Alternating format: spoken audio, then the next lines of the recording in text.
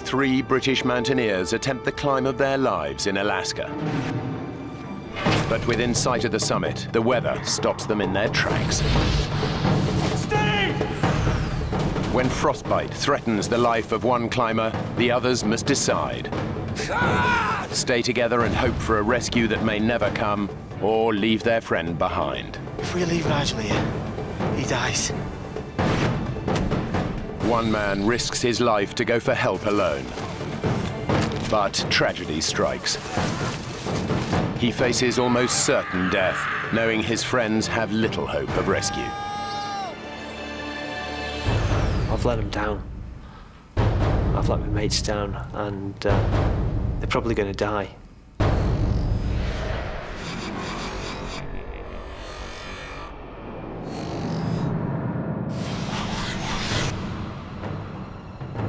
Mount McKinley is the highest mountain in North America. It stands in the Arctic Circle. It's one of the toughest climbs in the world. The team has set their sights on the 20,000-foot peak. They've been climbing for an energy-sapping 2.5 weeks and should be one day from the summit.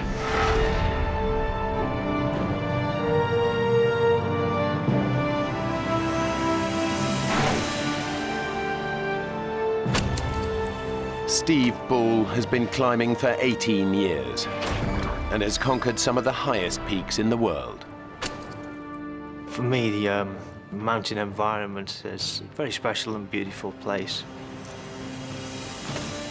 Particularly Mount McKinley, it's one of the great wildernesses of this world. It's been one of my ambitions for a long time.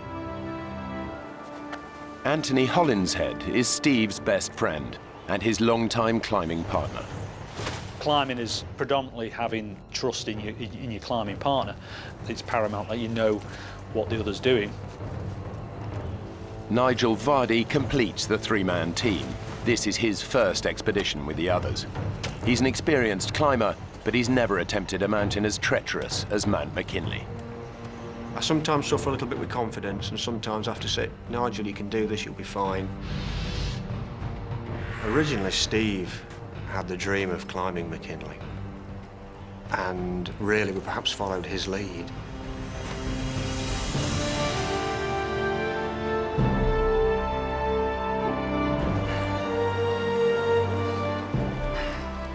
It would be the first big expedition that Nigel had done, so I think he was a little unsure of what was in front of him.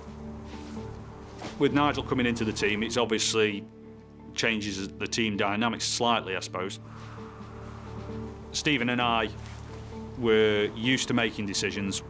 Right, you ready? There's an awful lot of pressure to work together well, because you are reliant on each other. Absolutely reliant. There is nobody else there. Come on, let's get going.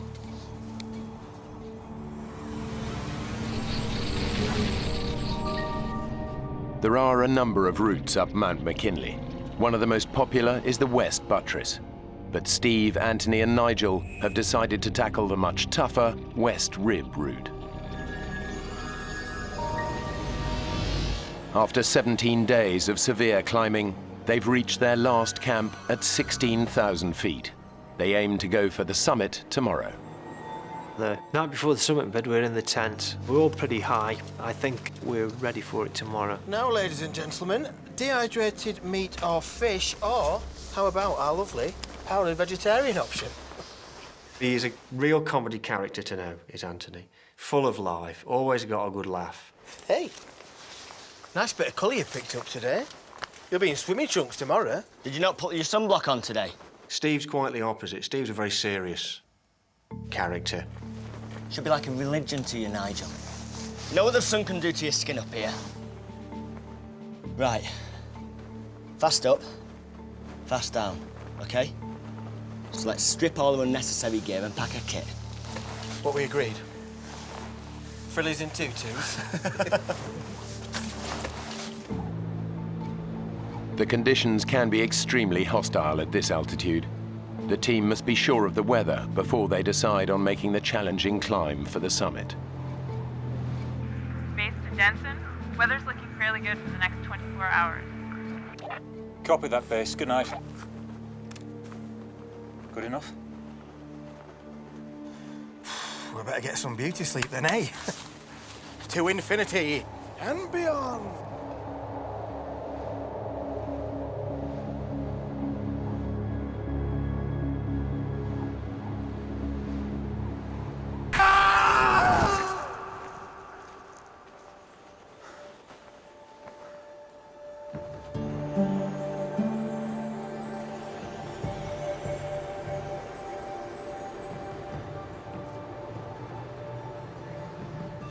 Fellas, you should have had this done earlier. It's a run for the summit, stick the flag on, get the photographs, and back down again. To get to the summit and back before nightfall, they need to travel light. They leave the tent and most of their equipment behind. The climb to the summit is about 4,000 feet from here, maybe a little bit more, and it's a lot to do in this altitude, so we've got to go light and get back down before it goes dark. They now face one of the toughest sections of the climb. Steve was sort of, come on, let's get on this thing, bang, bang, bang, and away he went. On the opening stages, I'm not doing bad at all.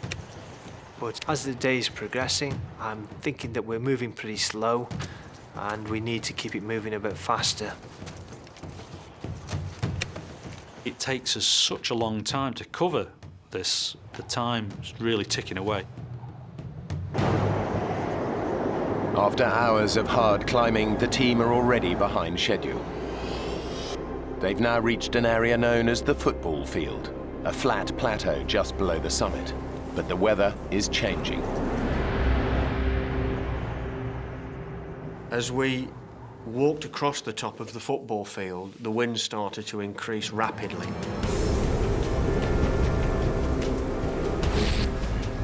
The temperatures dropped to around minus 50 degrees centigrade, with the wind howling over the summit ridge at about 70 miles an hour. I don't know what that takes you down to, but it's cold, believe me. Every step is just draining.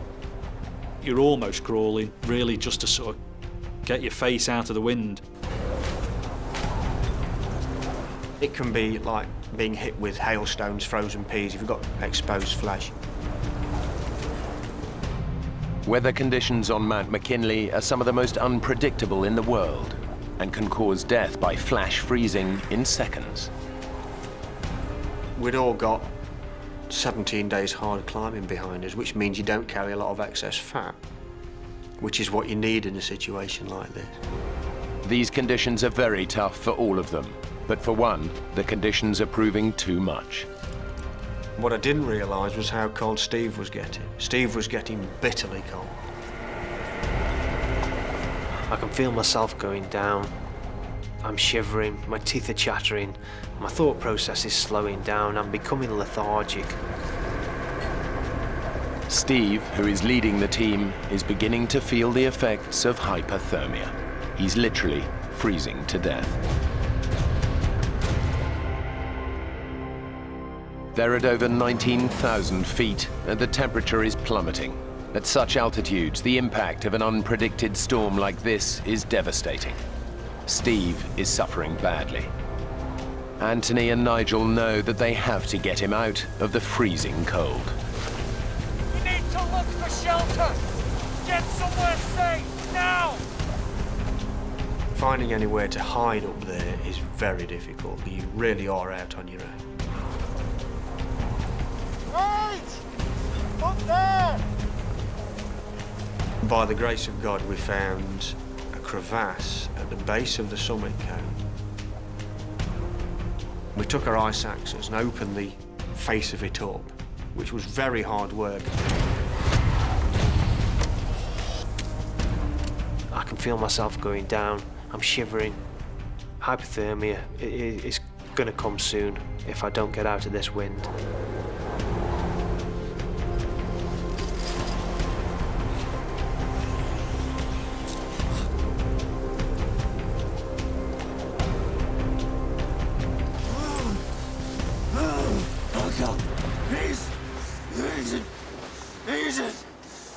It was a wind that was killing us.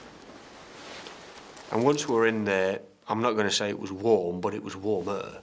Oh God, please.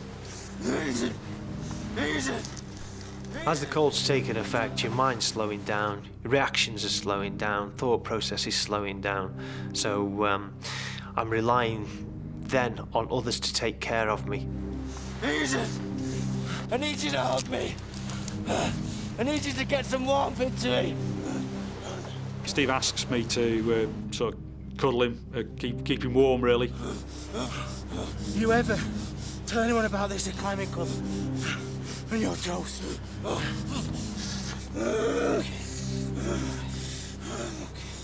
Anthony was talking to Steve quite a lot, and I think that probably came from the fact that they were great friends anyway. They'd known each other a long, long time, and Anthony just wasn't going to let him go. Thirsty. Give us a drink. Nice drink. Let's see what we've got here.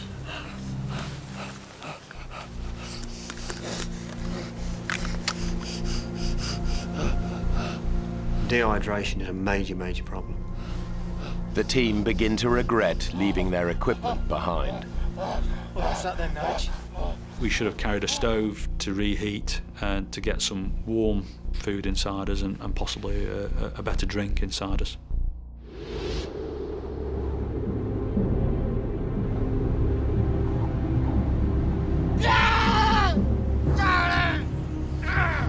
It's all right, mate. It's all right. Just calm down. I'm here, all right? So shh. We got to radio for help. Get them to send help. We'll never get Steve down on our own, not in the state that he's in. We've got no choice. I don't know. He's still shivering and moving. That's a really good sign. Nigel and Anthony know that Steve would want to carry on, but they now must decide if they should call off the climb and send out a Mayday call. It's a very difficult decision to actually decide that we've got to make this Mayday call because we don't know how Steve's going to react. We need to call now rather than waiting till it's too late. Just hope there's enough charge in the battery to get through. Tried to keep it warm, but it's so cold. Is it okay? We'll get a better signal outside.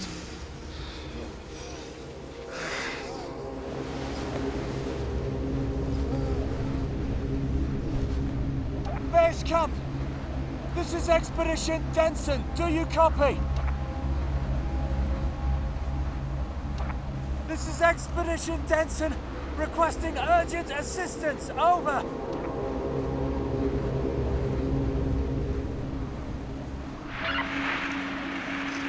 This is Base Camp. Base Camp receiving. If you're trying to reach us, we can hear your button being pressed, but no voice transmission.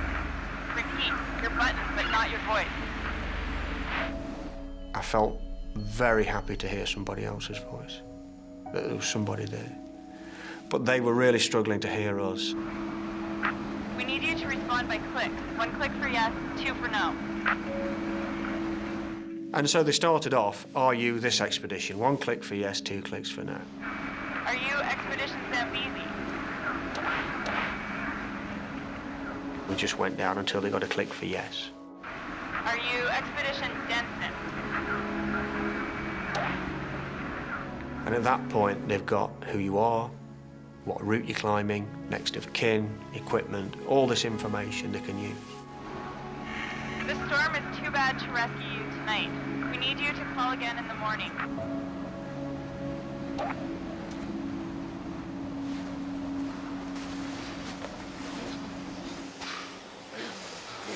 What did they say? I'm to call. Reconfirm our position in the morning. We've just got to get through tonight. Radio again tomorrow.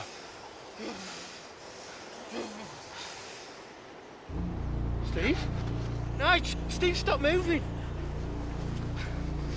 Steve! Steve! Steve is becoming dangerously hypothermic, and now Nigel is also losing his battle against the cold. I don't realise I'm going hypothermic, and my own mind is shutting down. Anthony must try to keep his two friends alive in temperatures of minus 30 degrees at almost 20,000 feet.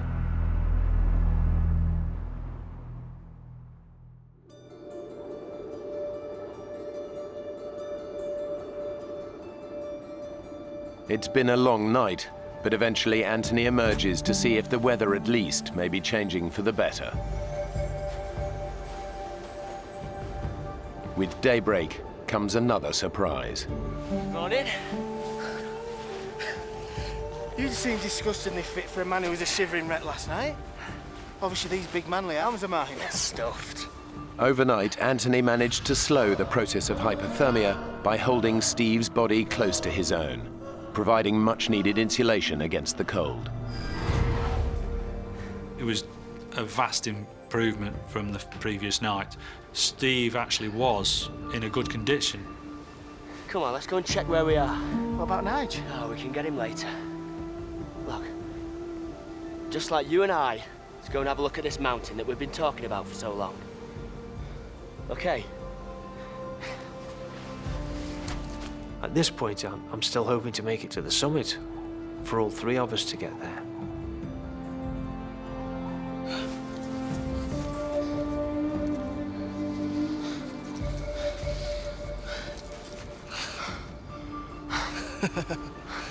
Will you look at that?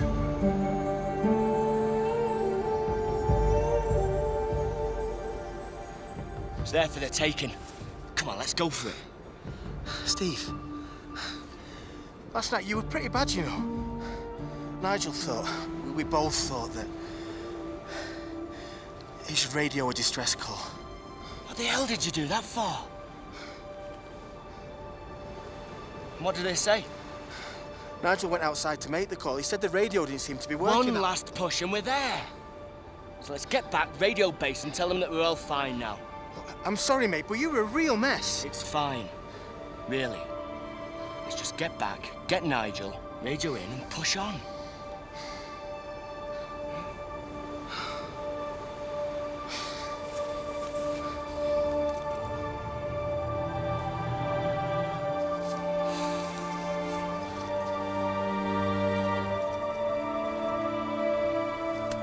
Nigel still needs to radio in to confirm their position and let base camp know that their emergency is over. I took the radio and I put it on the edge of the crevasse top while I hauled myself up and my rucksack. And I knocked it with my elbow. And just watched this little black dot go flying down the slope. And I thought, you prat.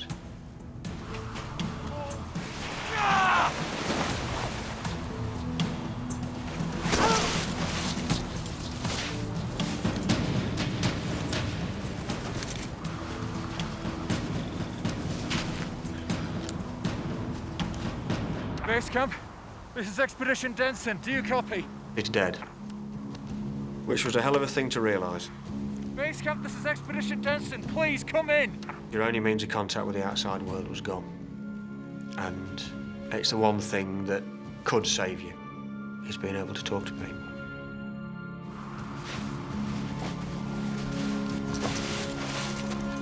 Nigel! Is everything okay? Guys, I'm so sorry. I've dropped the radio. I've broken it. Nige, your face. I'd missed this completely. I'd not realised it was happening. And he looked at me and I could feel his hand come up and pull. I got balaclavas here and just pulls them over. And I can't feel this cold. I can feel numbness, but I can't feel any further.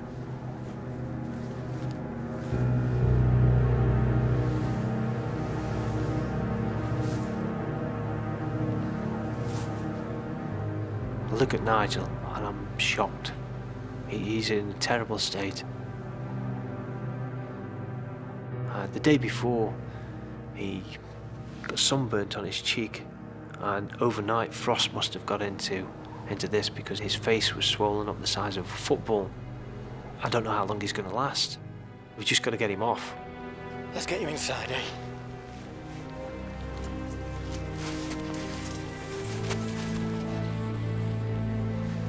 Look, Steve, so sorry. Maybe the two of you can push on.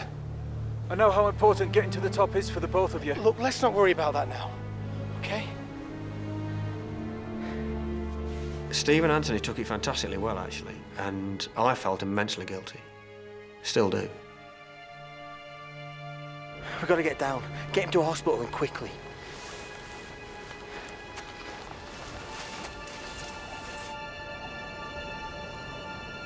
The mountain will be here next year, be here the year after. If we leave Nigel like this, he might not be. We've got to get down. With the radio now broken, all chance of communication is gone. It's a race against time for Steve and Anthony to get Nigel down the mountain. As soon as they start their descent, the team realize that Nigel is suffering from more than just frostbite. When we set off back, it's obvious that Nigel is struggling, and we didn't realise that his eyesight was quite as bad as it was. The swelling on Nigel's face has forced his eyes shut. He's becoming weaker and confused, slower with every step.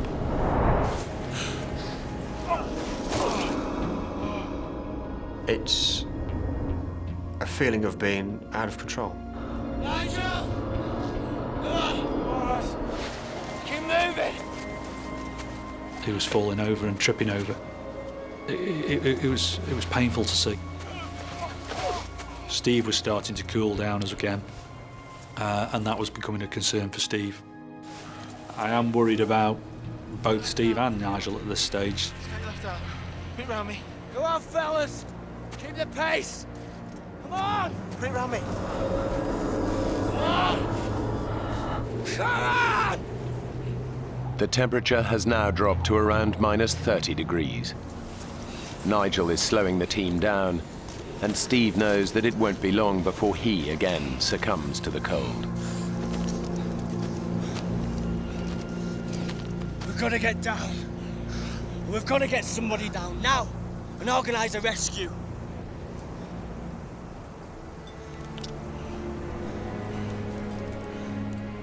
Tony, I can't keep going at this slow pace. I'm going to go hypothermic again. I have to go down on my own. The decision when Steve says this to me is do I stay with Nigel or do I go with Steve? If we leave Nigel here, he dies. I didn't think Nigel was in a fit condition to sit it out on his own. I don't think he would have lasted very long if he'd been left to his own devices. You're the only one who can make that descent on their own. It's up to you, mate.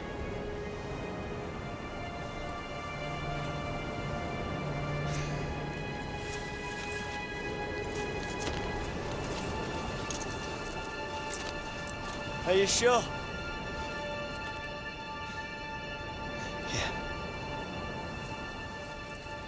It's very selfless of him to stay with Nigel. You be all right? Will you? See you later. Steve.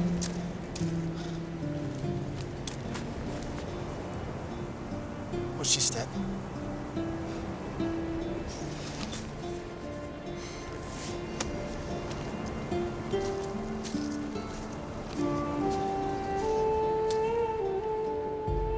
Somewhere in the back of my mind, I can hear some mumbling going on.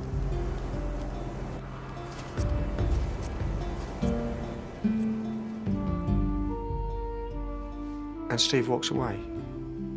And I'm looking at him, squinting, thinking, Steve, where are you going? And he's gone.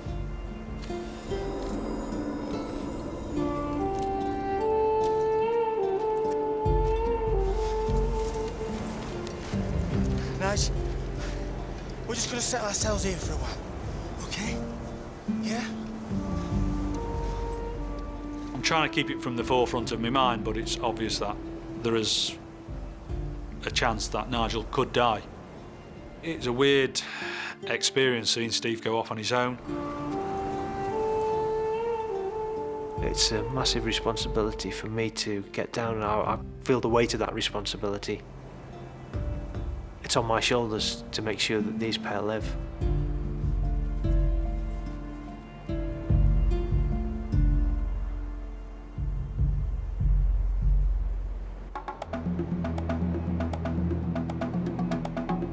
Steve believes the lives of his friends now depend on him, successfully making the treacherous descent down the mountain alone to raise the alarm. He's decided to descend by the more popular West Buttress route, where he hopes he's more likely to meet other climbers. But it's not the route the team used for their ascent, so Steve has no experience of it. The pressure's on to get down really fast now, but I can't pick out where the route's going. I'm worried at this moment that I'm not going to be able to get down quick enough for Nigel. I know that sometime Anthony will make a decision that he's got to get down if no one's come up to rescue him. And I'm worried that if he leaves that decision too long, he too is going to die up there. I need to get down as fast as I can. Steve knows he has to find the most direct way down, no matter what the risks.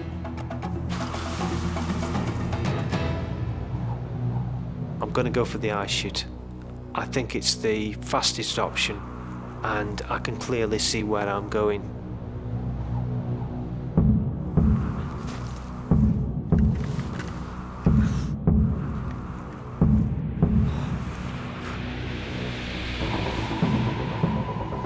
Down climbing is much harder than up climbing, and when you've not got a rope on or someone to care for you up above, the risk's high. My heart's pounding a little bit.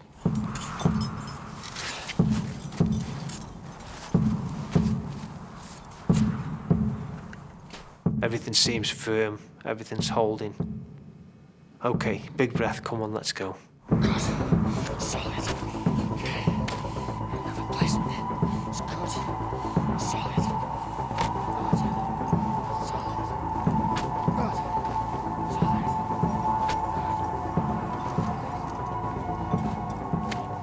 All of a sudden there's a crack. And I'm off. The adrenaline's going, and I'm thinking so fast that these seconds I'm falling feels like minutes.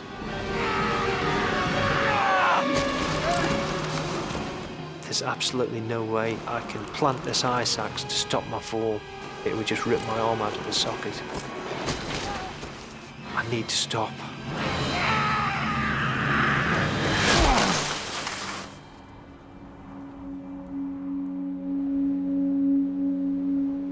Steve has fallen around 1,100 feet.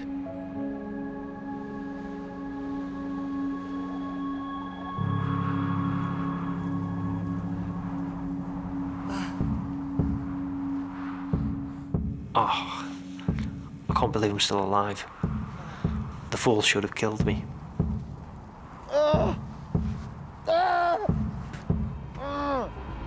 Steve has severely injured both his legs. The right is fractured, but his left is shattered in 12 places. He's over 17,000 feet up, and in his condition a huge distance from the route where he had hoped to find help. Over 2,000 feet above him, his friends are waiting for the rescue that may now never come.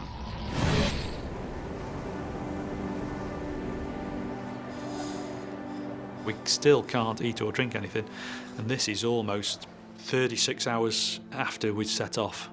So, you know, it's a long time to go without taking anything on board. There is little we can do to stay warm without using our energies up. Not knowing quite what the next step is going to be. And we're telling kiddies jokes, which aren't very funny. How do you keep a dog from smelling? Hold his nose.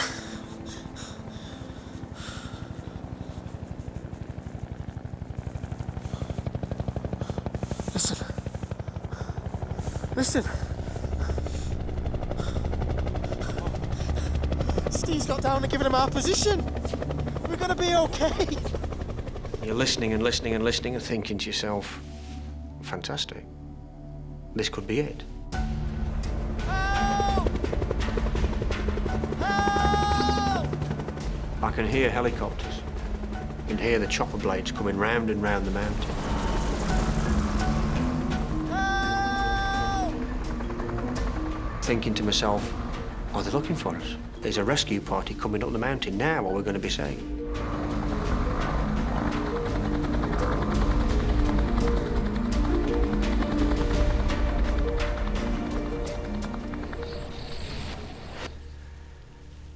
And the blades go away and sink into the distance.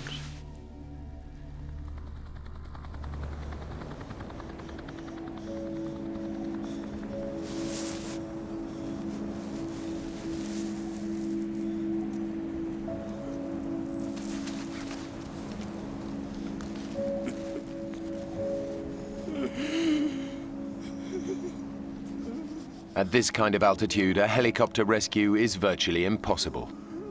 Whatever they can hear, it's unlikely that it's deliverance.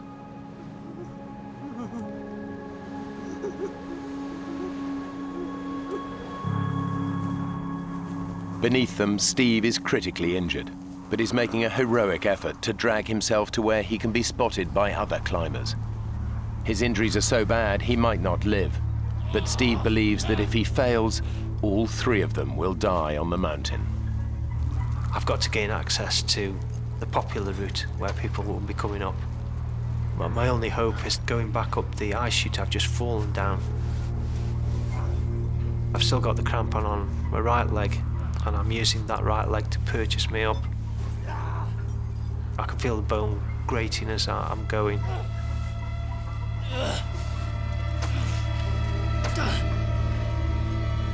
I get so far up, and my crampon slips, and I'm sliding back down again. On the way down, I bang my left leg.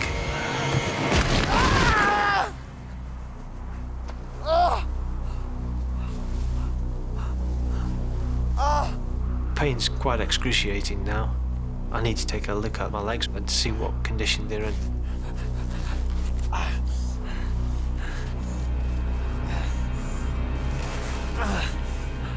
I roll up my trousers.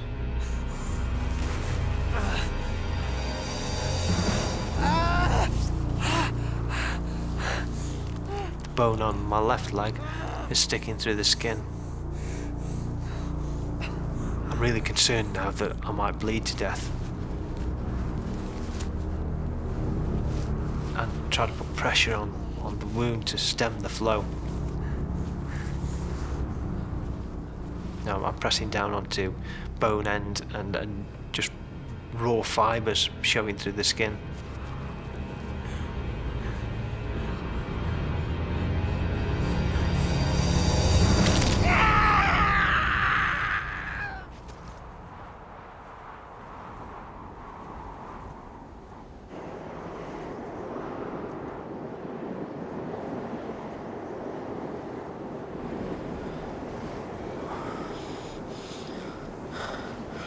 Knock, knock. Who's there? Lettuce. Lettuce who? Lettuce, and it's freezing. Sorry. That's bad. I feel very helpless. I really do. And to have somebody there with you is fantastic. He's being like a nursemaid and being a very, very good one. Frostbite has started to affect Nigel's hands and feet. They're deteriorating fast.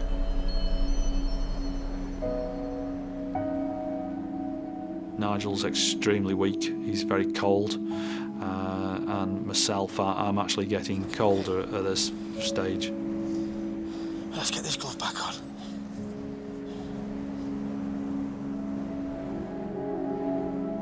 As time ticks on now, I am becoming a bit disconcerted about being out another night with Nigel in a very weak condition. Come on now. Won't be long. Could be on the way any minute.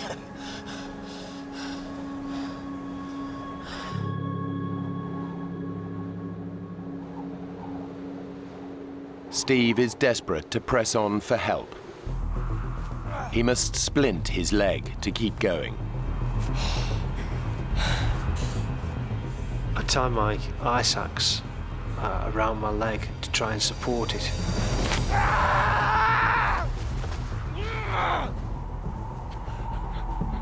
Everything's lined up now, and I'm looking in better condition.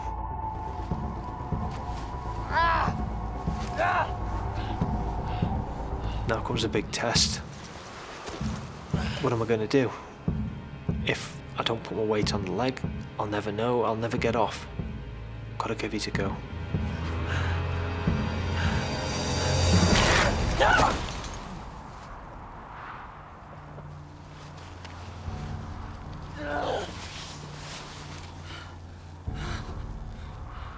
I'm sitting here in the snow, wondering what the hell I'm going to do.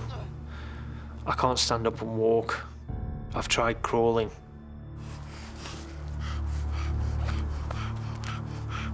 I've got a whistle.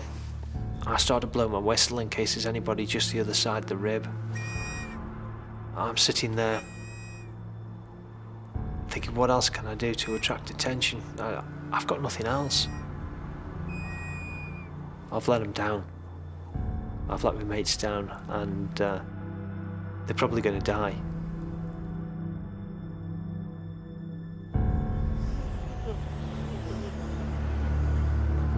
They have now been exposed on a barren mountainside for hours. And even though the Arctic nights are very short, as the sun gets lower, it just gets colder and colder. It's getting close to sort of 9, 10 o'clock, 10:30 time, where I'm starting to realise that at that time of the day, it'll be very unlikely that a rescue party will come to us. And as a result, it's starting to hit home that we could be out in a very exposed area for a second night.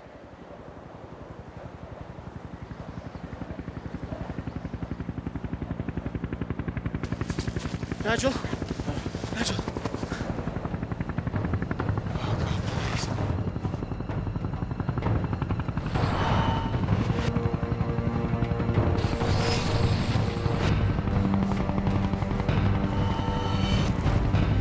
Nigel! Look!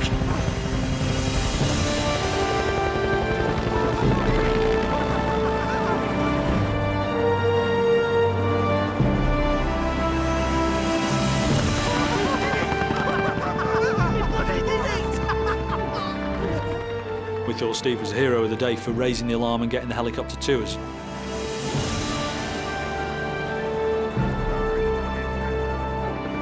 At 19,500 feet, this is still the highest helicopter rescue on record in North America. And it was only attempted because of Nigel's Mayday call the previous night.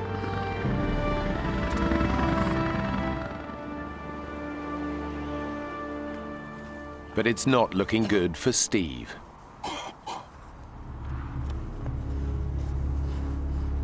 Night is beginning to fall, and in these temperatures, Steve knows he'll be lucky to survive the hours ahead.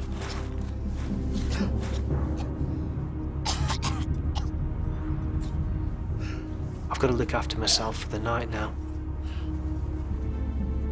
I've got to think about shelter, about keeping myself warm. What if the wind comes down the mountain? I untie my ice axe from my leg, and I etch out a shallow hollow and build up a small wall. It's enough to keep any wind off. I need to make sure that I stay awake when it's dark. If I don't stay awake, I die.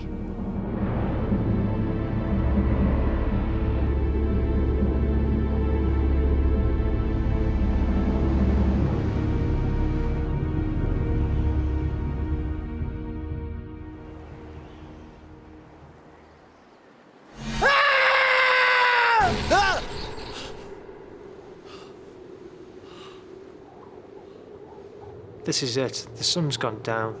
If I think about 4 hours in the dark, temperature's down to minus 50 centigrade, and surviving it, it's a long, long way to go.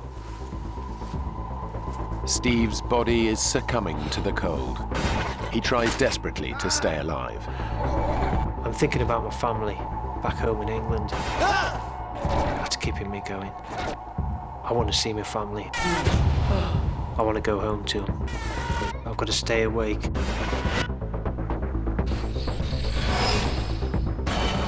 I'm messing with my leg. Putting my goggles over my eyes so my eyes don't freeze. Even tapping my leg to stimulate some pain so that it keeps me awake.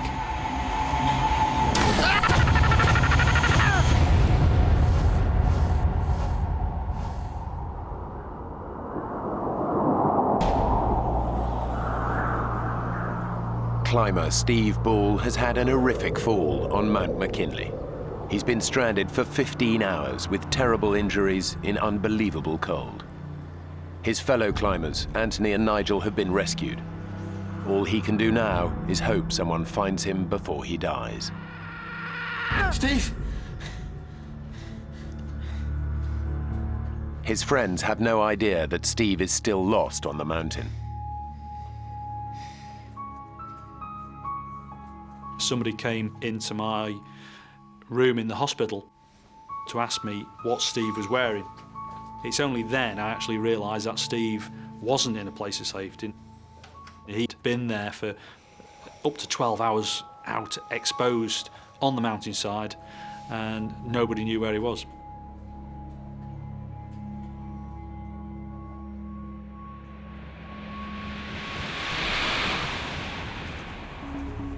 Climbers have now been alerted and are out searching for Steve, but they have no idea where to look for him and have little hope of finding him alive. It is rare for the human body to survive overnight temperatures as low as minus 50 degrees.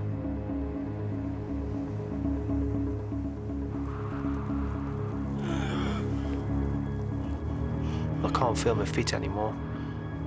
My nose is cold. I don't want to take my fingers out of my pockets. I just want to stay huddled up. I haven't got a lot left. I'm starting to lose it. Steve's lost all hope of being saved. He hasn't made it to the path. All he can do is wait for death.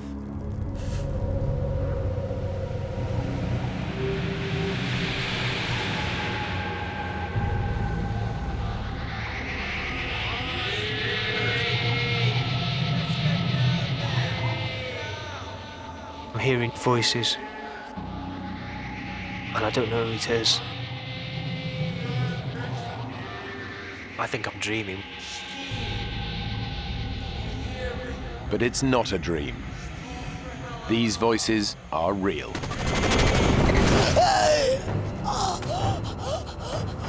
Tom, on the radio, quick. I know these voices, and I know I'm being rescued. I know I can't be dreaming it because I'm feeling the pain, and you don't feel pain when you're dreaming. I'm awake.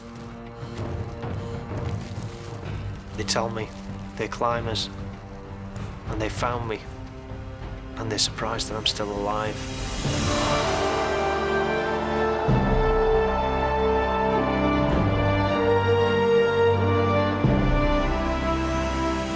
I'm cold, but I'm alive, and I'm going to stay alive.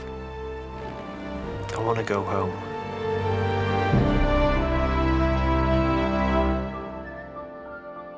After 2 weeks in Alaska in intensive care, Steve was allowed to travel back to the UK.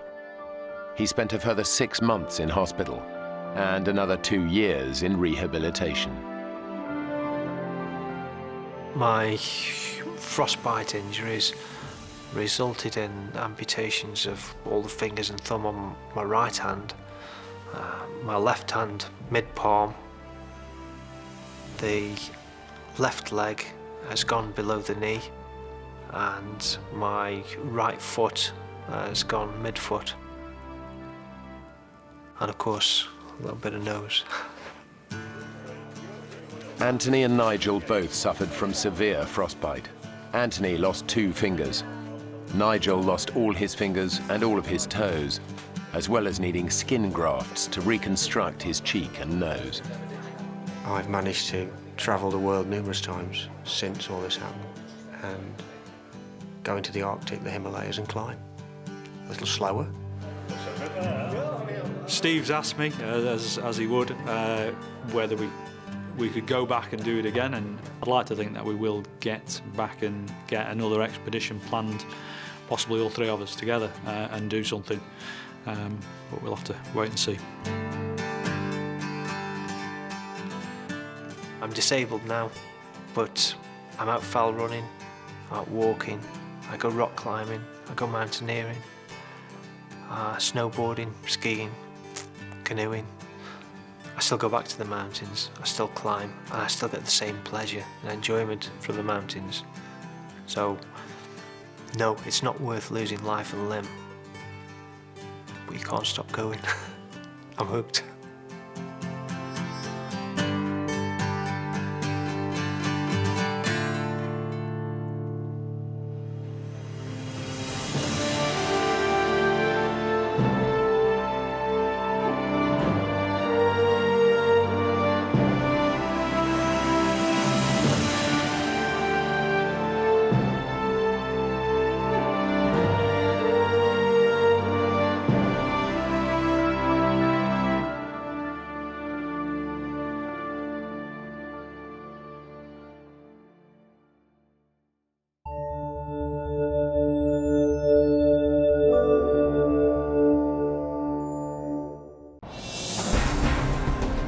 When a family of 4 join their closest friend to go fishing on the Zambezi River, the outing quickly turns into a desperate fight for survival.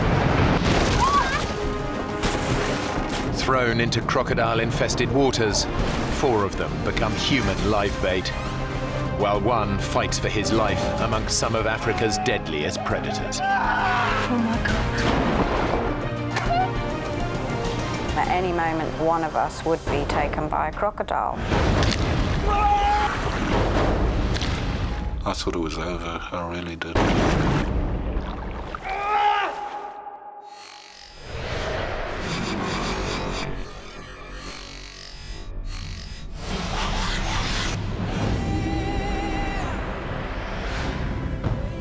Zambia, one of the wildest countries in Africa, home to the spectacular Victoria Falls. They are fed by the mighty Zambezi River, which divides Zambia from Zimbabwe.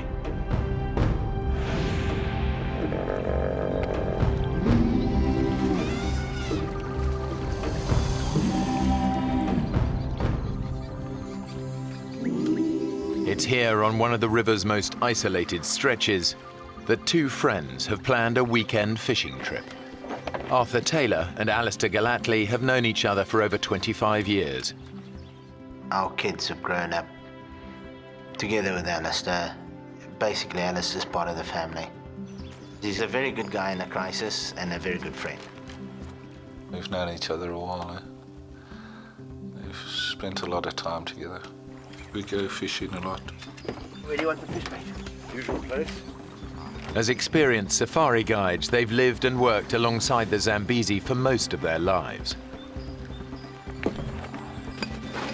Most important. Good enough.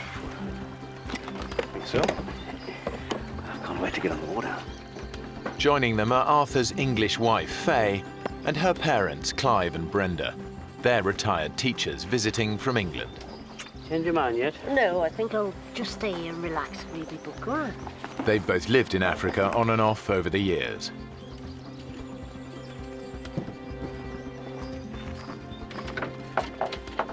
This is the last chance for all of them to go out on the river together. Tomorrow, Faye and Arthur have to pick up their 2 children from boarding school. But even though she spent a lot of time in the bush, Brenda isn't keen on the idea of going fishing. My mum was anxious because she doesn't really like going on the boat. And she would rather have just spent the day in camp. I'm not going to go if you don't go. If she doesn't come, The crocs will be safe. My mum is a pretty strong personality, and you certainly don't mess her around. You'll have to give me a hand in here. Because it was the last day of the holiday, she finally agreed to come with us. Okay, all aboard.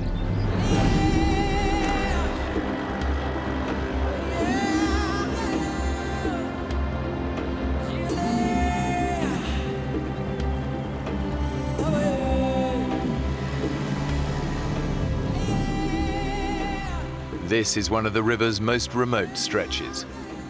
The Zambezi is just a fantastic river. It's amazing, and it is so diverse. The bird life is out of this world. You see animals, bushbuck, buffalo, elephant coming down, and in the water there's the hippos everywhere, and huge crocodiles. It's just an amazing river, really is.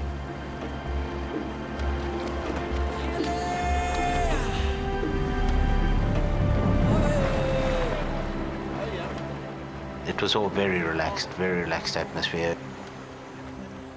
Very carefree, nobody had a worry in the world.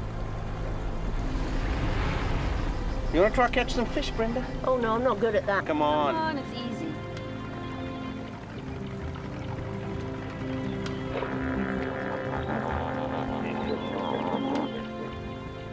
We passed so many schools of hippos, and they're all lazing around. They just look so peaceful and so placid. Most of them are in herds or groups, and then you get the few odd single males. As long as you give them a wide berth, the chances are you're not going to have any problem. Oh, I think I've got something here. Heavy. Whoa. Fishing had been pretty poor that morning, and when Mum caught a fish, it was like, yay, you know. I mean, she's really chuffed. Well done, Mum. I think that calls for a spot of celebratory lunch. But over there, nice bit of shade by those trees. Sounds good to me. What's the time?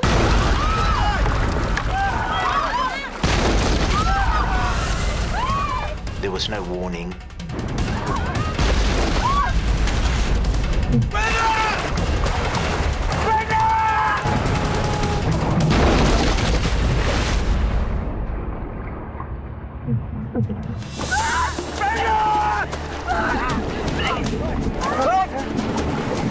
Grab my hand.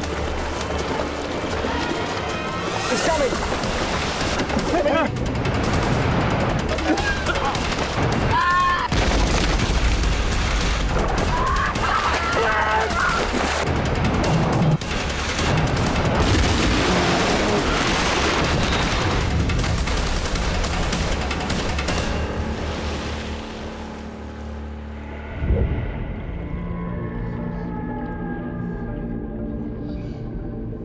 It was just this huge boom, and I was in the water. I think my subconscious was saying, this is it, this is the end.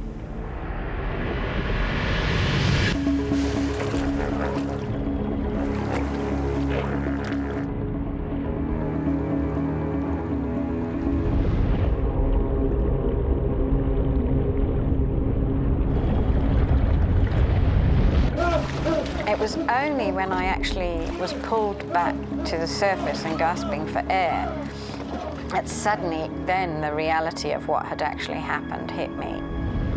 They've survived the hippo attack, but now they're in even greater peril. They've capsized in one of the most crocodile-infested rivers in the world.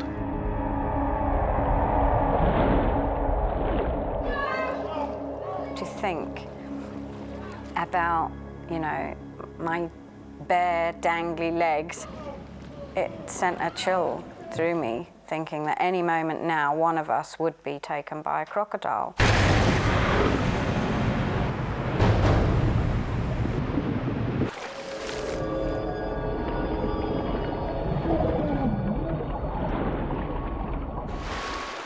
Clive Kelly has watched his wife Brenda sucked under the crocodile-infested river.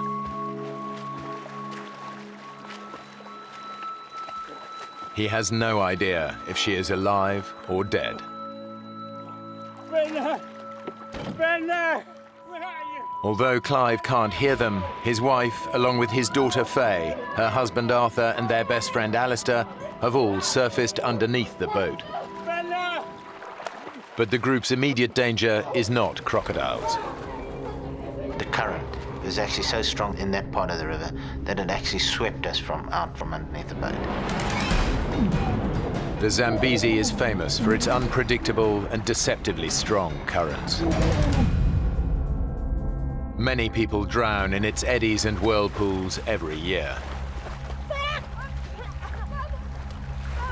The one thing that I thought of was the fact that my children could have been with me and that I would have lost them because they would have been just thrown out of the boat.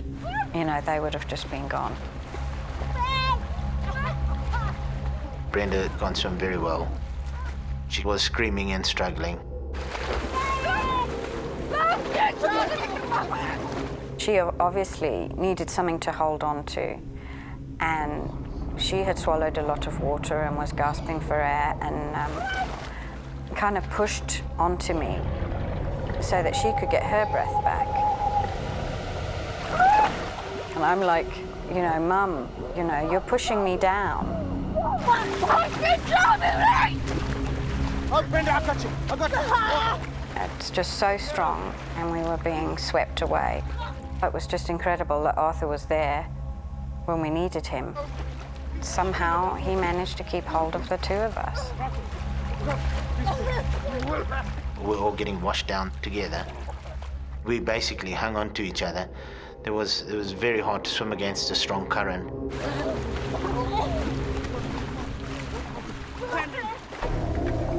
The boat has become snagged in the middle of the river. Just relax, Brenda, relax. Clive and Alistair are able to cling on to it while the current drags the others downstream.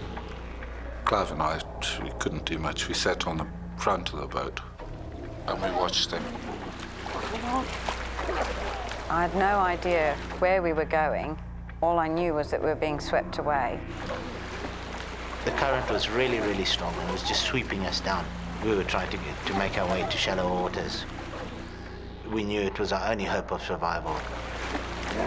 Luckily, the current actually took us towards the middle of the river, which was slightly shallower.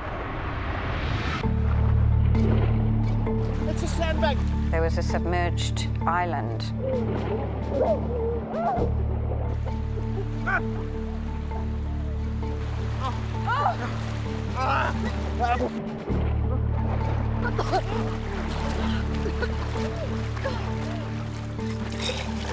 The first thing I did is start vomiting because I swallowed half a Zambezi.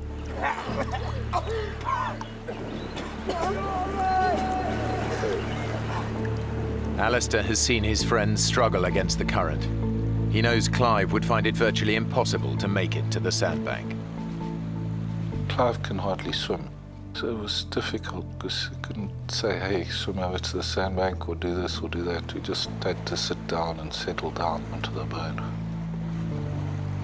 Arthur, Faye and Brenda aren't much better off.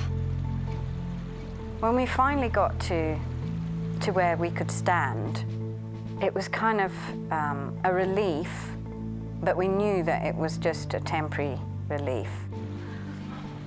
The river is full of crocodiles and very huge crocodiles that would have no fear of man. And I believe most of those crocodiles in that area just look at you as a food source. So definitely there's a big chance you will be eaten. From his position on the boat, Alistair assesses the situation. The group's chances of being rescued on this remote stretch of the river are slim. He knows that every year hundreds of people die of crocodile attacks on the Zambezi. As the only single man in the group, Arthur! he takes a calculated risk. I'm going to swim to that bank and get help. Don't risk it up.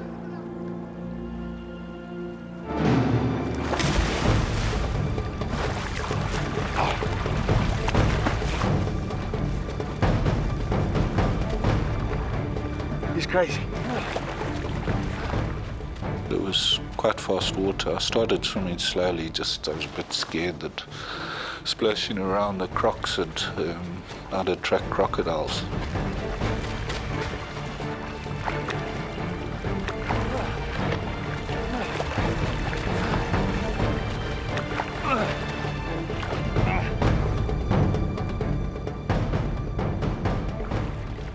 I was probably swept down 300-400 meters. I was pretty tired by then.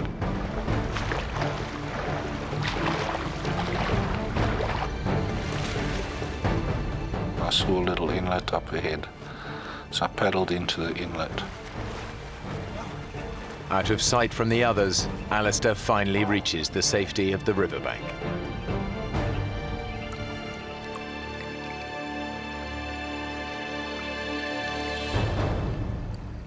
As my feet touched the ground, I looked up. About 10 yards away, there was this crocodile in the water just looking at me.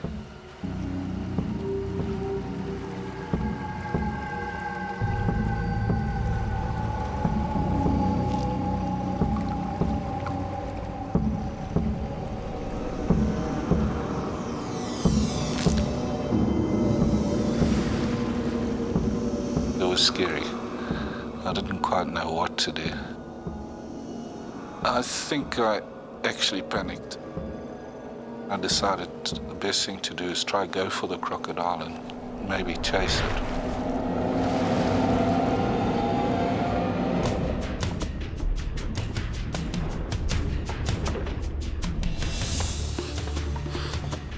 I went under the water just to try to see where the croc was. As I started to go towards the croc, it came for me.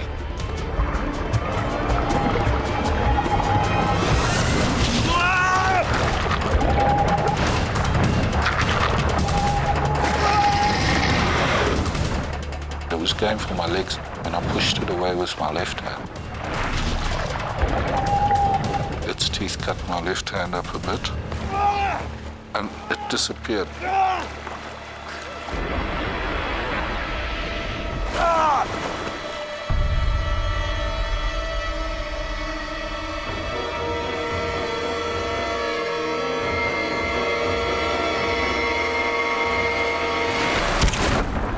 It just latched straight onto my arm.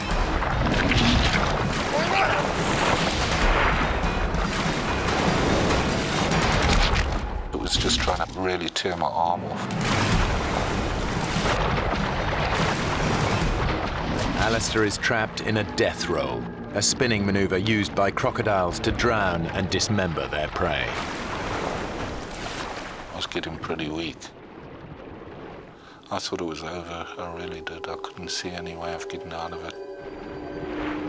His right arm trapped in the crocodile's jaws, Alistair thinks of one last thing that might save him. I took my left arm and tried to get it inside the crocodile's jaw. They've got a flap in the back of the throat which keeps the water out when they're underwater. I tried to reach that. The second I did that, once I got my other fingers inside the mouth, it let go.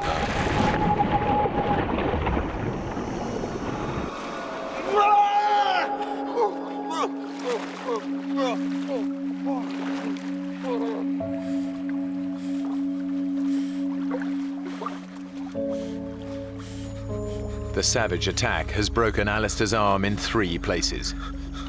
His shoulder joint has been ripped from its socket. I was pretty scared I was going into shock. I was very weak. I lost a lot of blood. All he can do to stem the blood loss is to make a tourniquet.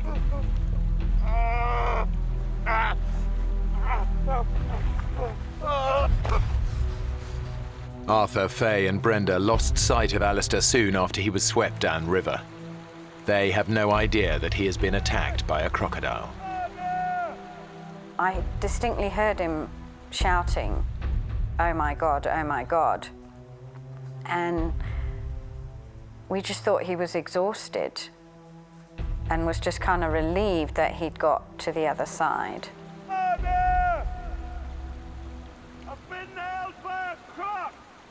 Oh, God. It was just such a terrible feeling. We weren't sure whether he'd lost an arm or a leg or where he'd been bitten. Where? How bad? How bad are you hurt?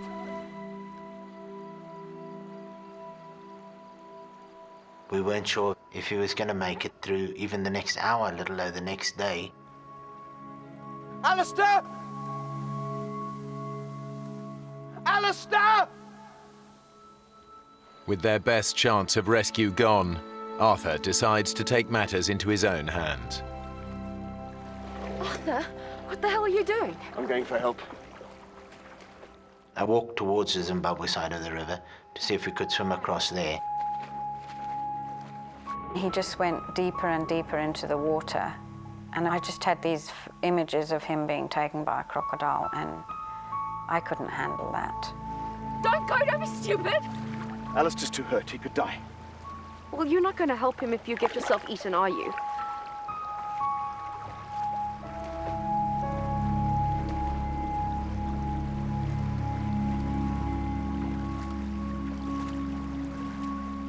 On the bank, there were several crocodiles laying there, so I wasn't about to jump in over there. And so I decided to return. He realized that it was impossible. Every 10, 20 meters, there's a crocodile lying on the bank of the river. It's just hopeless. The whole situation was just hopeless.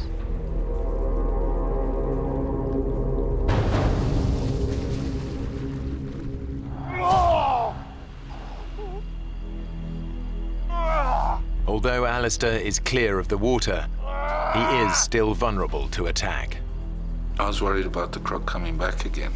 I wanted out of there as fast as I could.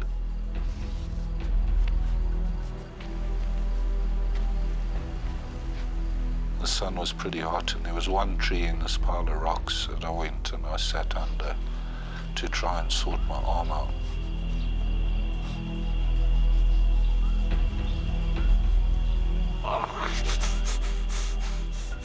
Alistair's natural painkillers are beginning to wear off.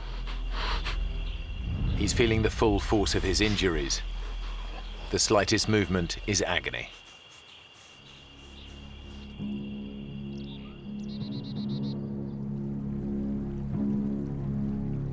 Clive is still stranded in the middle of the river.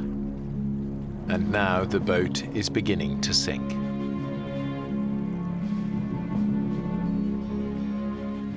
Can't stay there. He left us onto it. Dad!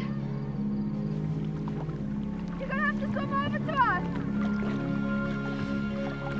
I know. My dad had no choice but to swim, because if the boat went down in the night, then he would just disappear. He wouldn't have stood a chance.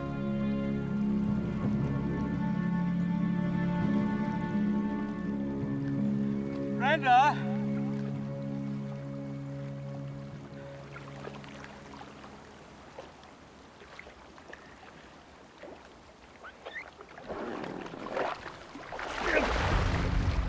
It was just such an awful experience to watch, and terrifying, not knowing at any moment when he was going to be taken by a crocodile. Come on! And Clive also has to struggle against the erratic currents of the Zambezi. Although he was swimming as much as he could towards us, That's it, Dad! he was just going further and further away. Oh, God.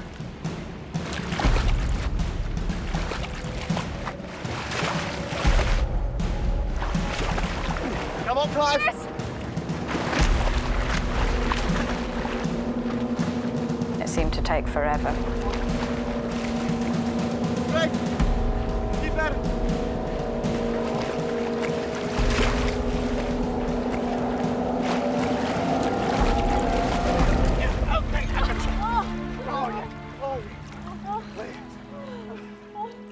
I can't tell you what a relief that was, that my dad was alive and had made it.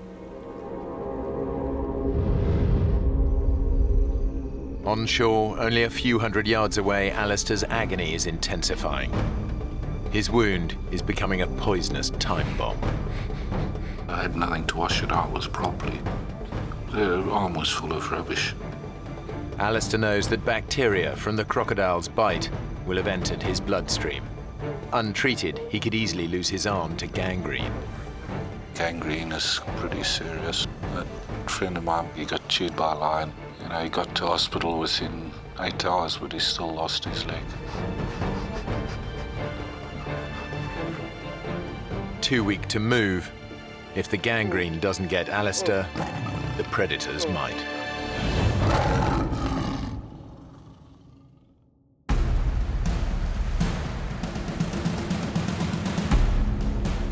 Stranded in the middle of the crocodile-infested Zambezi, the others know they've lost their only chance of rescue.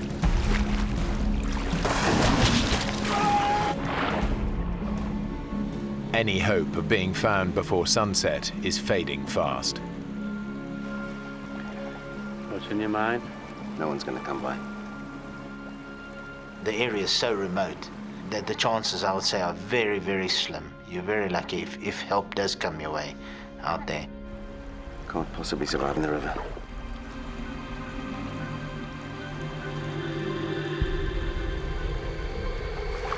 What you two are spring about? Arthur wants to swim for it. No way, we've been through this already. We've got to do something. There are too many crocs. Yeah, we can't just sit here. Arthur, wait. Arthur thought that he may try and swim towards the Zambian side so he could see how badly Alistair was injured.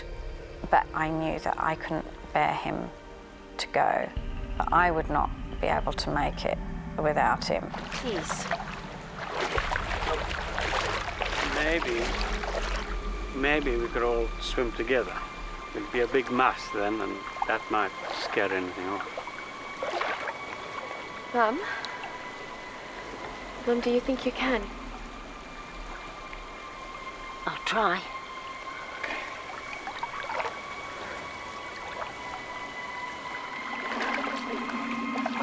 But I found it very, very hard to get back into the water.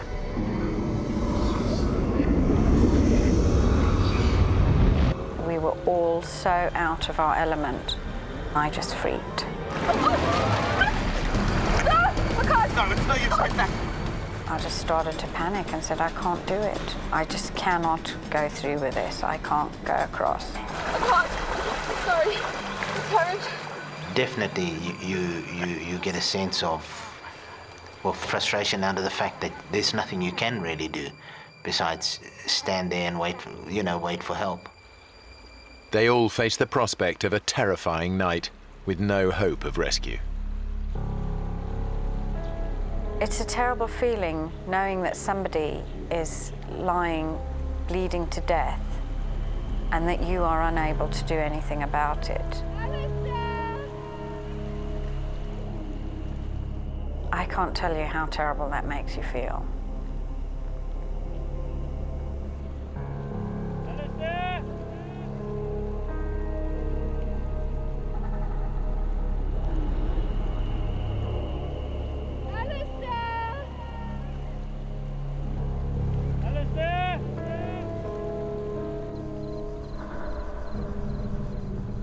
We shouted across at him until the sun started going down.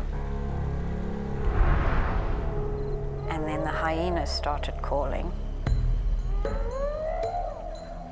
When the sun went down, we all decided not to call to Alistair.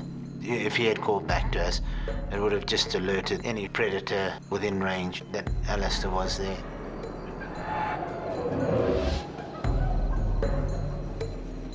Night is the most dangerous time in the African bush. Leopards, lions, and hyenas can detect the scent of blood from several miles away. I could hear the lions calling and the hyenas, but when they stop, you don't know where they are, because you don't know if they come in your direction or going away. I thought I could be in for a tough night. I just got these stones together so that if something did come up that night, I could at least throw a rock at it.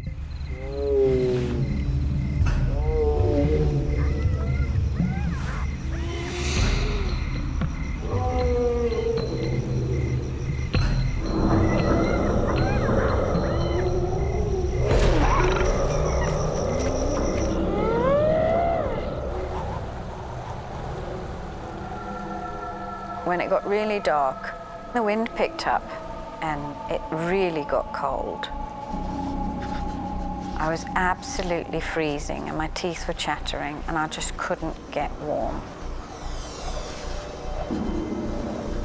It was extremely cold.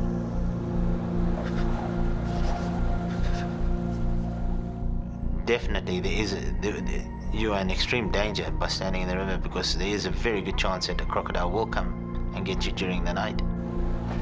Let's get in a ring. We decided that we'll all huddle together. We're rolling already. Gotta try and keep a lookout on all sides. The more sets of eyes you got looking all around you, the more chance you have of seeing a crocodile coming from behind or from the left or from the front.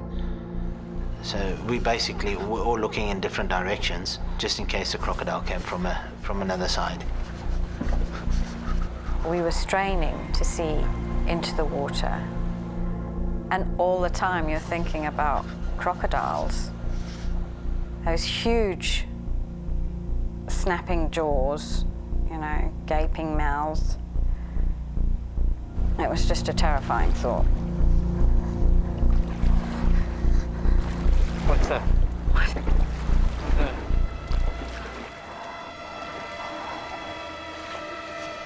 Oh my God. It's coming closer.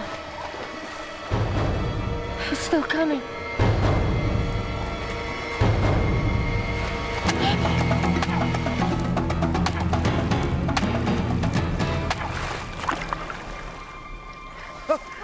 Bloody cross. In the tiny bit of light that there was, the vegetation that was coming down, branches, clumps of reeds, all of them looked like a potential crocodile. We were all very vulnerable. Yet the worst thing was not knowing what had happened to Alistair or if he was going to make it till the morning. The hyenas started coming closer. The lions moved closer. We were just worried that they would pick up the blood trail and by the morning, Alistair would be no more. I was worried I'd left a blood trail when I walked out. And I was worried something had picked that up and come following it. I was worried about the lion and hyena. There's a lot of them around the area. I heard grazing. And I looked up.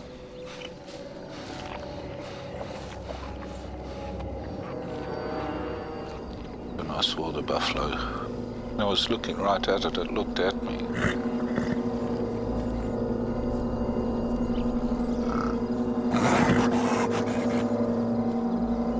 If you get into their danger zone, or they're wounded or sick, buffaloes is really pretty dangerous. Kill a lot of people every year.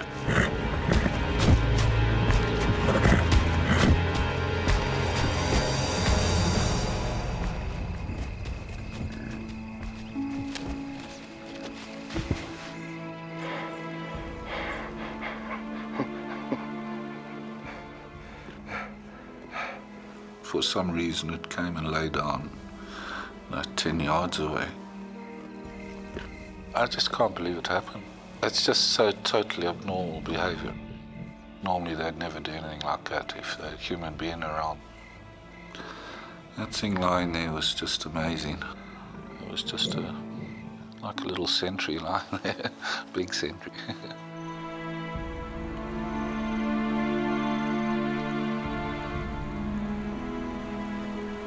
The darkness all around us just seemed to make you realise just how vulnerable you were in that great vastness. You were a nothing, and things were just out of your control.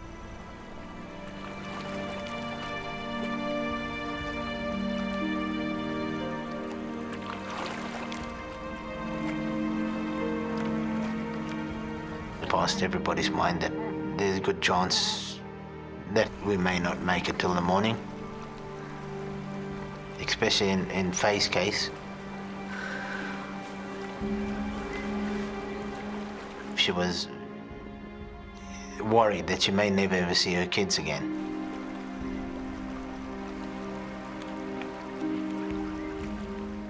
At the time, I daredn't even think. And when I did, I just went cold.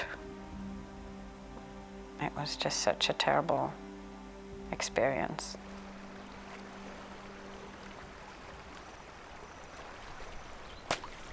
What's that?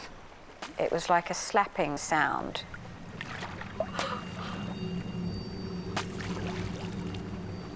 Arthur said that is a crocodile slapping its tail, and it's not far from here. You could distinctly see it was a crocodile. We could see the jagged edge of his tail as he came closer and closer.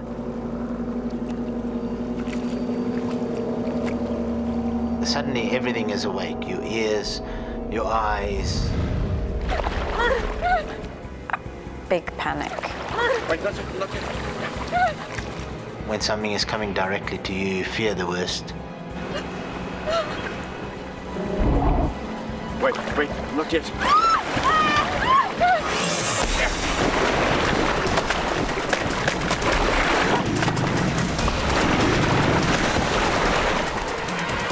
As we hit the water with the paddle, it veered off into the mainstream.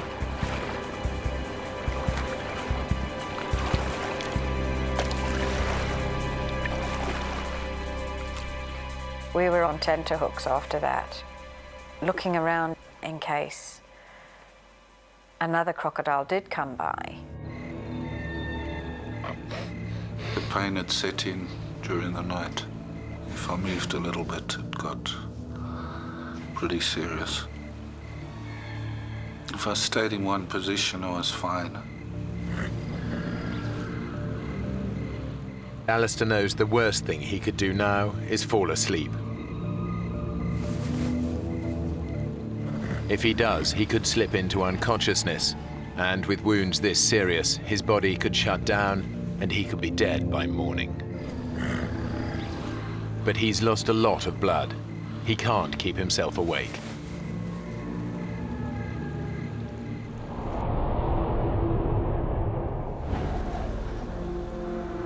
On the river, everyone is suffering.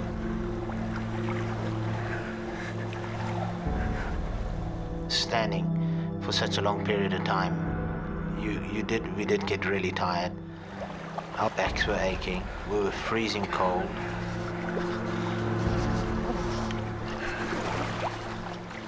The water's warm. You want to sit down a while? Arthur wanted to sit down. It was warmer in the water than it was out the water. The water was actually warmer. I said to him, you can't sit down because you're going to get wet and then you're going to get cold and then hypothermia.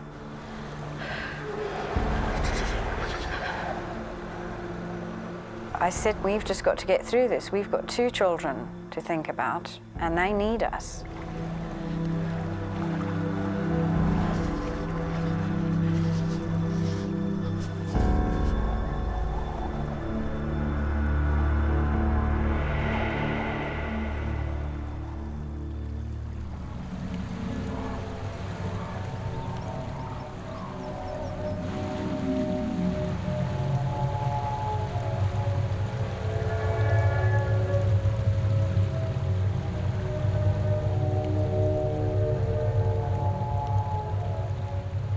When the daylight finally came, it was just such a sense of relief because we had made it through the night. That We had worried that Alistair had bled to death. I mean, we had no idea what had happened to him and how badly injured he was.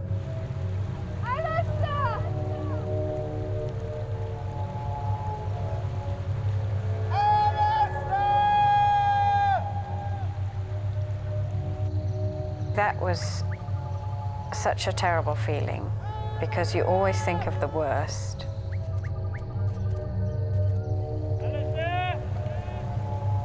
And physically and mentally, we were just exhausted. After almost 20 hours stranded in the water, the group are desperate. We were thinking, well, you know, it's another day and somebody has got to come past.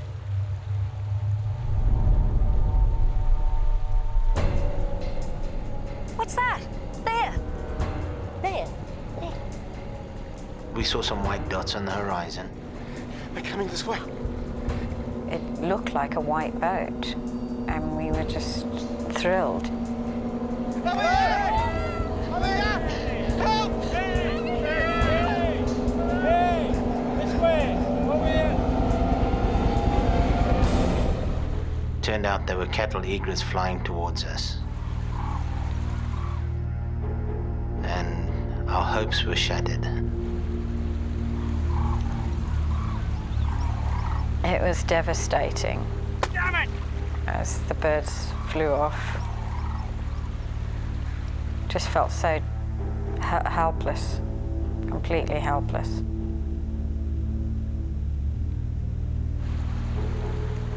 On the sandbank, the group are becoming desperate.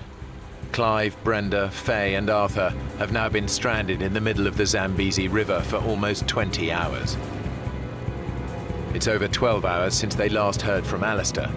They have no idea if he's still alive.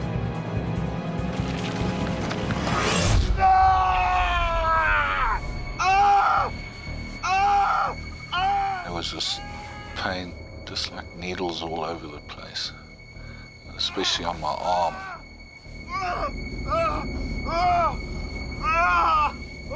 I didn't realize what it was at first until I managed to sit up. And I realized there were ants biting me.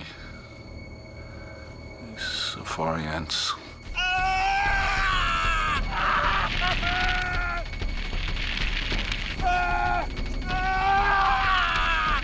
Safari ants are one of the most vicious insects in the world. They've been drawn to Alistair by the scent of his blood.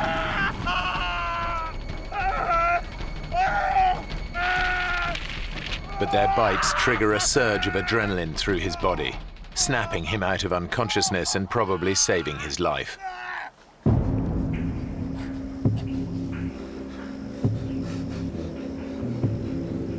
Alistair forces himself to move on. It was tough going. I couldn't stand up. I had to sort of bent over, using my left arm on my knee to try and keep support. Alistair realizes he's the only one who can find help for the others. But it's now 24 hours since the crocodile attack. He's lost a lot of blood. He's weak and disorientated.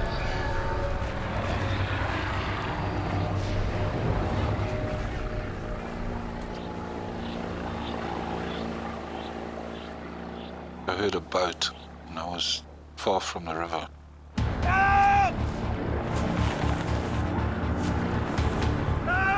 I thought I'd never get down to the river in time.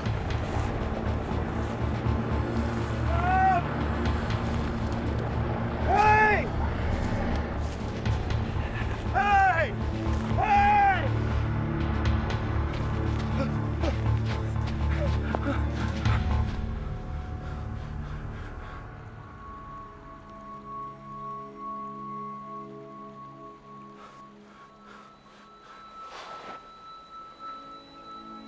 There must have been an aeroplane or something, because it definitely wasn't a boat. Despite the threat of crocodiles, Alistair loses consciousness. On the sandbank, the others are beginning to lose hope.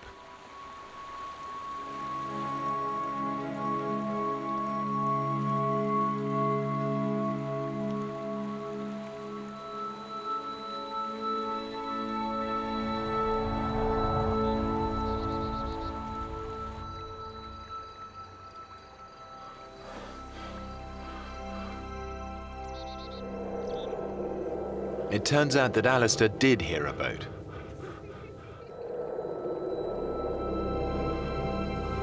I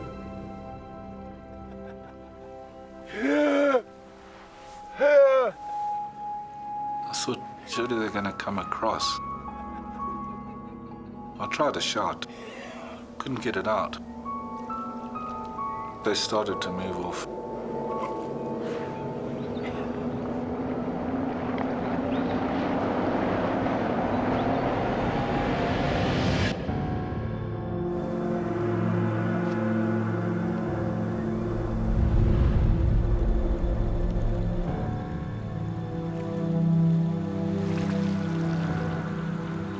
On the river, his friends can do nothing but await their fate.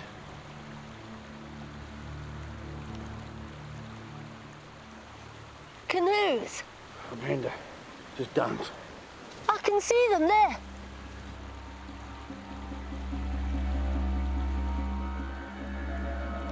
There.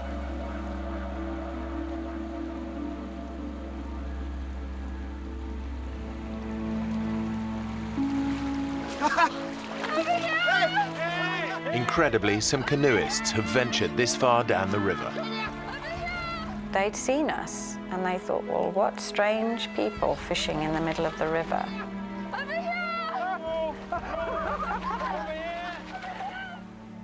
I can't tell you how that felt, really. I mean, it was just a sense of relief.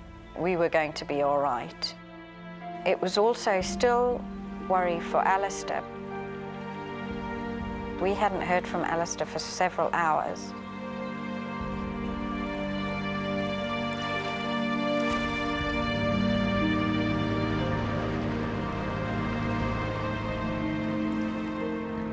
Eventually, the couple across the river spotted Alistair.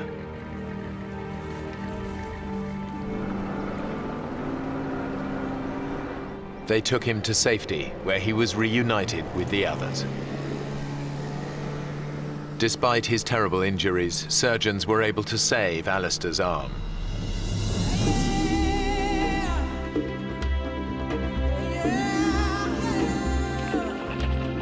He and Arthur still take regular fishing trips together on that same stretch of the Zambezi. Clive and Brenda still visit Africa regularly. Mr. and Mrs. Kelly won't go fishing with us anymore, but... Faye spends most of her weekends in the bush, but she rarely goes out on the river. I always feel anxious when I get in a boat, even now, after all these years.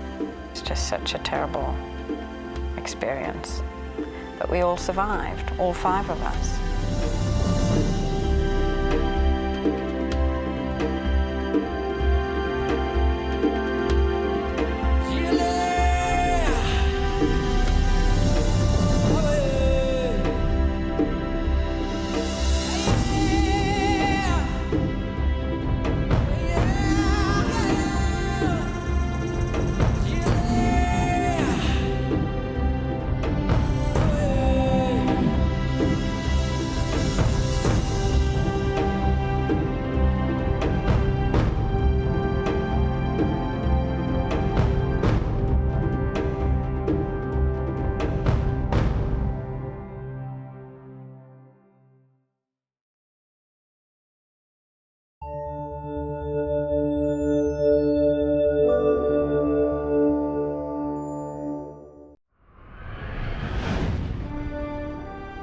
In the heart of the Alaskan wilderness, a father and son set out on the trip of a lifetime.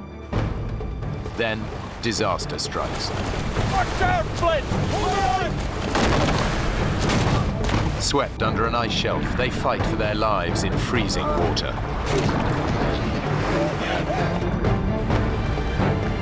Dad, you're gonna swim! they've lost everything and are at the mercy of prowling predators. The son faces a terrible dilemma. Stay with his father and wait for a rescue that may never come, or leave him and risk hiking out through 60 miles of dangerous terrain for help.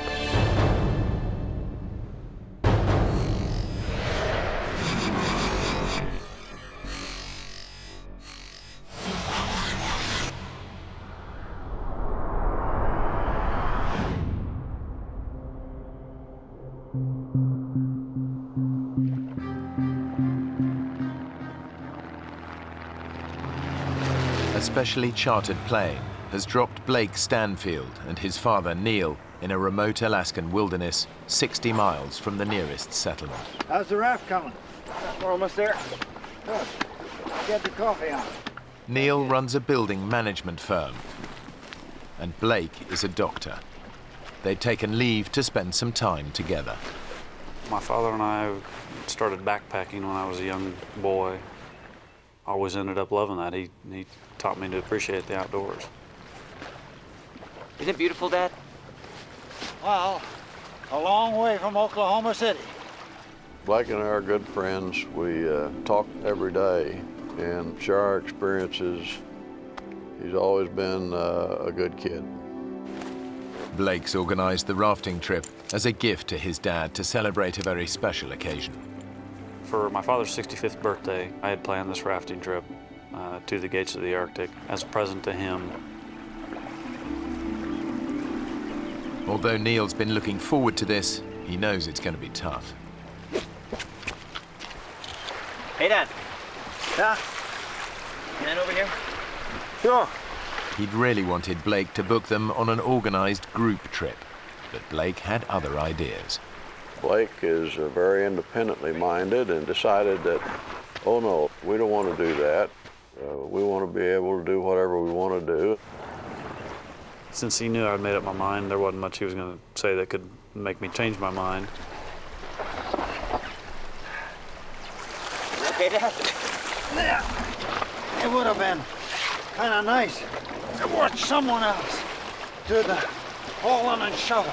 Come on, Dad. You want to share this with 10 strangers and a tour guide? Matter of fact, yeah. I had never wanted to, and still never want to go on a guided tour. Let's load her up. It was, an experience that I wanted to have with my father, just the two of us. Better get going, Dad. Just checking everything's shipshape. Where in the world did I put that lighter? I got it. Very repellent. Extra strength, very repellent. Almost anywhere in Alaska, you're going to run into many different types of wildlife, which includes bear, and of course that's something that you always need to be prepared for. The gates of the Arctic National Park is spectacular but dangerous. It's home to hundreds of black bears and grizzlies, not to mention roaming packs of wolves. It's 13,000 square miles of near untouched wilderness. Father and son have no way of contacting the outside world. They've packed no radio or mobile phone. Blake's itinerary has them traveling south by raft down the Koyukuk River to the town of Bettles. It should take around 6 days. Let's go!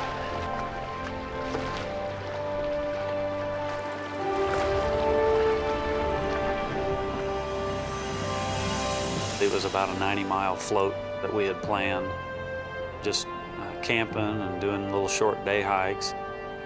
We were just going to have fun. Oh, it's beautiful. Isn't it? Thanks, son. A wonderful, wonderful birthday present. Well, most of our conversation was just how amazed we were with the beauty that we were surrounded by and how remote it was and how quiet it was. Blake and Neil have deliberately avoided the crowds by arriving in early June. It's 2 weeks before the start of the rafting season, so the men have the Koyukuk River all to themselves. Quite exciting, isn't it? I'm glad I came. We commented on the way down the river that wasn't it great to be the only ones on the river, the first ones on the river that year, and there was a reason, as it turned out.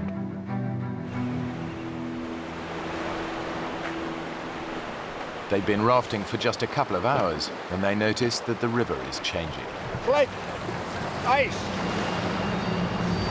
Oh, yeah. Thought it would all be melted by now. Yeah, me too. For 6 months of the year, the rivers are choked with ice. During the summer, it all melts. But this early in the season, some patches have yet to thaw. The longer we floated, the more ice we actually started to encounter. It doesn't look like it's gonna let up.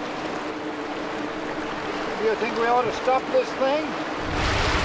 The current's picking up speed, and Blake struggles to control the raft. I kept trying to look around the corner, hoping to find, which way we were going to be going. And that's when I realized that actually we didn't have a choice where we were going.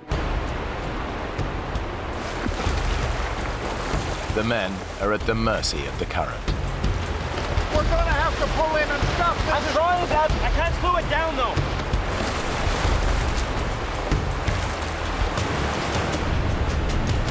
We're going too fast.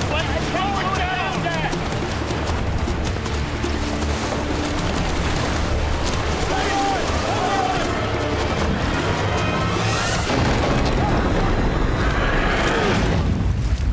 It was sheer panic at the time, and it happened so quickly there wasn't much time at all to think.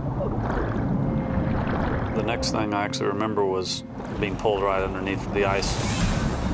There was so little time to realize what had happened, except that it was a real problem.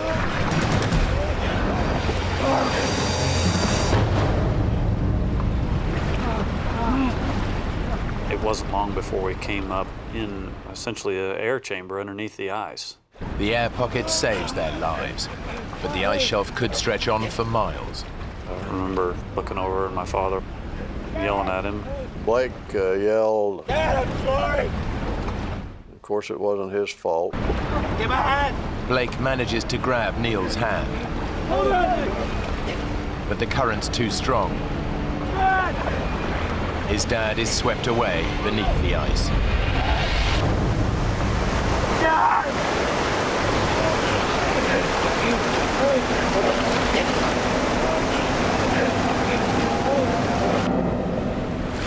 The men are spat out from under the ice shelf, but their ordeal isn't over yet.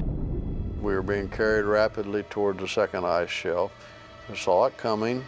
I reached up and grabbed it to try to prevent from going under it. Of course, the river was such that I was carried underneath. The roof of this ice shelf is even lower than the last. And the second ice shelf had no room to breathe. I really thought I had taken my last breath. My father and I both ended up with a lot of abrasions to the top of our heads because we kept trying to come up to the air that we were hoping was there. I've never thought of a worse way of dying than drowning, and was certainly thinking that that is how I was going to die. After being under that water for what seemed like an eternity, I just remember popping out, taking in a nice big breath of air.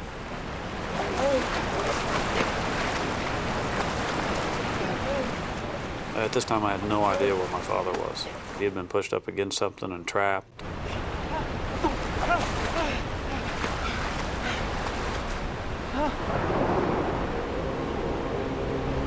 Dad!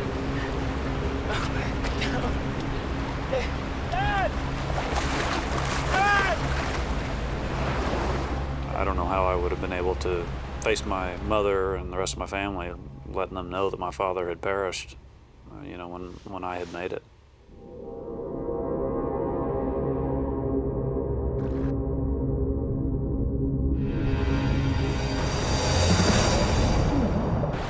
And the next thing I remember seeing was his head above the water. The powerful current is sweeping Neil away. It didn't appear like he was making any attempt to get out of the river, and for all I knew, he was injured and couldn't. Neil's disorientated, but somehow he catches hold of a rock and hauls himself out. Blake knows that his dad has got to get to shore fast before he's paralyzed by cold and shock. And Blake, in the meantime, is yelling at me, and I can't hear him above the roar of the river. So eventually I managed to get my breath long enough to tell him to shut up. Will you let me think for a minute? Blake was telling me that I had to swim over to him, which was the last thing in the world I wanted to do. Dad! Come get! Getting back in the river is dangerous. But Blake knows it's his dad's only chance. Come on, Dad! You can do it! You can do it, Dad! Dad!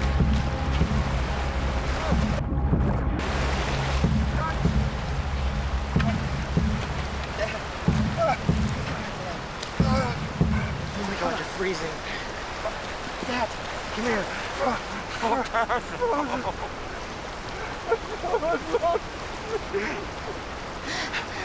I'm so sorry, Dad. It's okay. It's okay. It was just bad luck. Bad luck.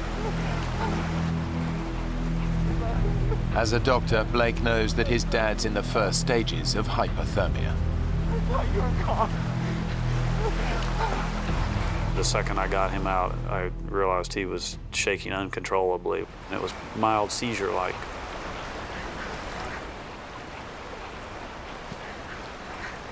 We gotta warm you up, Dad. We gotta warm you up. Blake's desperate. All their spare clothes were lost in the accident. Then he remembers something. The lighter he stowed in his life jacket. It didn't get washed away, but it's soaking wet. When I pulled that lighter out of my pocket and hit the button, that torch lit up, and maybe we were going to be able to have a fire.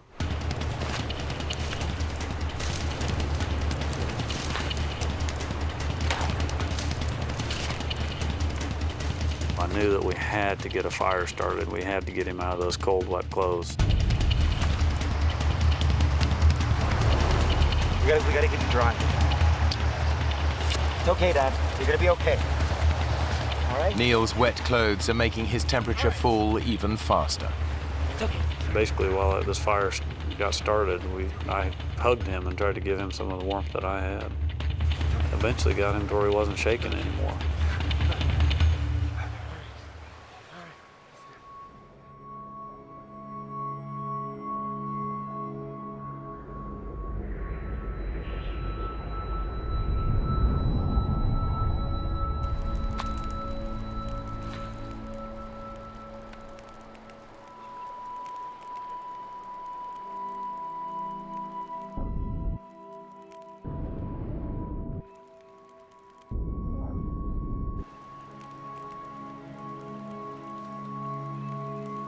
Blake had in his life vest a picture of his wife and son, and been so worried about ever seeing them again. And we were both somewhat crying. It's okay, look, it's gonna be all right. I'll be back home. But Blake knows their prospects are bleak.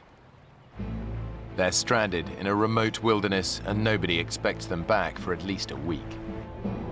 Their raft is lost, along with all their food and gear. Worse still, the reserve is teeming with hundreds of wolves and bears. I think at that point we realized that we got some big problems. Getting colder now, the sun's going down. You think we ought to find a more sheltered spot? Yeah. You okay to move? Guess I'll have to be.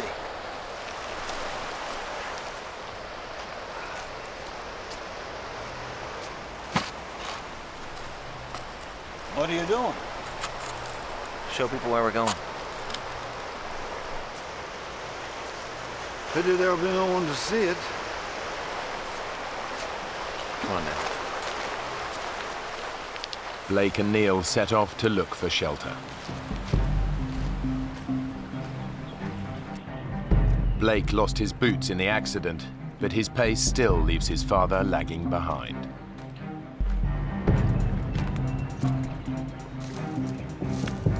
I think that I wanted to move a lot faster than my father was able to move at the time. The freezing water has drained Neil's strength.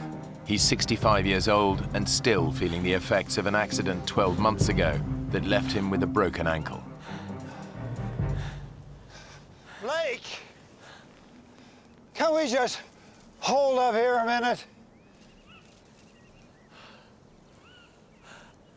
You're not even trying to find a place to stop. Oh, sorry, Dad. I just got carried away. There's no way we're just walking out of here. We're gonna have to find a good campsite and stay put. How agreed? All right. Okay. Give me your hand. Here we were in the middle of this vast wilderness, a good 60 miles from the nearest human being.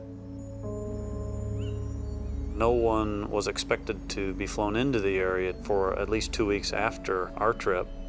We were alone, and we were going to have to endure or survive until either we found a way out of it or someone came looking for us. It's the rainy season, so the men set about building a shelter to protect them. It's crucial they stay warm and dry. But that's just the start of their problems. Hey, Blake! Come take a look at this! What? Tracks. What do you think?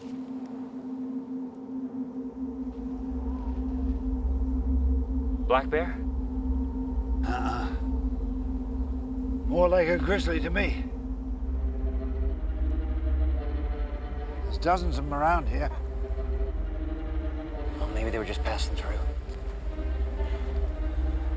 I'm gonna get that fire started. They packed a shotgun, but that's at the bottom of the river. Now their only defense against prowling grizzlies is fire. Their ordeal has left Neil and Blake battered and bruised. Now they have to contend with the cold. We got enough wood? Yeah, we got lots. You get closer to the fire. I'm warm enough. There. My father and I took turns laying towards the front of the shelter where the fire was. Try and get some sleep, okay? Yeah. And then whoever was laying in back would bear hug the person in front. Sleeping won't be easy. It's summer and the sun barely dips below the horizon. But during the few hours of darkness, the temperature can still get close to freezing. I shivered myself to sleep, because sure my clothes were still damp. But Blake can't sleep. He knows it'll be at least a week before anyone realizes they're missing. If they stay put, their chances of survival are slim. The only alternative is a grueling 60-mile hike to the nearest town. It was a long way to the nearest person. It was extremely rough terrain. We only had one set of shoes between the two of us. There were plenty of bears in the area. It was hard to take in the severity of the predicament that we were in.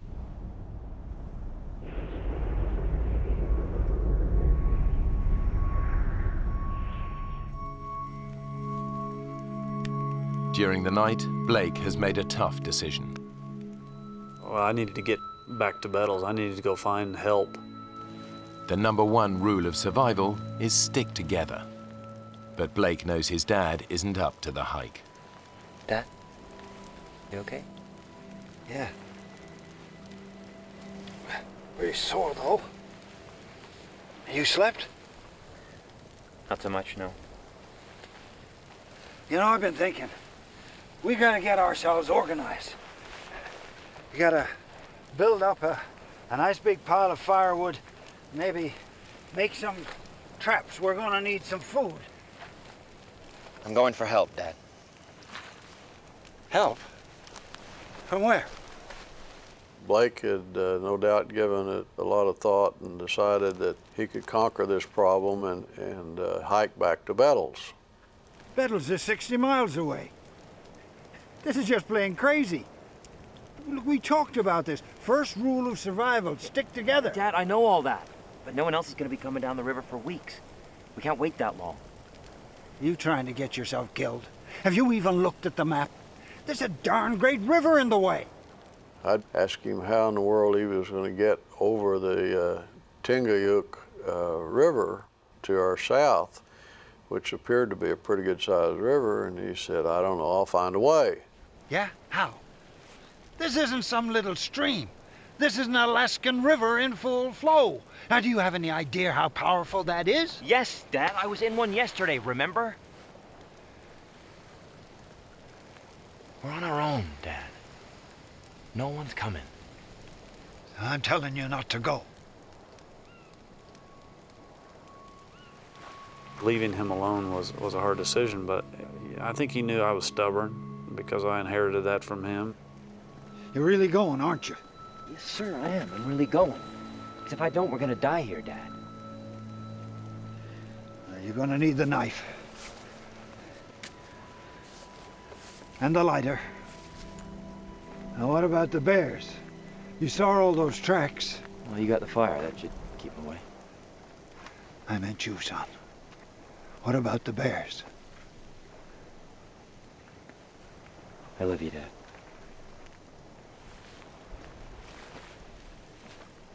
Yeah. Me too. Well, you know I do. I'm gonna come back, Dad.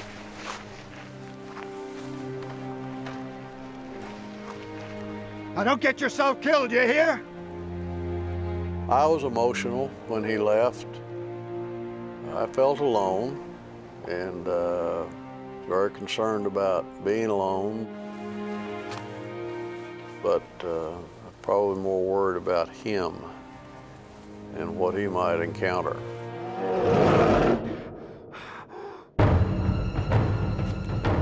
Ahead of Blake is a 60-mile hike south to the nearest town. In such a vast expanse, he can't afford to get lost. One wrong turn could spell disaster. Now Blake's made a gut-wrenching decision to leave his dad alone and hike out for help. He's heading south for the town of Bettles, 60 miles away. The biggest obstacle in his path is the Tingayuk River. But first, he has to find it. Because of the scale of this map, it was a little bit difficult telling exactly where we were. I didn't have any great landmarks.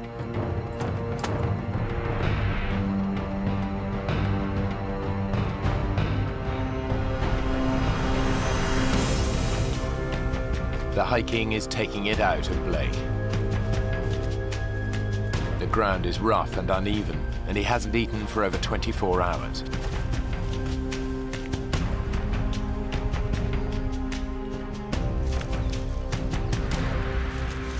But he's still making good progress. Just a few hours after leaving his father, he hits the river.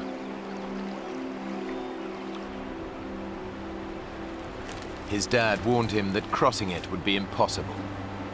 It's freezing cold and fast running. He could even be dragged under another ice shelf. But Blake promised to get help, and the only way he can do that is to plunge in.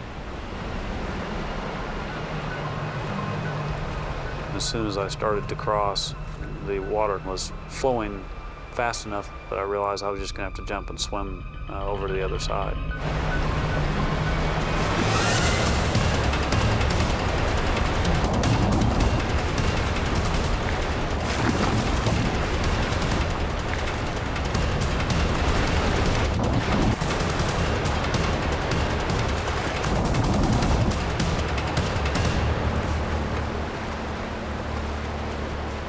Blake has proved his dad wrong. With the river behind him, it should be a straightforward hike to Bettles.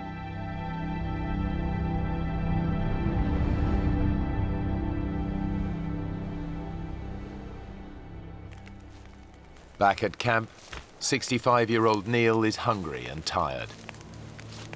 But he can't rest. Blake has their only lighter, so Neil's got to keep the fire alight. It's his only source of warmth and his sole defense against the bears. The difficulty of keeping the fire going was essentially being able to walk with only stocking-foot waders on really rocky soil. Neil hopes the fire will be enough to keep the bears and wolves at bay, but he also shouts to try to discourage an attack. Anybody home? Oh, I'm down and join me! Despite his hardships, what really preys on his mind is what might be happening to his son.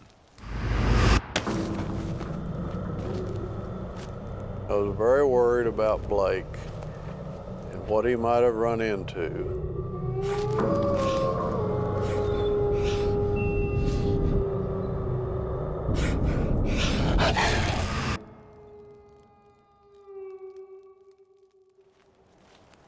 Like his dad, Blake is trying to frighten predators away by singing aloud.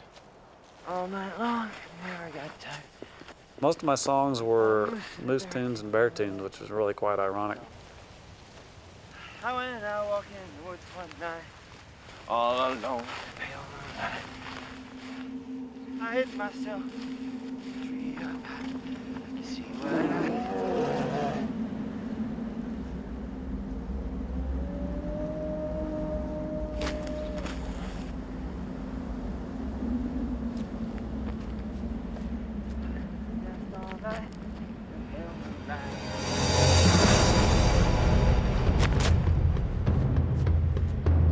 Suddenly, Blake comes face to face with a grizzly bear.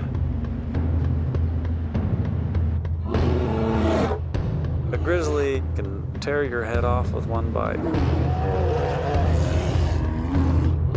but their claws can rip holes through you like nobody's business, so you don't want to mess with them. The bear is some way off, but even the slightest sound could alert it to Blake's presence.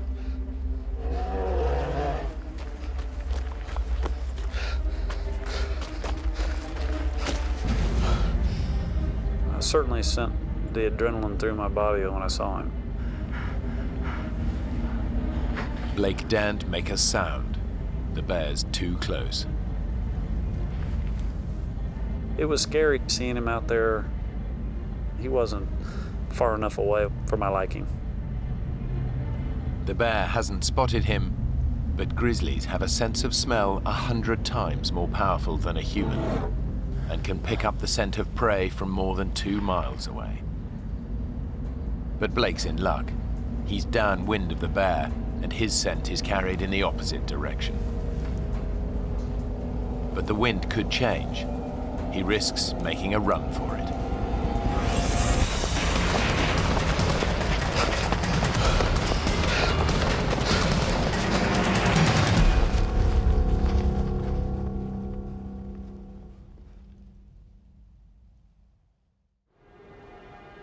It's a lucky escape, but there's still a long way to go.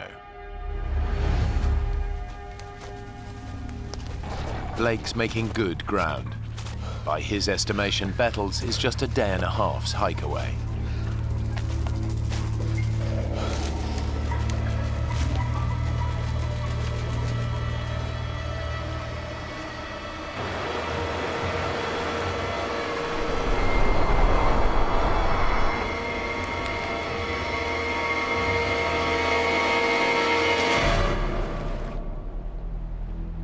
This is the Tinyaguk River, the one Blake thought he'd crossed earlier that day. But that was just a minor tributary. His father was right. The Tinyaguk is just too huge to cross.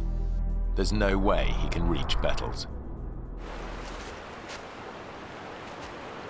I kind of lost a lot of that optimism that I had as soon as I saw that there was no way to cross this thing, because it was so wide and so swiftly moving and so cold. It's a dead end. Blake defied his father and the basic rules of survival by hiking off by himself. Alone, both men are at far greater risk. I had a hard time deciding whether or not I should stay there, because I knew I wasn't that far from my father. I certainly had some feelings of guilt that I had put him in this predicament.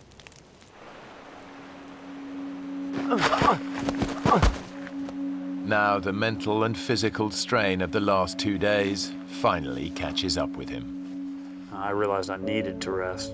That was something my body was asking for at the time, because it had been a long sludge.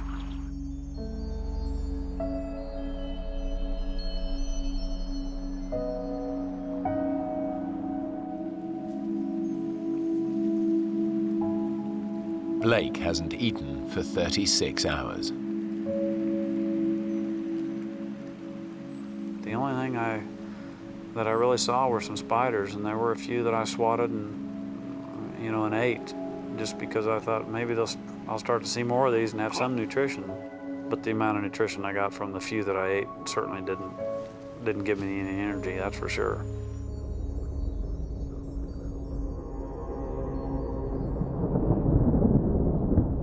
I was awakened by some raindrops that were hitting me on the face. I was worried about my father because, he would have gotten just as wet. He didn't have a lighter to restart a fire had his gone out. In the rainy season, downpours can be intense. If the fire goes out, Neil risks bear attack and hypothermia. The possibility of rain was a real problem. It would put out a fire, and there wasn't any way to keep a fire going. And that's what I had to try to do. The rain clouds blow over. Now Neil faces his first night alone in a wilderness bristling with predators.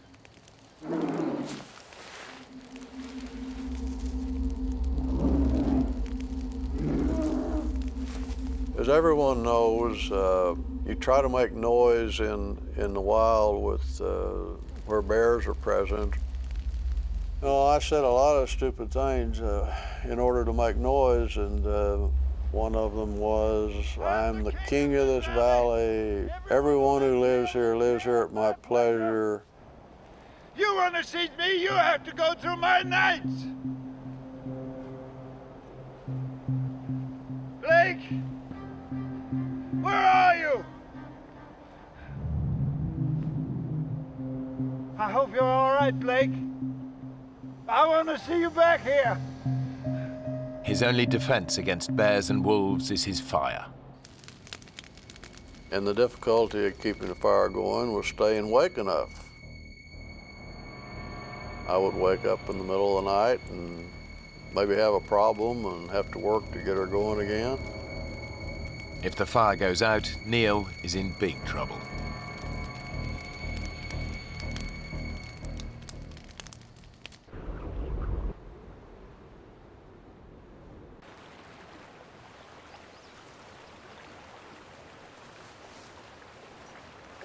After a fitful night's sleep, Blake confronts the bleak reality of his situation.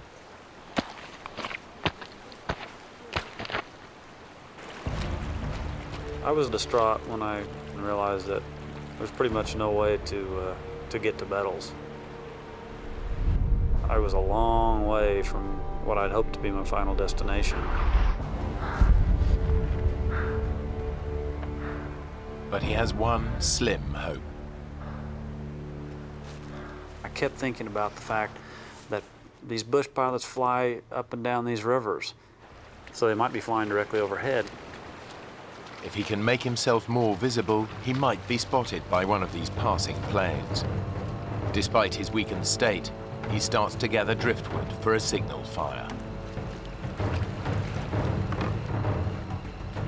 I actually set one of these log jams on fire, hoping that someone might see the smoke. But even this simple plan fails.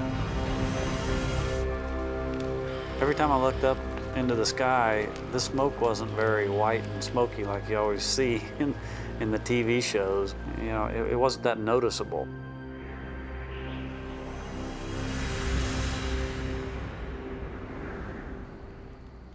It's Neil's third night alone in his brushwood shelter. I guess a spark jumped from the fire.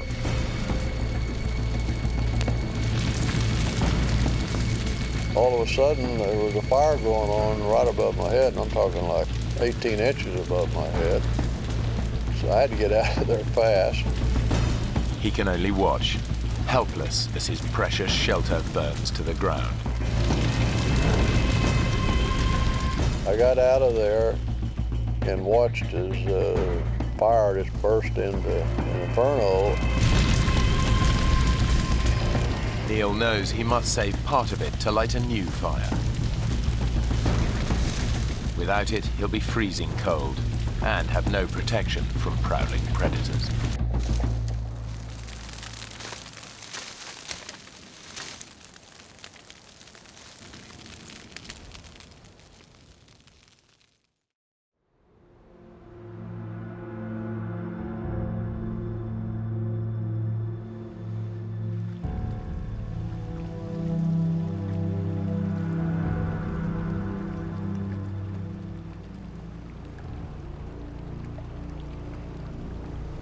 During the night, meltwater has flooded the river.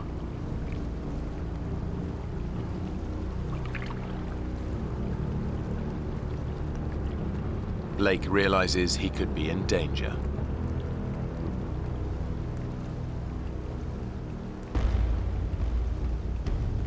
When I realized that the river was rising that quickly, I moved up into the forest because I was worried that I was actually going to end up on a small island out there and be trapped by water on all sides. Upriver, Neil is exhausted and hungry. His precious shelter was destroyed in the fire, leaving him exposed to the risk of a freezing downpour. Now daybreak brings a new enemy, the blazing sun. The sun was coming down pretty hard, and there was essentially no cover.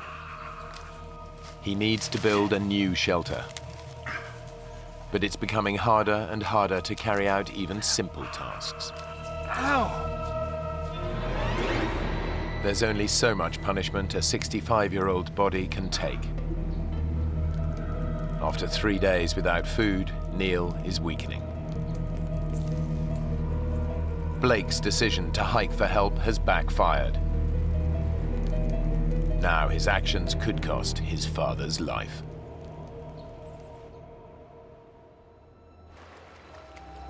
Now Blake is gambling that staying by a major river will increase his chances of being spotted by local pilots.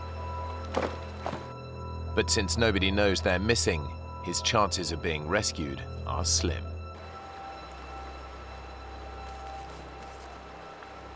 I was definitely depressed about the situation that we were in, especially because I had so much time to think about it. Blake endures another day and night helplessly waiting. His constant fear that his dad hasn't survived his ordeal.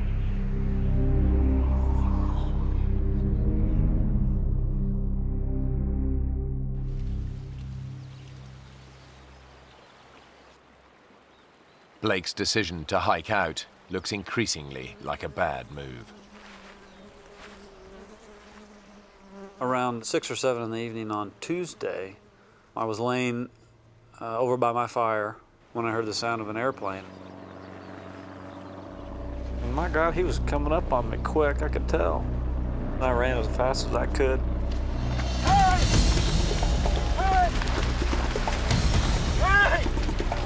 Hey! Hey! I realized that he spotted me. He spotted me.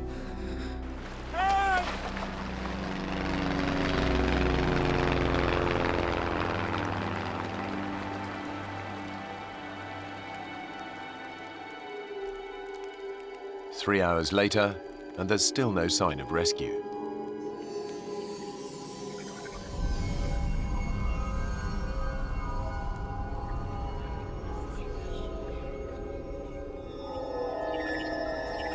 Boy, after a while, I started thinking, did I just hallucinate?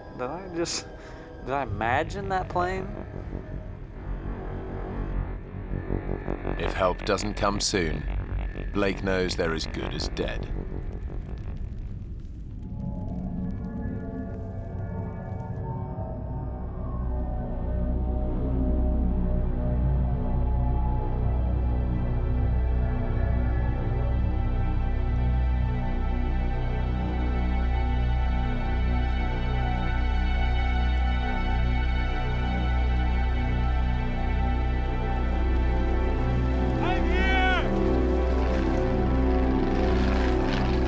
That was the same plane, and as they flew over me, they dropped a bag of stuff.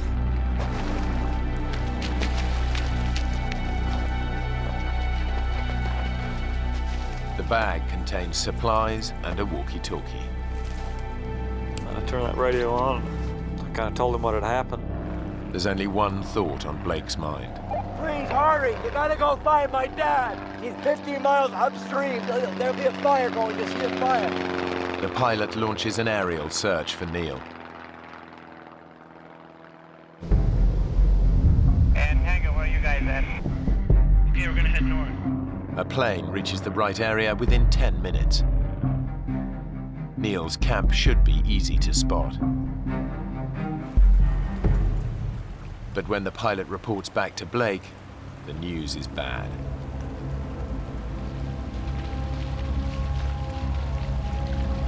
Hey, you gotta go back! He's up there! Keep going till you find him! He can't leave, he's gotta be at the camp. Maybe you didn't go far enough. He can't walk, he's gotta be there!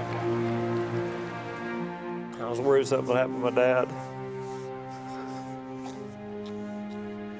Because there's no way he could miss it. You gotta go and find my dad!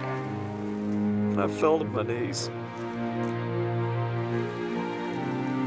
Blake ignored his father's advice and left him to fend for himself. Now he must face a terrible thought, that his dad hasn't made it.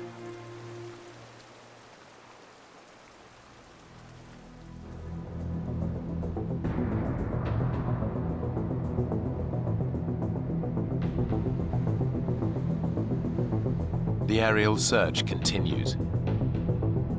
But in such a vast wilderness, Neil's camp is proving hard to locate.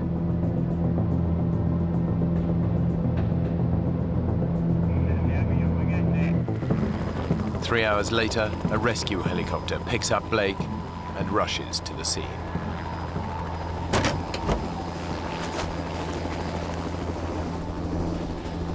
Neil! Neil! You okay?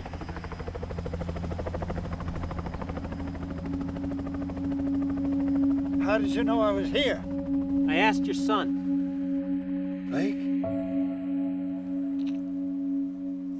He climbed in that helicopter. Dad! I'm so sorry, Dad. So sorry.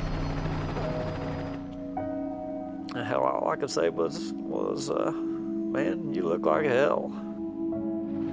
Well, you don't look that cute yourself. I was very happy to see him. Very, very happy. Can we get the hell home now? Let's get out of here. And then we took off. Together again. The men later learned that their initial camp was not on the flight path of any local aircraft. If Blake hadn't tried to hike out to Bettles, he and his father would almost certainly have died. After the accident, Blake moved his family back from Alaska to Oklahoma City to be closer to his mum and dad. He now runs a GP practice there, while Neil continues to run his building management firm. Blake and Neil still regularly go hiking together, but they've never gone rafting again.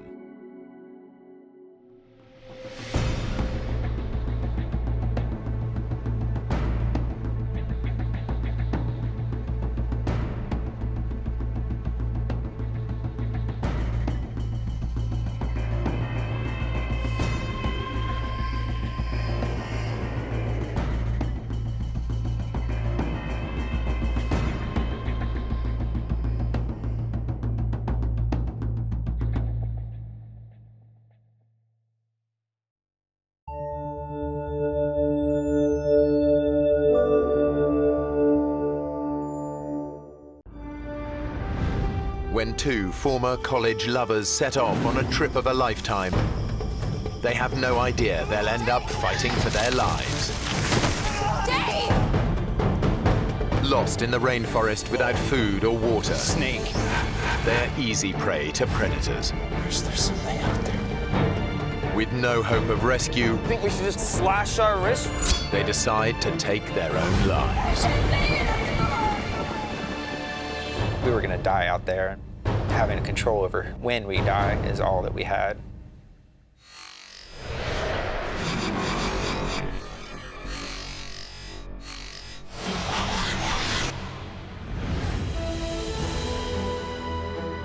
The Amazon rainforest in Brazil.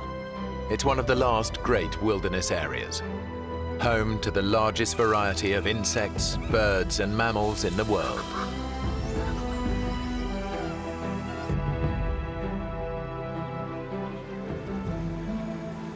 For Dave Boyer and Crystal Ramsey, it's the trip of a lifetime. Can you believe it? We're actually here in the Amazon. Hey, you know when I make a promise, I keep it. It's the realization of a dream they shared 2 years ago when they were a couple. Crystal and I dated for about 3 years and really were the closest you could possibly be. One day we were talking about our passions and I asked her the question, if you could go any one place in the world, where would that be? And the Amazon was #1 for both of us. Dave and Crystal aren't together anymore, but they are still close friends. There was no one I would have rather gone with than him. Dave knows that Crystal has had a long-standing struggle with depression. In school, where I met Dave, I had a very bad time with depression. Dave thinks this trip will be good for her, but he's also nursing a secret hope that it might just reignite their romance. She was the love of my life. I still envisioned spending the rest of my life with her.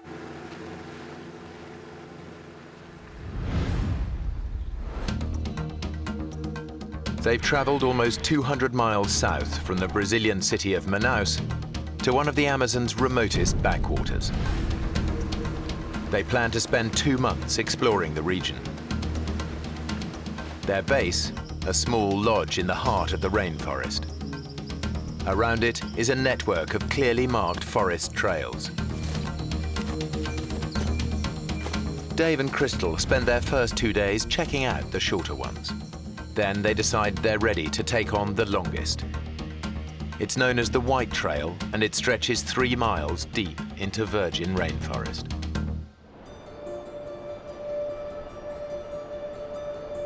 Dave and Crystal set off in the morning with enough water for a 3-hour hike.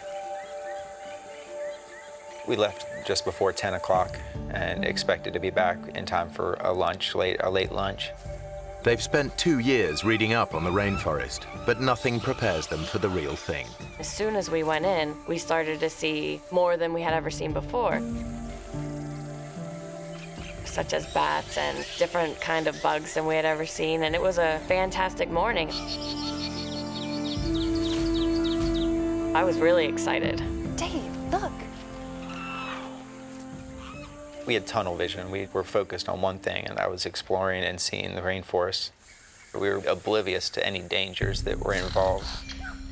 They are so absorbed by the sights and sounds of the forest, they don't notice that they've stepped off the marked trail.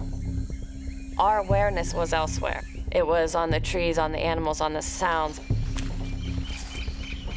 They are now following paths made by animals. As we got further along, the jungle seemed to creep in on each side. We now had to walk in a single file line.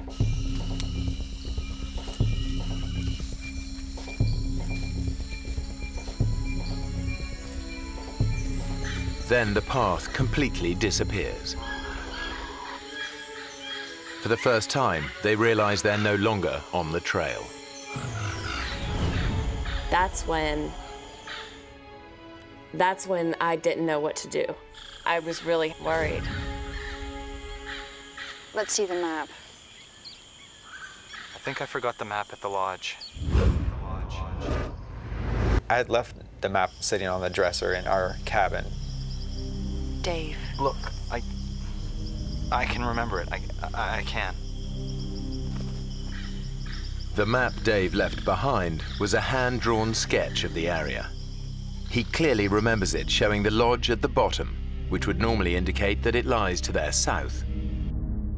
But the map isn't laid out in the usual way. To get back to the lodge, they actually need to head north. If we head south, that should take us back. You're sure? I'm sure. I'm sure. Okay. Come on, let's go.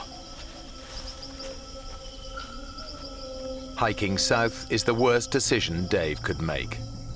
Ahead, there lies nothing but thousands of miles of rainforest. Uninhabited, except for rainforest creatures, many of them highly dangerous. 2 hours later, they're getting worried. This way.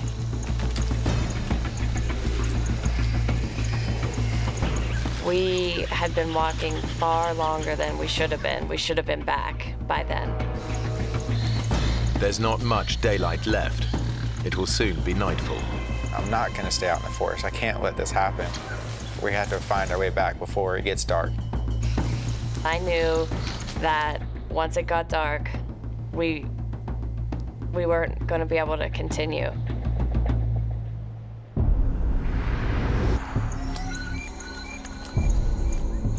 As darkness descends, any chance of finding the lodge today disappears. That's really the first time we started to have some panic. What time is it? It's almost 6.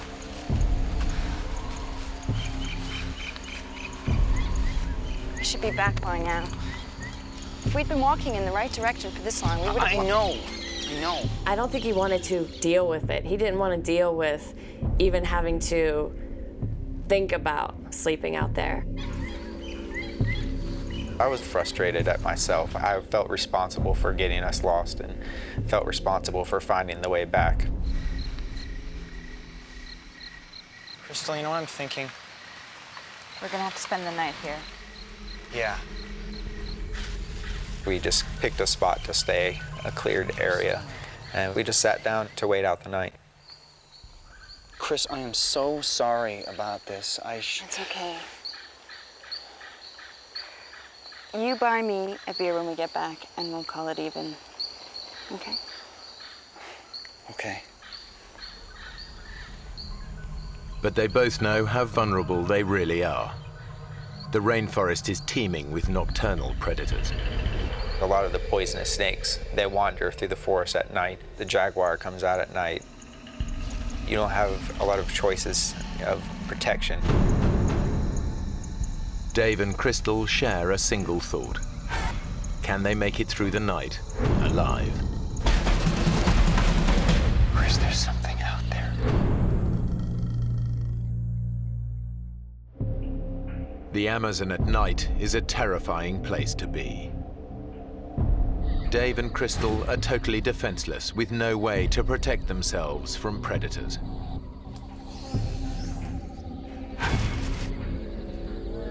49 bottles of beer on the wall. We weren't going to try to sleep at all. We were going to stay up, and that way if something stumbled upon us, we would be ready. 49 bottles of beer. Take one.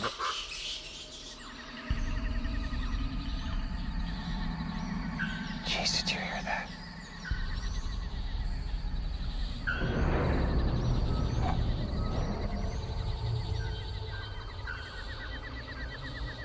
Chris, there's something out there.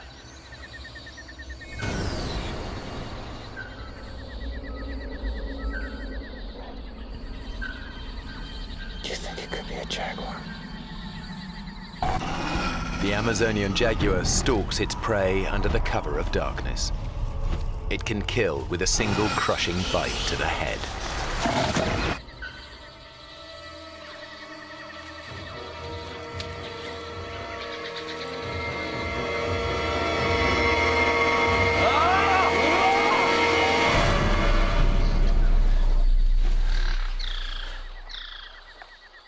Whatever it was, Dave has scared it off for now.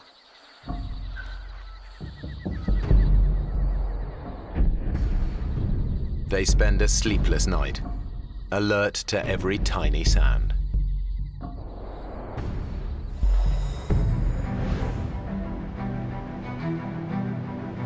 Dave and Crystal have survived the night unscathed, almost. I'm covered in mosquito bites. Be grateful that's all that bit you. Very funny. So, what's the plan? Well, Dave needs to get them back to the lodge fast. Crystal's on medication for her depression, and he knows she doesn't have her drugs with her. She had never missed a day on that medication. this trail heads south, so it should take us right back to the lodge. Okay. So we'll be back for breakfast. Yeah. Let's get moving. I truly believed that we were close and we were heading in the right direction. We just had run out of time the night before. It was going to be a breeze. But with every step, they continue to move further away from the safety of the lodge.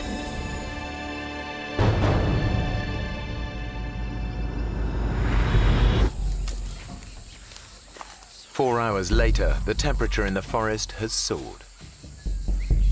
The heat and the way they're pushing themselves mean that Dave and Crystal are sweating out almost 4 pints of fluid an hour.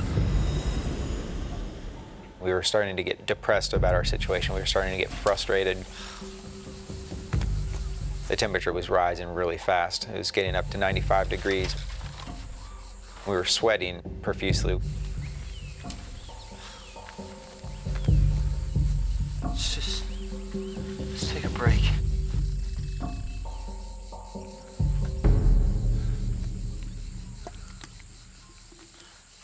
Dave, I'm out of water. When I realized that we were out of water and it was hot and it was 10 o'clock, I really started to realize things weren't just going to be okay. We knew that we were losing water so quickly and things were not going to function right. Our brain was going to start to trick us and our body was going to give out eventually. There's got to be something around here. The irony is that the Amazon basin is one of the wettest places on Earth. Over 9 inches of rain can fall in a single month, leaving puddles of water everywhere. But they face an agonizing dilemma. I didn't know what to do. Should we drink water and possibly get very sick, or risk getting very sick from dehydration? I have an idea.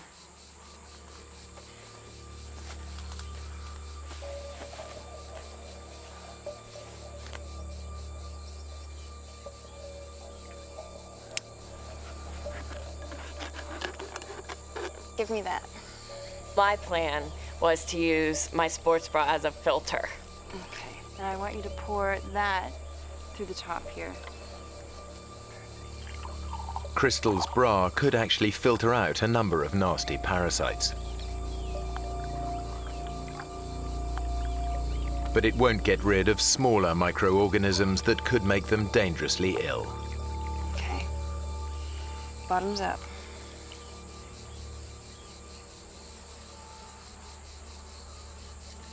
I don't know about this. We don't have a choice. Well, cheers. I took a small sip and kind of let it sit in my mouth for a second to taste it. Tastes okay, kind of chalky.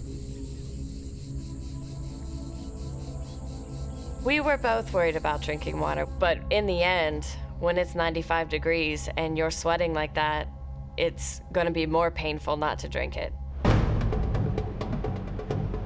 Rehydrated, Dave and Crystal pick up the pace. But they must stay constantly on guard. The forest is alive with creatures that could kill them with a single bite. We're consistently listening to sounds and trying to figure out what was in the forest around us.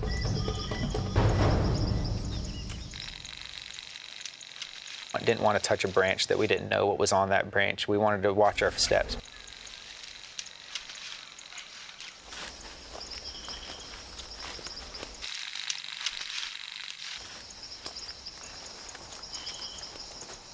Whoa. What is it? A snake.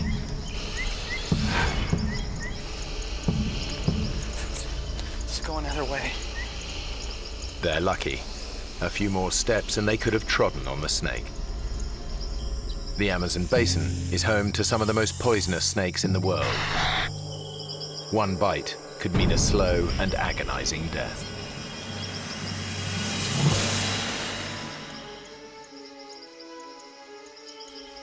By mid-afternoon, Dave is resorting to a new desperate tactic in his search for the lodge. I was trying to keep us in the same area of where we got lost in, kind of zigzagging back and forth, hoping to stumble upon the trail. Let's try over there. Crystal was starting to get a little bit frustrated with that strategy. Dave was literally almost walking in circles and didn't realize that that's what he was doing. Crystal is starting to feel the pressure. My brain was saying, things are going downhill. Now, which way are we going? East. East. 20 minutes ago, we were going south. Yeah, well, we've got to try all directions.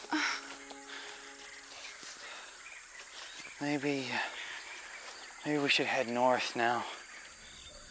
Dave, this is crazy. I can't stand to listen to you talk about directions you know nothing about. You don't know where we're going, and all we're doing is walking around in circles. Dave had kept coming up with a different strategy every few hours whenever one didn't work. And that wasn't working for me. We need to rethink this. All right, then. Well, what do you think? I thought we needed to come up with a strategy and continue using it until the end. That way. Okay. What neither of them realize is the only direction that can help them is north. We chose southeast. We will walk in this one direction for as long as it takes. If it takes us 40 days to get out of here, we're gonna walk southeast. Hours later, and the jungle is just getting denser. We were getting down. We were getting scared and worried.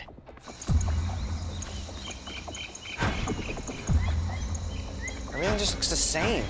The jungle is so dense and so thick, you can't see more than a few yards in any direction at any one time. Dave has an idea. If he can get up high, he might just be able to see the lodge.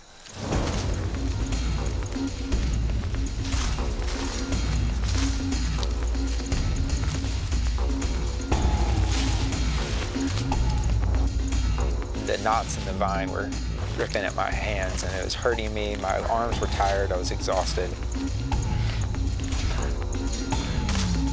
I I looked up and I saw that I had not made any progress. It was still 150 feet up to the top. He is weak from 2 days without sleep or food.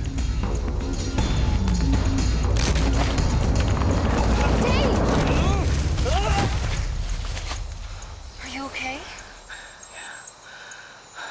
Did you see anything? Yeah. Rainforest.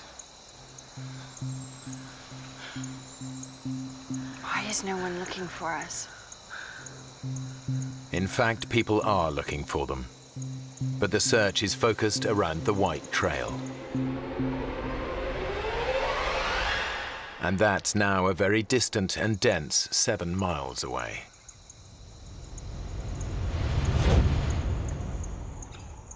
As darkness falls, they realize they must endure another night. I was tired. I had not slept on the previous night. I was being driven insane by the mosquitoes. They were constantly biting me, making our bodies itch, and we would scratch it to the point where our bodies would start bleeding.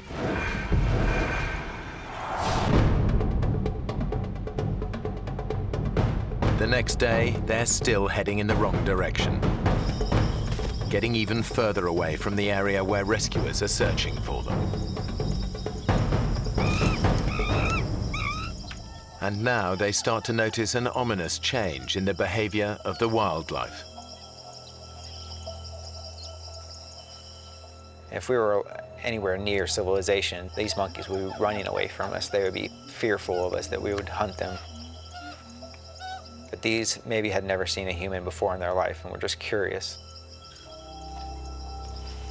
And that was terrifying, that we were getting deeper and deeper.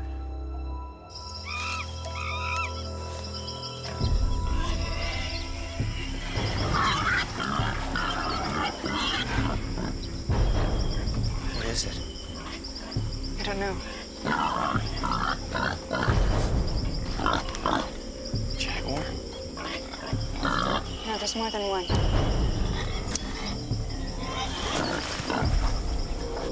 They've stumbled on a pack of wild Amazonian pigs. Dave knows how ferocious they can be. The locals have said that they're really the most dangerous thing to encounter in the forest, other than a snake. They're aggressive. If wild boars got a hold of you, it'd probably knock you to the ground quickly, and then you would have several animals on top of you biting and really just eating and going to work. The way to avoid any confrontation is to let them know that you are different, that you are not something that's in their normal habitat.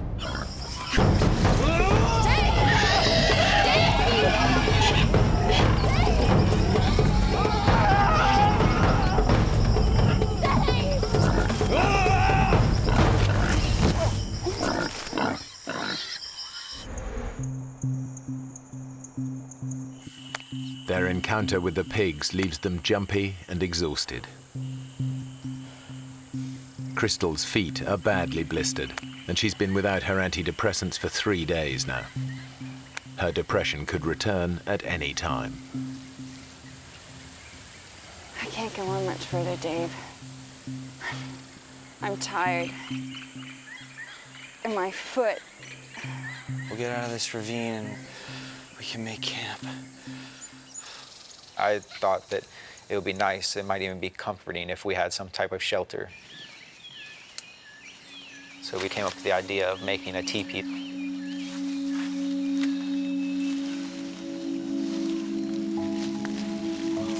Excellent. Yeah. It was drawing us closer together. She told me that if I was as I was while we were lost, if we had always had that relationship in that past year, that we would still be together, that she saw all the things that she had fallen in love with in the first place. It looks good. We were trying to get our minds off of what we were going through, and we got even closer. My feelings had not changed since the day I met her. I was still in love with her. I still wanted her to be in my life and with me forever.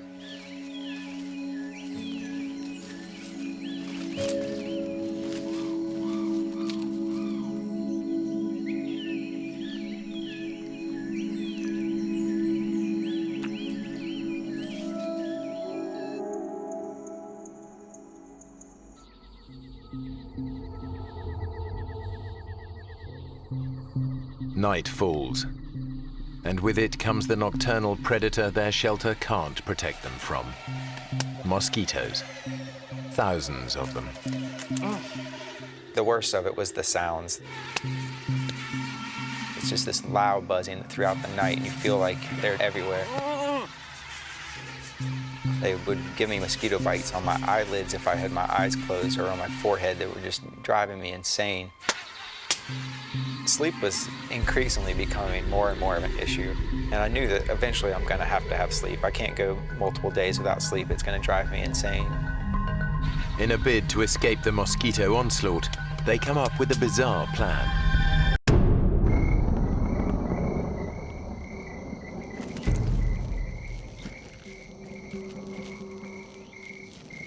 Crystal said, well, we should cover our bodies in mud. That would work well of keeping the mosquitoes off of us. We got inside the hole and pushed the mud in on top of each other, covered our faces, and we laid there in the mud and tried to be as still as possible. It actually felt pretty comforting laying there, and I felt like I was completely covered. I felt like I was going to be safe from the mosquitoes. I thought it was going to be a great night. But Dave couldn't be more wrong. A massive tropical thunderstorm is building in the skies above them, and it's about to put them in the greatest danger yet.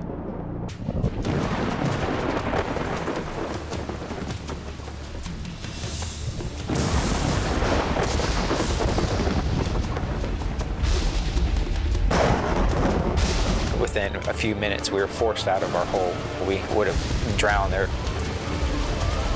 They've never experienced anything like it.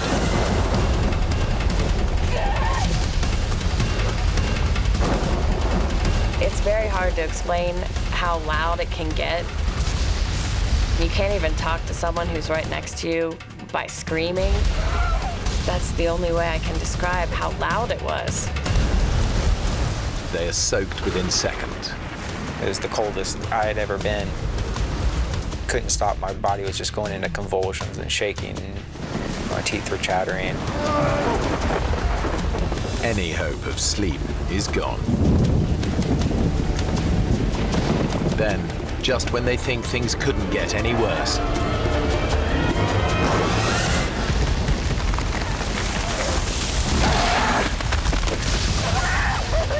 lightning brings down a huge tree dangerously close to them.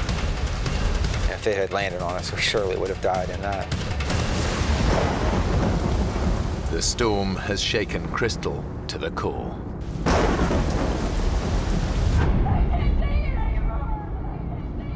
There's never been a worse night in my life than that night.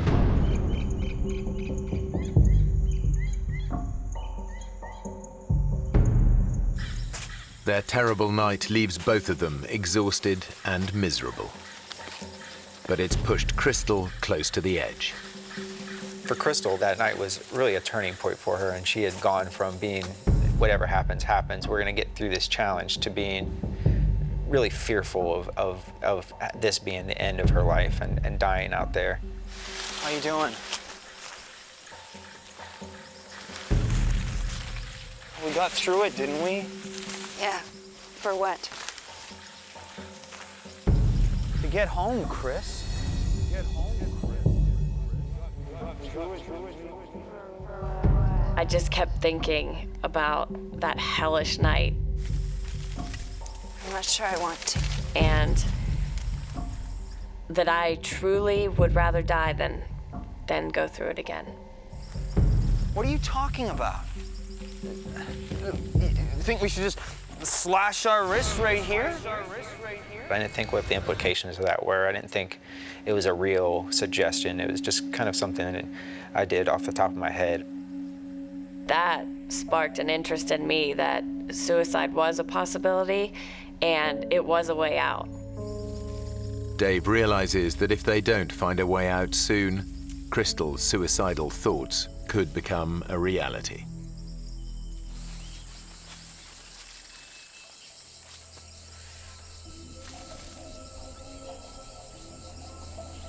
Chris. Her brain was going through some nasty stuff, and she was feeling the effects of that physically and emotionally. I knew that as the days go on and her withdrawal from her medication gets worse and worse, that it's going to become very difficult to keep her going and to keep that survival instinct inside her. I was so overwhelmed and so frustrated and so confused that I felt crazy.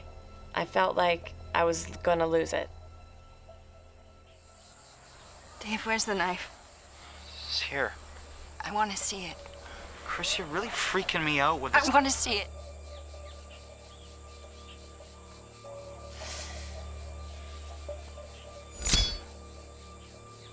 The knife really became almost a game that I never would let her hold.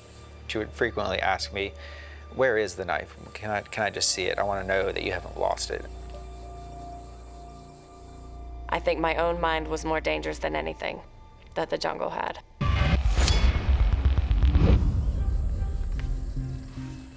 All I had was a companion, and she was what kept me going. I needed her as much as she needed me to make it through this, and I could not drag her the entire time.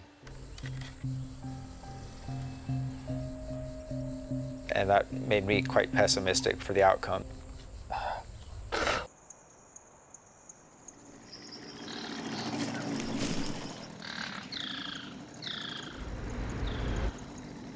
Then, after days of hearing nothing but the sounds of the rainforest. Do you hear that? What? Come on. Come on! Sounds like a boat! Come on! I was saying, "Come on, Crystal, this is it. We're rescued." Hey, we're over here!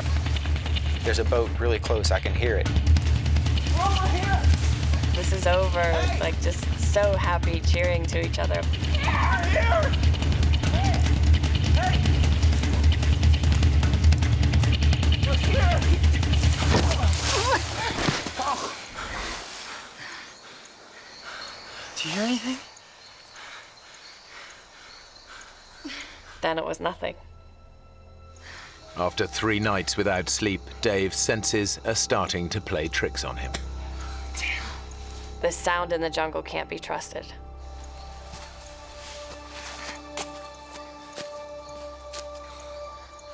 We thought that we were rescued. To have that taken away from us and our hopes just ripped from our hearts, it just killed us.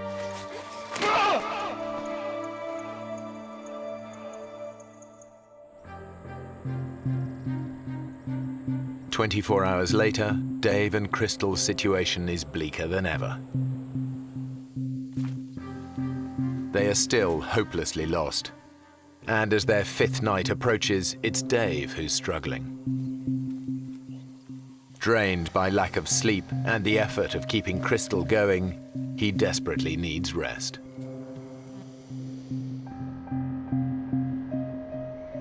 Dave was exhausted. I was very worried about him, but there was nothing I could do to make him sleep. Damn it. There was no way I could help him.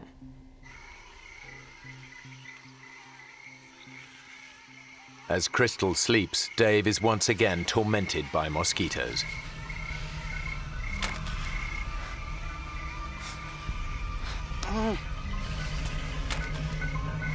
I could not get a grip. I could not get control of what I really needed, and that was to get to sleep. In his totally exhausted state, the insects soon become an obsession. The only way to get me through that night was to find a way to keep moving, keep myself occupied.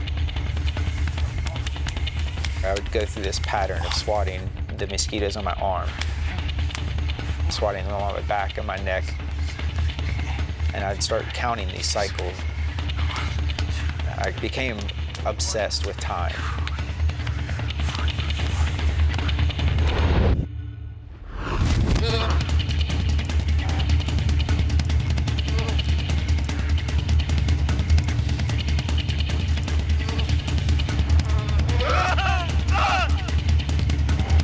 Sleep deprivation is taking its toll.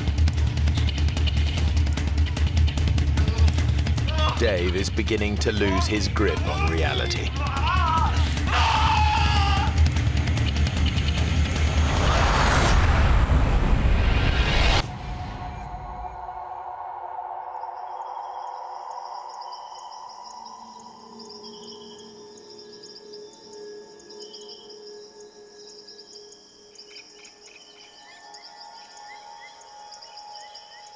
I felt like I had lost this battle between me and the mosquitoes, between me and the night, between me and any sleep that I might get. For the first time, Dave thinks they might not make it out of the Amazon alive.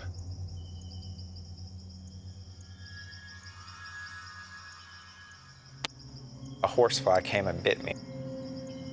I reached down and picked up the horsefly.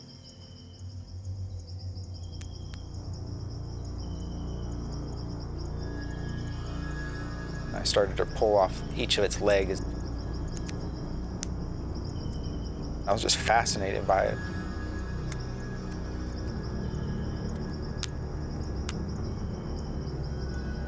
And it kind of led me to look over at Crystal and imagine our bodies laying there dead, and all the things that would come, take our bodies apart, eat from our flesh and drink from our blood. If we were going to die out there, I wanted to have some record of what we went through. So as Crystal was laying there in the sand, I wrote in the sand next to her, 6th day lost.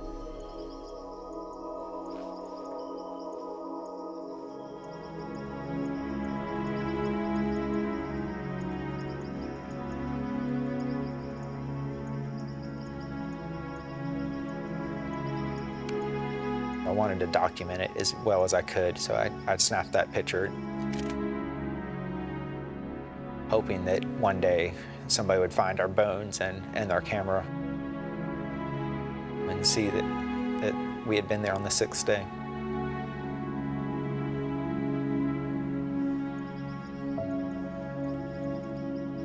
That's when I started to think personally about my life.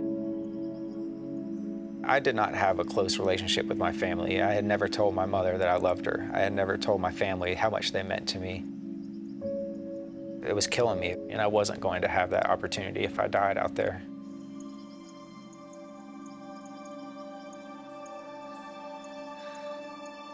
That thought gives Dave the resolve he needs to keep going.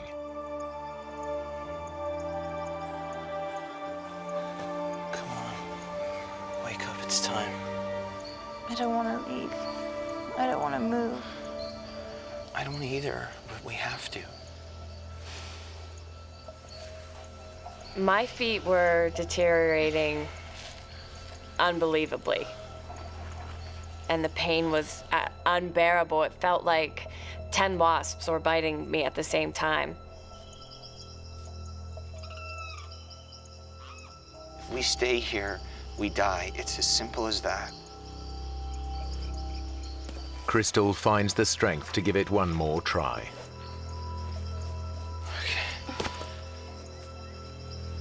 Stand on it.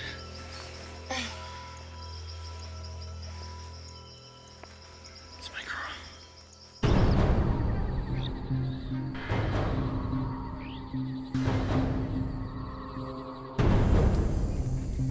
They push on. Now the terrain gets harder. Come on, Chris.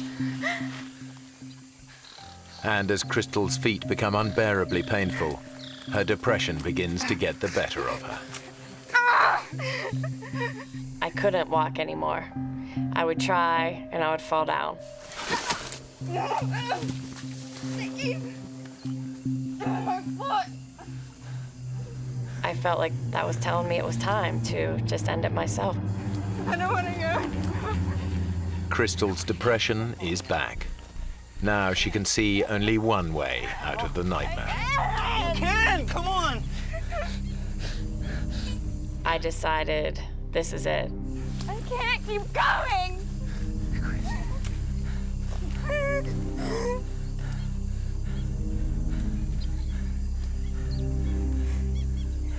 Give me the knife. she really meant taking her life into her own hands.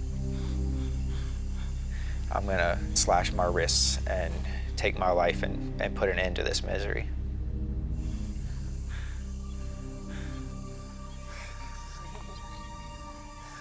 This was the woman I was in love with. This was the person I wanted to spend the rest of my life with. I had no thoughts of ever abandoning her. I'll make you a deal, okay? I'll make you a deal. I told her, you don't want to go through another night, I know that. And if it gets to be tonight and we have not made our way out, I will give you the knife. Give me everything you got today. Crystal accepts Dave's deal. Everything you got today. If they aren't out of the forest by dusk, they will both kill themselves. We'll do it together. I put a specific time frame on the rest of our life. We were either going to get out and live the rest of our life really happily, or that was going to be the end. Crystal can now see an end to her ordeal. Sit down here. On here. Come on. She was like, what time is it? Is it nighttime? Is it getting close enough?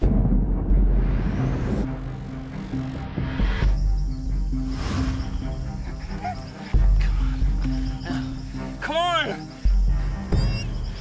But Crystal can't keep going. Come on! She decides she can't wait until nightfall. She wants them to end their lives now. It's time. When I said it, he agreed. And he said, okay, now we can do it. We were going to have to go through with this.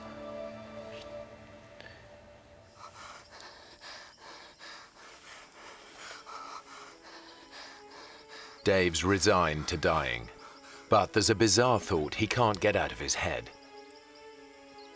I wanted to wash the mud that was on my arms. I wanted to wash my face and have a clean body, a clean approach. If I was going to face a judgment, I needed to do it with a clean spirit as well as a clean body.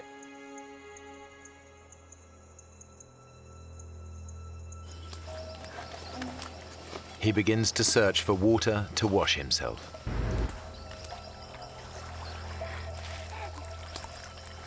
As we fought through some of the underbrush, when we got down there wasn't a creek, there wasn't a puddle.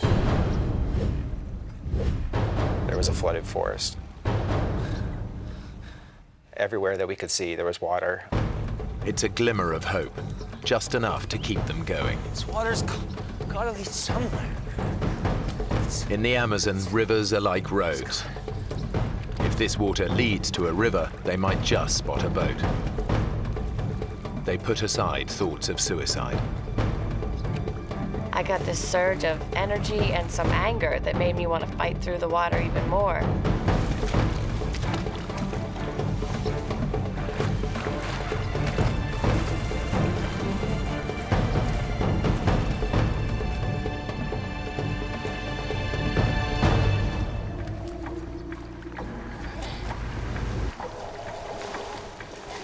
As we were going through the flooded forest, we kept telling each other, don't talk about any hopes, just go, and go as fast as you can.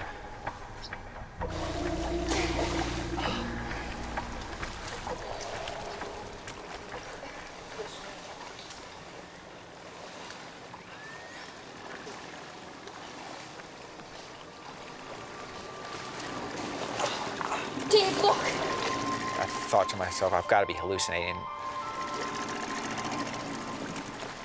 I said, David, am I really seeing that? You know, is that really real? And he said it was. Hey! Hey! Hey! Hey! He didn't wave back at us. It seemed like he was miles away. We immediately just started screaming, help, help, help, help me, please.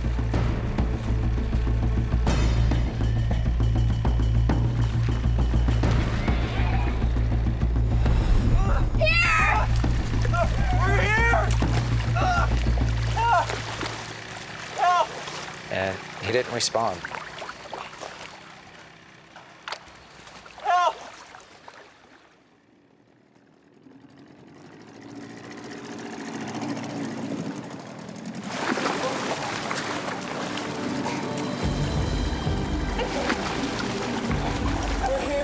We learned in one split second that we were going to live.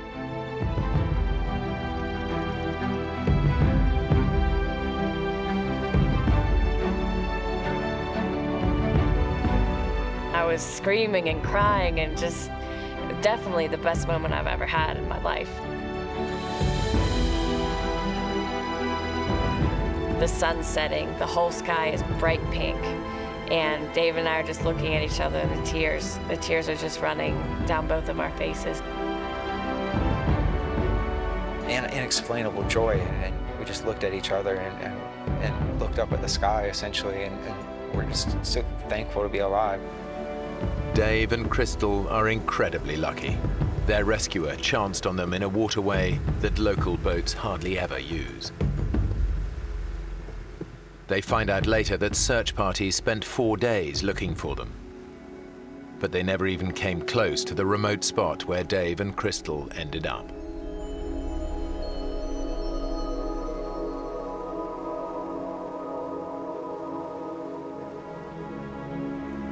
When we got out, we talked about, all the times that we had in the jungle and how we talked about getting married, but when we were finally saved and getting better, we realized that that isn't the thing that we're going to do at this time. In the forest, we kind of had said, if we get out of this, we're going to live the rest of our lives together. And when the reality of being out was there, she did not feel that way. That was not what she wanted. And that was a bit of a disappointment to me. And that continued to be a disappointment for quite some time.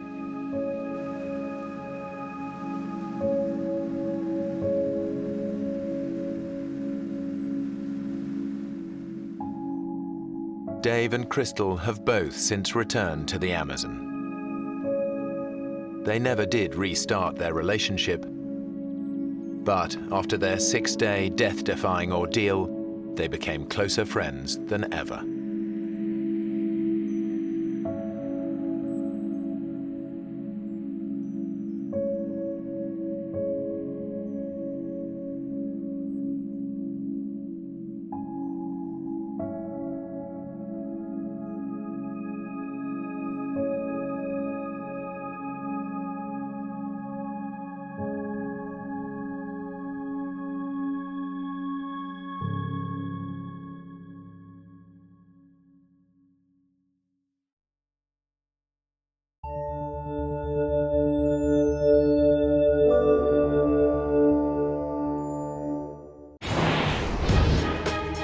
In the depths of a Utah canyon, a weekend of bonding between two brothers turns into a nightmare.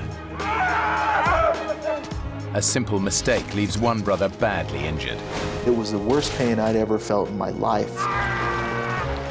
Soaking, frozen, and miles from the canyon's exit, the other has no choice but to find a way out, alone in the dark. It just continued to get worse and worse and worse. But in such perilous terrain, can he even escape, let alone bring help before the sub-zero conditions kill his injured brother?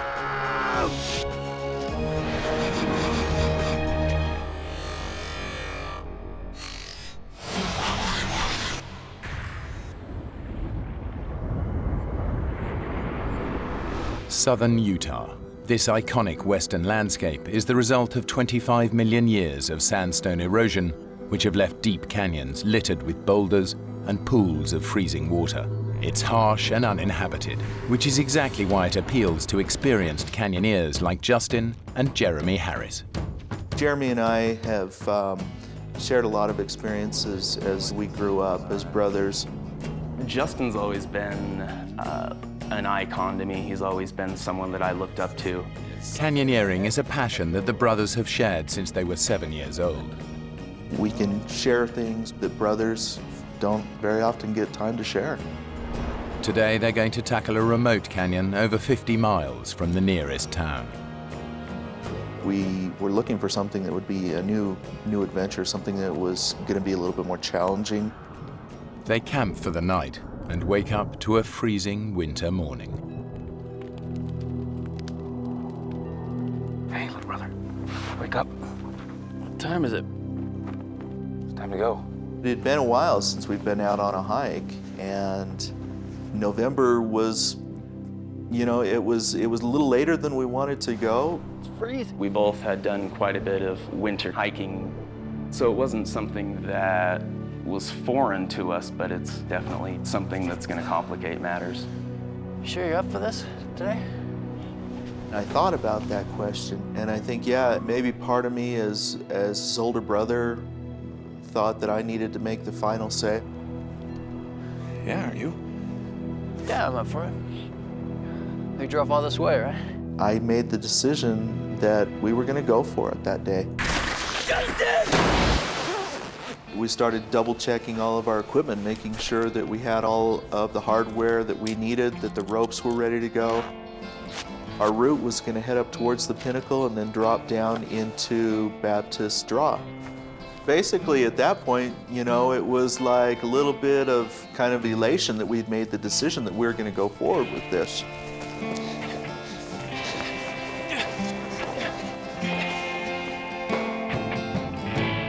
As they race towards the canyon's entrance, it's Jeremy, the younger brother, who's at a disadvantage. As a child, he suffered from a debilitating hip condition that led to a full hip replacement when he was only 21. All of my growing up years, it was something that dictated what I was able to do and what I wasn't able to do. Hip acting up? It's never liked the cold. Jeremy's really suffered, and I was always a little bit in awe of the fact that with his artificial hip, he would push himself, and he would find a trail, or he would find a new peak that he hadn't climbed yet. The brothers plan to follow a circular route. The descent into Upper Chute Canyon will take them 500 feet below the surface.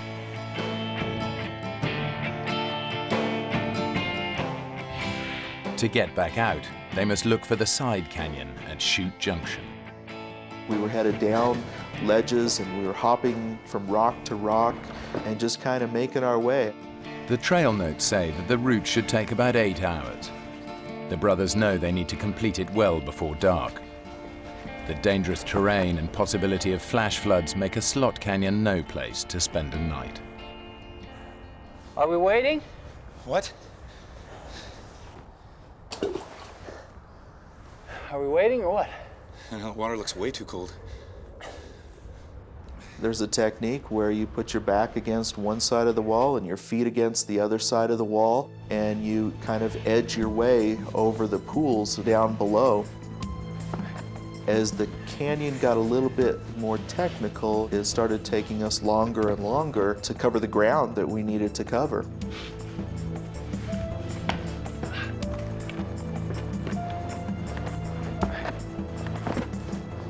I didn't get too concerned about the pace that we were making until we got to the rappel. Is this it? That's it. The drop is too steep just to scramble down. They'll need to use ropes. I could feel the cold wind blowing up into the canyon, and I was starting to get nervous at that point. Justin had not rappelled ever before, had never even put a harness on. How far down do you think that is? 6,000 to 7,000 feet, at least. You're my least favorite brother. I know.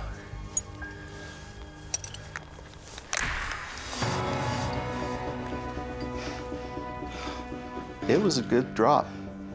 It wasn't something that you would survive if you fell from. See? It's nothing to worry about. I'm not worried. A little terrified, maybe. Not worried. You'll be fine.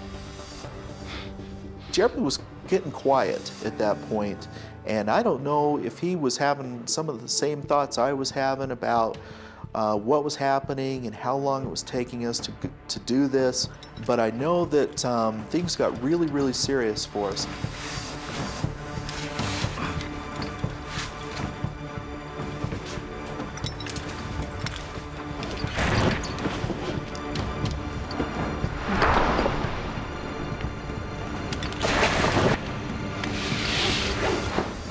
when my feet hit the bottom, it was like huge relief. I thought, hey, that really wasn't too bad.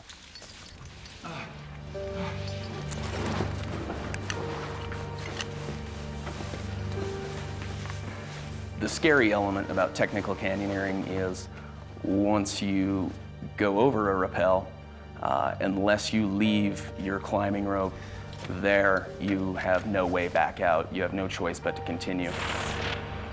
The canyon has proven to be far more difficult than the brothers expected. They're now hours behind schedule. The tension was increasing, the pressure was on. We really needed to get a move on. Well, it wasn't more than 100 yards, and we ran into a huge chokestone.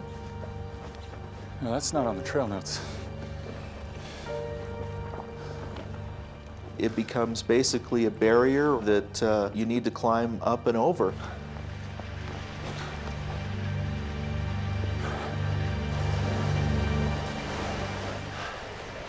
Got some water. The last thing we wanted to do was fall down into one of these pools and get wet. This looks pretty good. I think I can take this. Well, let me get back up there. I was confident that we could down climb it and not have any problem. Jeremy, wait! Ah! Jeremy!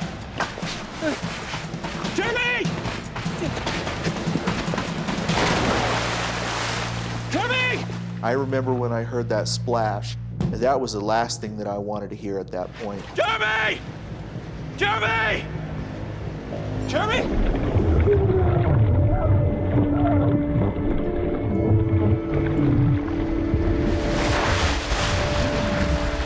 Jeremy, are you okay? Are you okay? I can't believe I just did that. Hold on, Jim, I'm coming. Both hypothermia and frostbite were a major concern. It's the end of November and it's in Utah. I don't know exactly what the temperature was during the day, but it was well below freezing. Freezing? There's no way we're climbing out of here. Just double time the rest of the canyon. Get back to camp. Dusk is just 3 hours away and the temperature's dropping fast. Justin and Jeremy will have to move even quicker now if they're to have any chance of getting out of the canyon before dark. More fire. Hot cuts are really good right now. I think we were even in a bigger hurry after that happened. I know I definitely was. All right.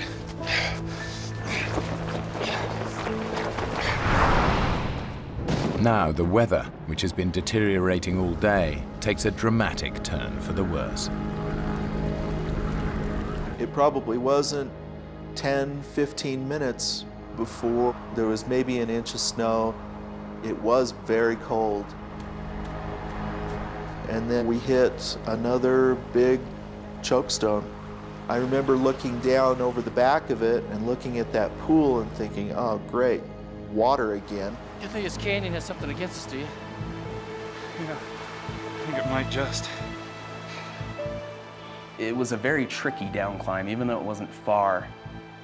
There were very few handholds and very few places to stand on the way down. And footing was a little slippery because of the snow.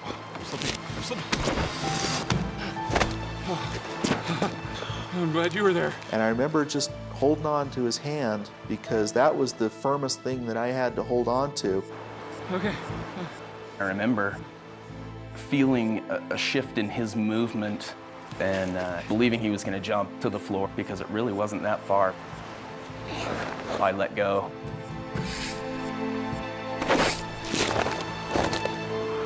And the next thing I know, I'm basically falling.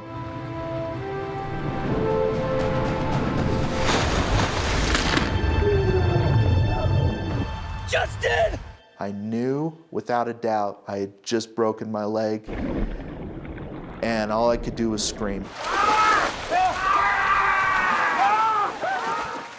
It was the worst pain I'd ever felt in my life. Just stop screaming, you gotta calm down!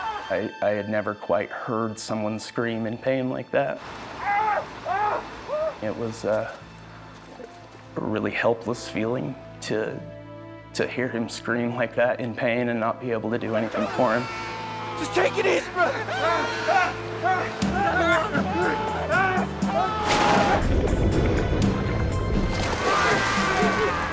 Stop, get up and help me. Take it out of the water.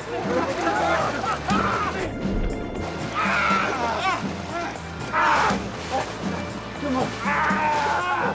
And I could really feel how bad he was hurt. It was very obvious that that there were things in places where they shouldn't be. It's really bad. Justin's shin bone is shattered in 6 places. Internal bleeding is already restricting blood flow to other parts of his body. They don't know it, but this injury could kill him. Okay. What time is it? I remember thinking that my brother has an artificial hip. He can't carry me out. I can't walk out. I can't crawl out, and I'm stuck here. We're gonna get through this.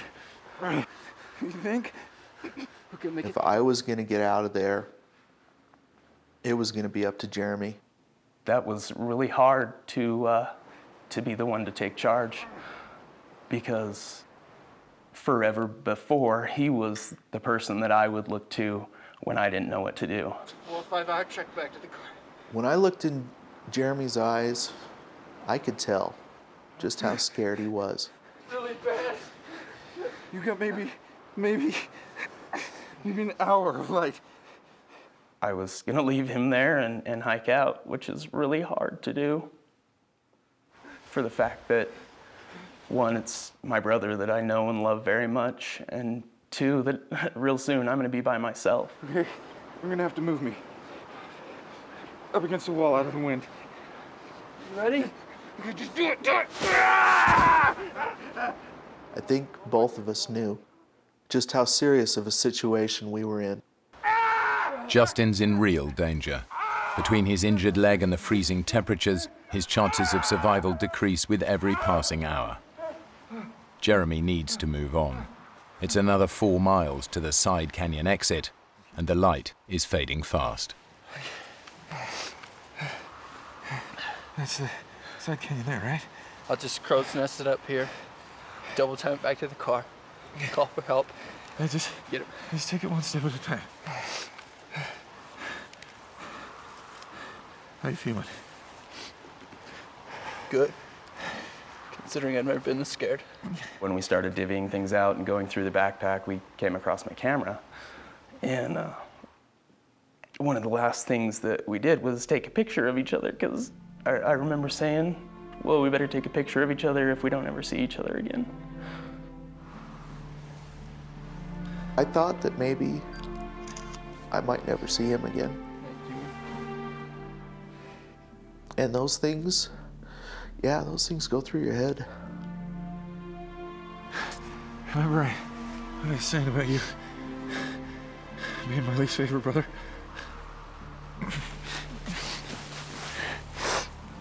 I never liked you much either.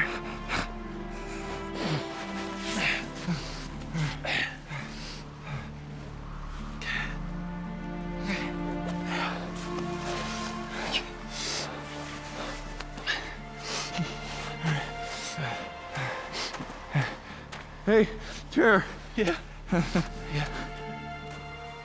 How do you think the hike's going so far?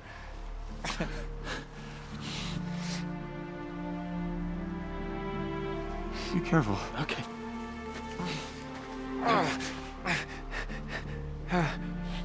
I could see him for a while before he went out of sight.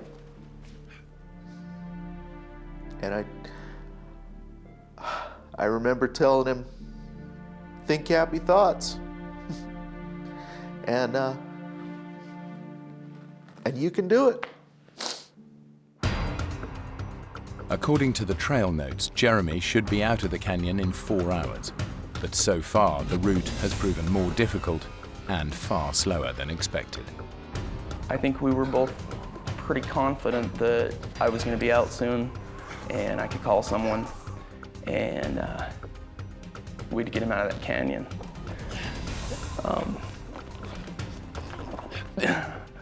had no idea what was really gonna happen. But Jeremy can't find the side turning that will lead him back out of the canyon to the car. And he's running out of daylight. When it went from light to dark, it was so hard to conceive how far I'd gone, but I kept thinking that I had gone too far, and I ran into pools.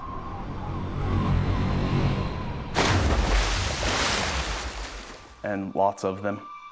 At that point, I didn't have a choice whether I was gonna get wet or not.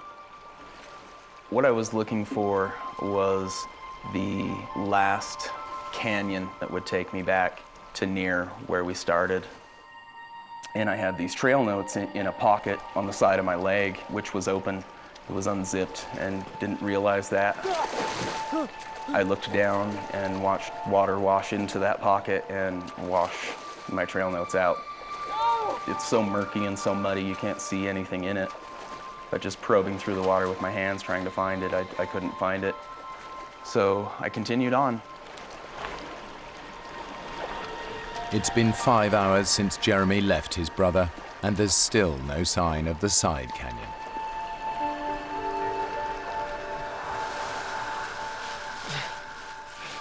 The sense of time was kind of messed up for me. But as I'm sitting there freezing to death and trying to stay alive, you can't help but think that we may have been a lot better off going golfing that weekend. And then I hear little scratching noises, what sounds like something's fidgeting around. And it's completely dark and I can't see anything.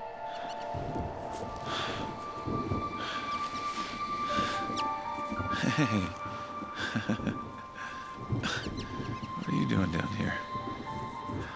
As soon as I located this little guy, it was kind of great to have somebody there with me, even if it was a little mouse. A nut? A raisin? A freeze-dried banana? Get some of that in here. Yeah, you look like a nut kind of guy to me. Oh, personally, I prefer the raisins. We kind of became pals there for a little while. And then he scurried off. I was almost sad to see him go.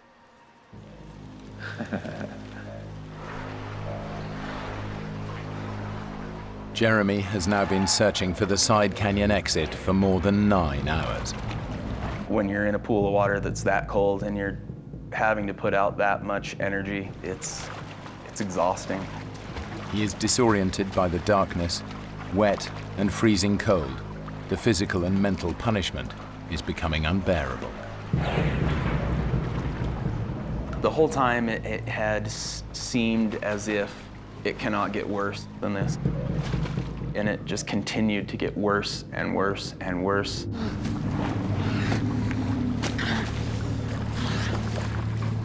It was so cold outside that I wasn't really wet, more like frozen. And I would have these clods of ice that would build up that I would have to break off in order to just continue moving. Jeremy is close to collapse. He desperately needs to rest and dry out. I decided it was time to rest. And there was driftwood that looked dry, and built a very large fire, a fire that's about 4 times the size as I would normally build. But it was so cold that I had to be so close to the fire to get warmth from it. Almost had to lay in it. I just wanted to feel dry for a minute. And at the same time, it was very hard to do. I felt really guilty stopping and building a fire. More guilty than I'd ever felt before. Jeremy needs to get going again as soon as he can, but exhaustion gets the better of him, and before he knows it, he's passed out next to the fire.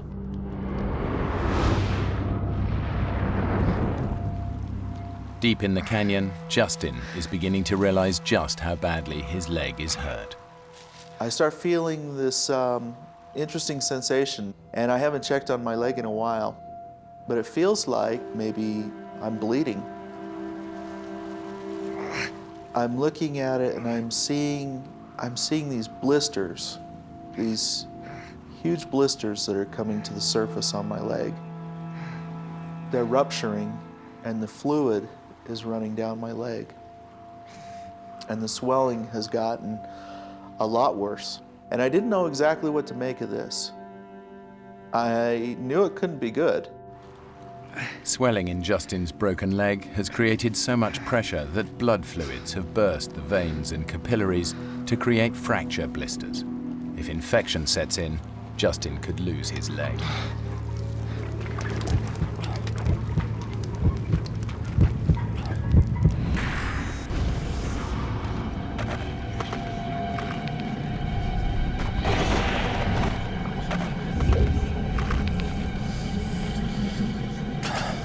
Hey, little brother. Wake up. What time is it? Let me go.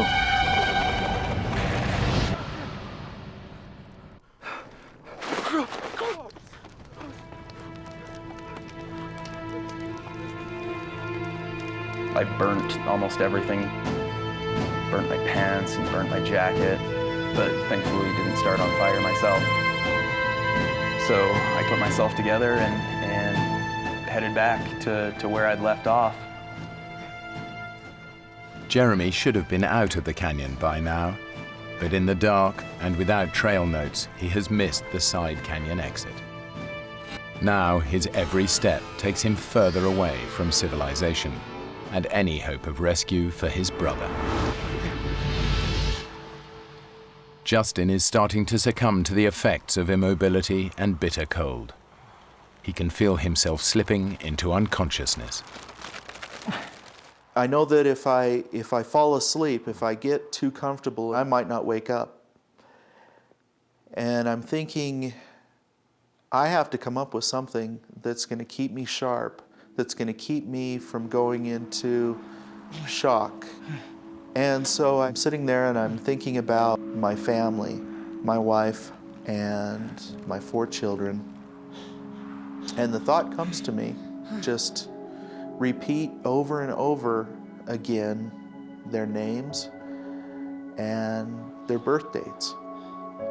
Madison Patricia Harris. April 5th, 2000. Tanner Justin Harris. July 28th, 1996. Mackenzie Susan Harris. Mackenzie Susan Harris. May 1st, 1995. And my oldest boy, Skylar Christopher Harris. Skylar Christopher Harris, December 3rd. And I knew if I can do this 100 times, and I don't get anything wrong, and I don't forget what I'm doing, then I'm doing okay.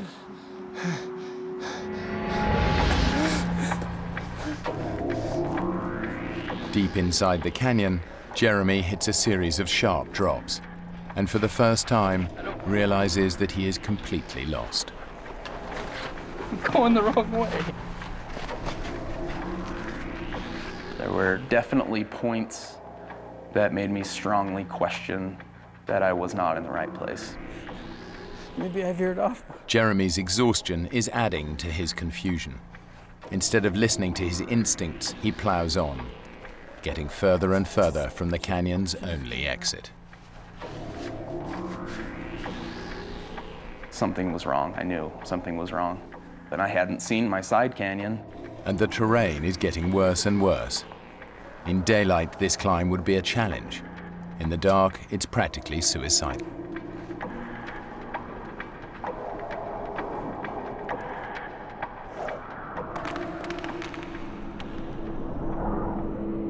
Patricia Harris. April 5th, 2000. Mackenzie Susan Harris. Mackenzie Susan Harris. May 1st, 1995. Skylar Christopher Harris. December 3rd. Patricia Lou Harris. I got stuck And all of a sudden I realized that one of my worst fears is happening, that I might be starting to lose grip on the situation. And that really scared me. And so as painful as it was, I pretty much forced myself to stand up and endure some pain to try and get my system in check.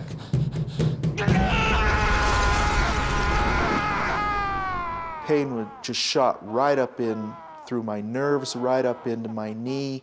It was terrible, but it woke me up.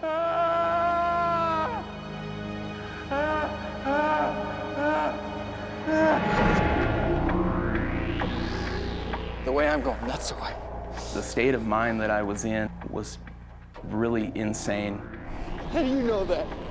Really emotional. Don't. I didn't feel like I was talking to God. You sure this is the right way? But I had to talk to somebody. I'm going the wrong way. You know, I'd have moments consumed by negative thoughts. What if Justin hasn't made it? You know, why is he sitting there and not me? I'm out there, and it seems like it's been forever since Jeremy's left. And ever so subtly, I start to see changes in the light. And high above me, it looks maybe a little bit differently. And unless I'm hallucinating at this point, unless I'm starting to see things, I've probably made it through the night. And it was almost like a new awakening. It was a new day, and I was never so glad to see the sun come up. Jeremy has somehow survived the series of perilous climbs. But tragically, he still hasn't realized he's been going in the wrong direction for almost half the night. And I came to another area that was a choke in the canyon and walked up on top of it, and it was about 60 feet to the bottom. I didn't have a rope or a harness, and my thought was, jump in. Good idea. I was going to jump off the top of this into this pool. Jeremy is so exhausted that it's affecting his judgment. There is no chance that he will survive this jump. Jump in, jump in, jump in. Yeah.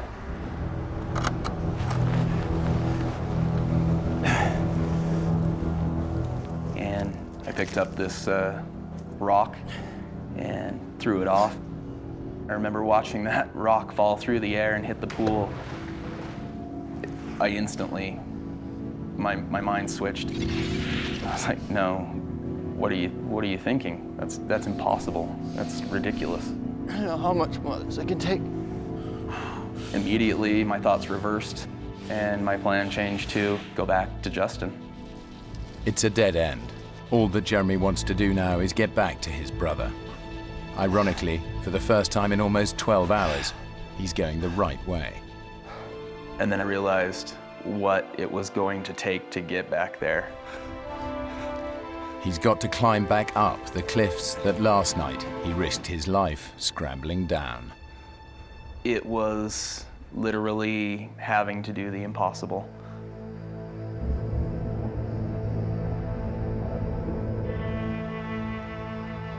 For Justin, daylight brings a new sense of hope that rescue is on its way. I could see the sunlight on the cliffs above me changing, and it's getting closer to me. And it's warming up a little bit. For the first time since I had been out there, it was almost bearable.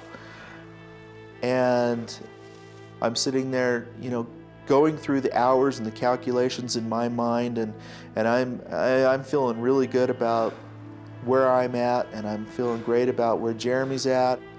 I'm thinking in my mind that he's probably back to camp, and he's got help coming, and I'm gonna get out of here, and I'm gonna have one heck of a story to tell. And hopefully my wife won't kill me when I get home. And I'm laying there, and I'm just about as relaxed as I've been the whole time. And then the sun goes away.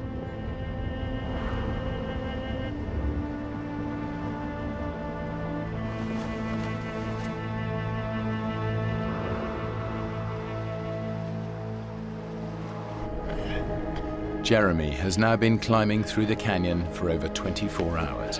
He's exhausted, but driven on by a single thought: to get back to his brother. Climbing up and taking so much energy, getting part of the way or most of the way up, I had never felt so drained.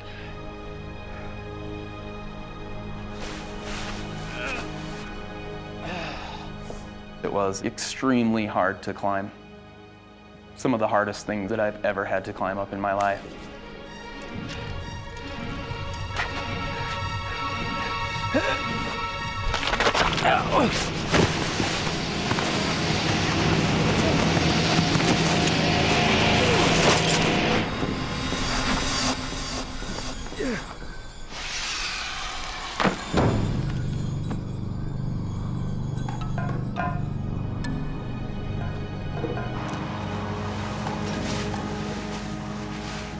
I'm thinking that by now I should have seen somebody.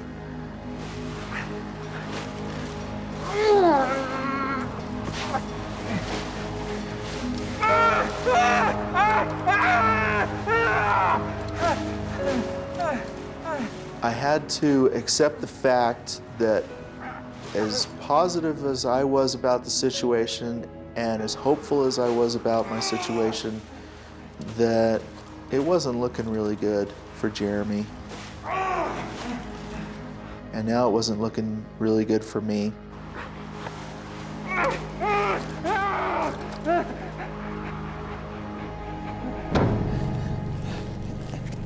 Looking back on it, climbing up these pour-offs, what I remember of it, maybe faced with knowing that it was impossible, I was able to find strength inside me somewhere and abilities that I didn't believe I had or existed.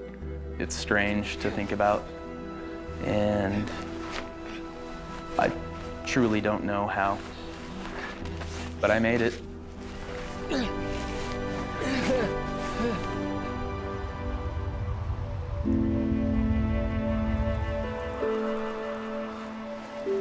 Jeremy? Jeremy! I'm thinking about my brother out there somewhere, and I'm picturing him frozen somewhere because it's too cold and he just can't make it. And I'm starting to lose hope. And I started to think that maybe he was dead.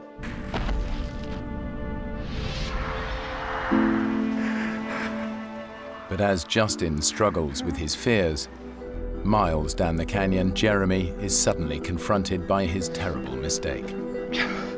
He stumbles across the side canyon exit. Disoriented by the darkness, he simply missed it the night before. It was so obvious. I can't conceive how I would have missed it, other than just the state of mind that I was in. I definitely should have seen it.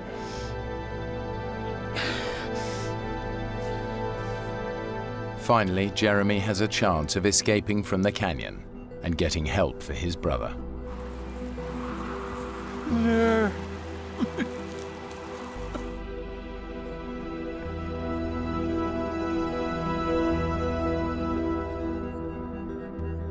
The brothers' camp should be 20 minutes from the side canyon exit, but after 2 hours of searching, he still can't find it. I really wasn't sure where camp was at. My tent has a yellow rainfly over it, a bright yellow rainfly, and Justin's car is red. And off in the distance, I saw red and yellow, and I saw it as clear as day. And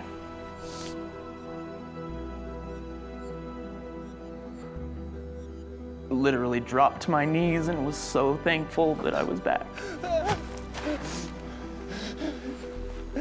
And I'm on my knees and I look up and it wasn't there. I wasn't seeing what I thought I saw. it was kind of just the roller coaster ride continuing. Jeremy may be out of the main canyon, but he cannot find the trail back to his camp, and in just 2 hours the sun will set. At the bottom of the canyon, Justin's battle for survival has become one of sheer will and faith in his brother. I knew he would do everything that he possibly could to get out of that canyon and to get help in for me. I knew he wouldn't give up, no matter what. It's really hard to convey to someone how exhausted I was. I'd gone so far beyond what I had imagined my limits were. I wasn't sure whether I should believe that it was really there or not.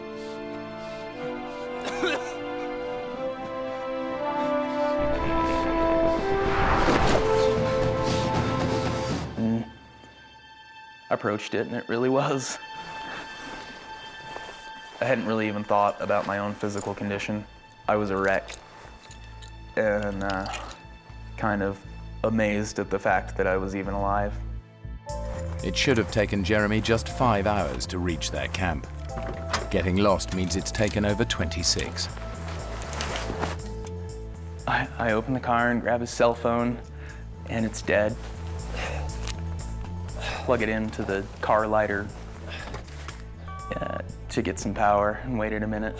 After the superhuman effort that Jeremy has made to escape the canyon, he faces a final cruel twist of fate. I couldn't get any service. I remember holding the phone up over the top of the car and couldn't get a signal. As Jeremy tries to get through to help, Justin is struggling just to get from 1 hour to the next. All you want to do is lay down and just go to sleep for a little while. And I thought about just how easy that would be. And I'm hoping that I can go through another hour. I can get through 2 hours, and then you get through that hour, and time passes. Justin is beginning to realize that he faces another night in the canyon, a night he does not expect to survive.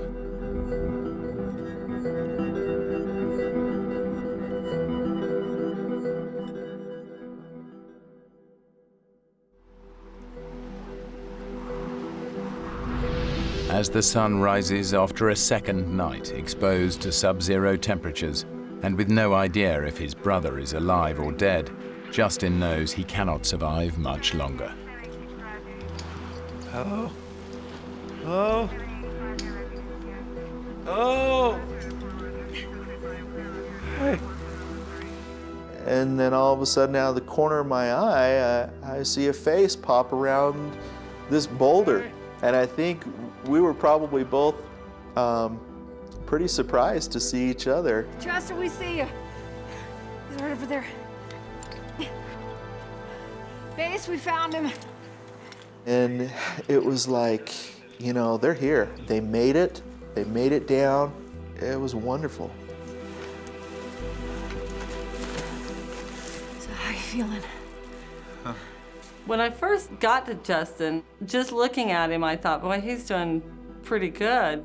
Well, aside from that shivering, I think I'm okay. Shivering, it means that he is maintaining his core temperature on his own, so that was a good sign to me. My brother Jeremy, where's he? He needed some medical attention. Why, what happened? No, he just got into a little disagreement with the canyon over who was tougher.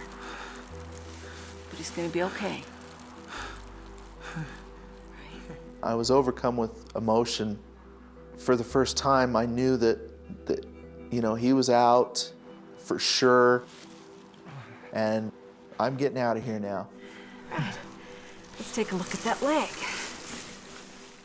I cut up his pant leg just enough to expose the injury where his leg was, and it just totally took me by surprise. As soon as I saw his leg, I knew that we had a very serious situation. Although Justin seems okay, Toxins and poisons have built up in his shattered leg to such a degree that moving him risks releasing them into his system.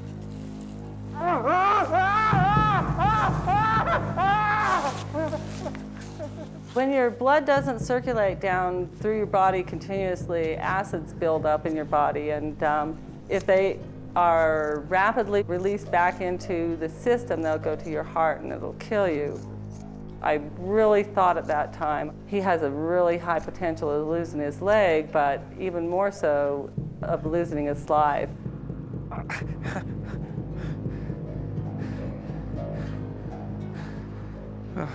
bad is it? I'm gonna get you some morphine before we move you. At that point, I knew that it really was bad. I need to get my patient out of here right now. And I was probably a lot worse off than I thought I was. Yeah, thanks. And that was kind of a tough pill to swallow. Good to go.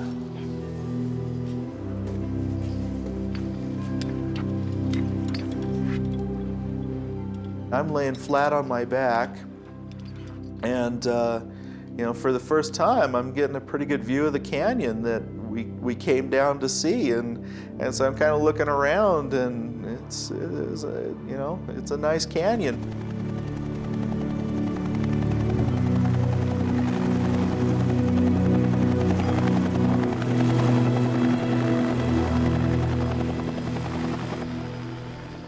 When we finally got up over the lip of the canyon wall, all I could see was a bunch of faces that I didn't know, and they were all looking at me and smiling. Thank you. Okay. Thanks. You do great. Thank you, guys. Hey, Justin, would you like to speak to your wife? I says, yeah, I want to talk to her. Trish? And Tricia says, hey, are you okay? And I says, yeah, I'm alive. I love you, and I'm alive.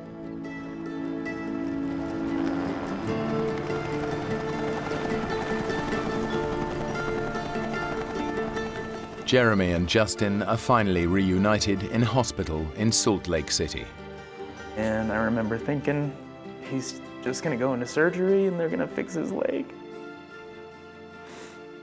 And he's gonna be just fine, and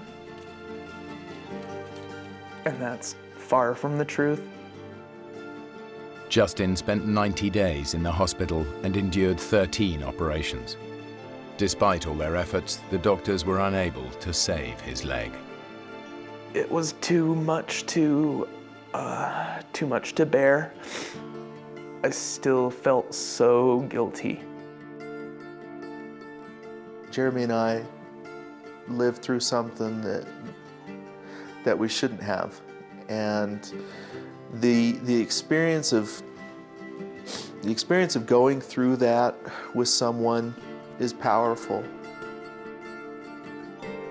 I think just being born of the same mother doesn't make you brothers, and the term brother is a very sacred term to me, and Justin's definitely my brother.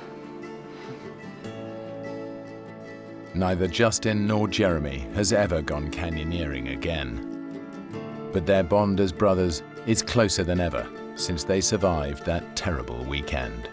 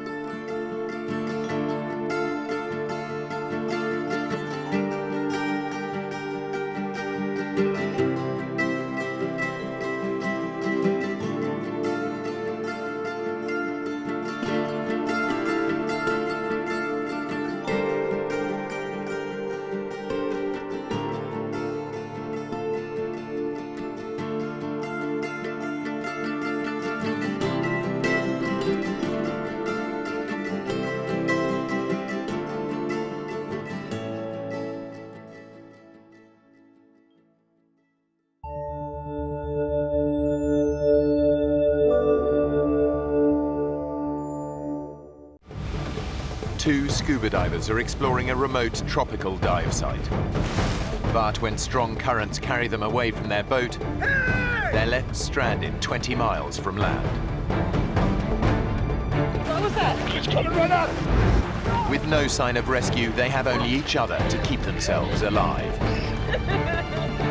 Exhausted, dehydrated, and in a state of constant terror, how long can they survive before they're taken by the sea or the sharks?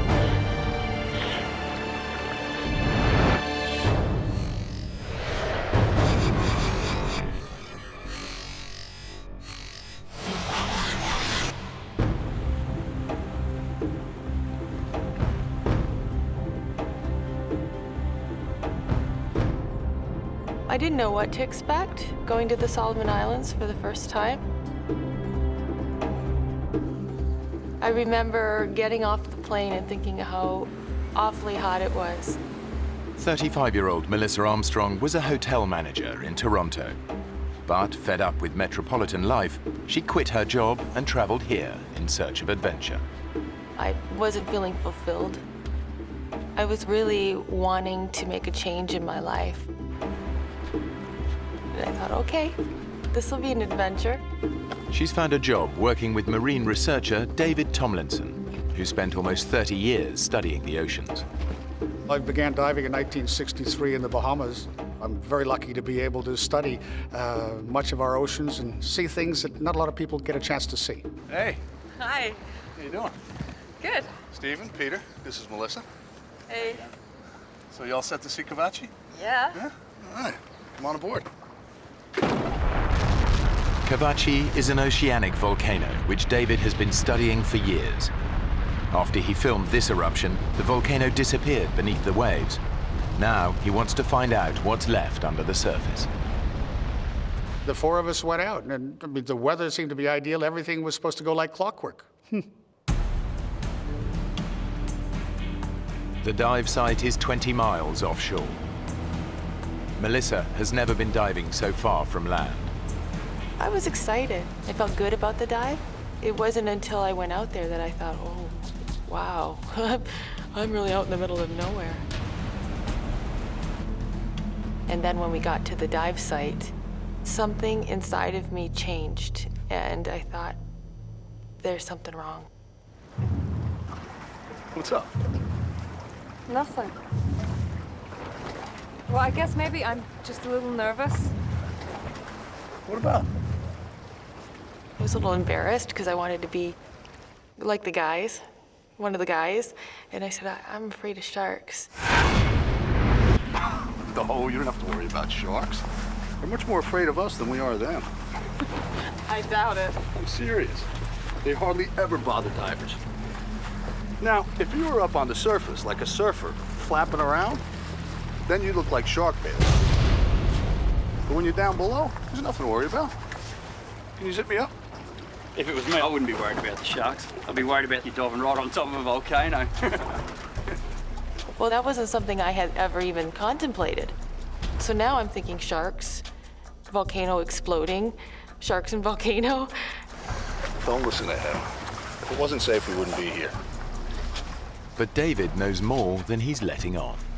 I had heard from the local fishermen that there was a couple big sharks out here, big hammerheads, that have been coming in and bothering some of the local fishermen. But at that stage, she didn't need to know that. David has dived with sharks before and is confident they won't get attacked while underwater. He's more worried about the weather. We're watching the weather very carefully because it's very exposed out there. And I noticed off in the distance a funny-looking cloud. It looked like an eyebrow, but it was nothing that deeply concerned me. David's confident they'll be in and out of the water long before the cloud reaches them. So what's your dive plan, mate? Well, we're going to drop in around 30 meters, have a look around. The plan is to dive for around half an hour while the boat stays in position above them. The boatman went over exactly where we would be dropped off, exactly when and where we would be picked up. I didn't pay too much attention. I just let them do their thing. But the anxiety just kept growing and growing.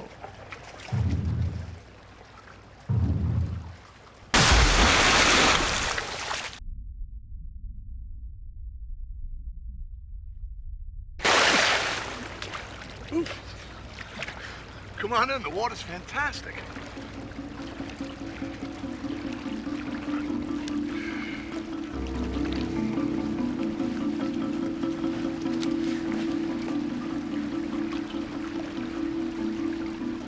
Then I got my gear on. I looked at the boatman and I said, Here I go. Say a prayer for me. and I thought, well, why did I say that?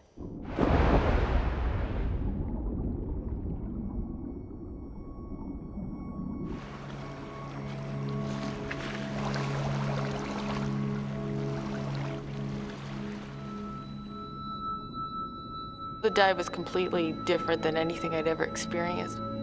It was amazing. We started going through this white haze.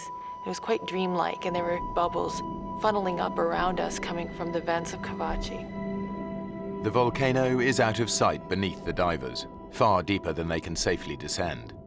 All they can see are clouds of sulfur dioxide rising towards them from below. It was such an amazing celestial scene. It was just breathtaking.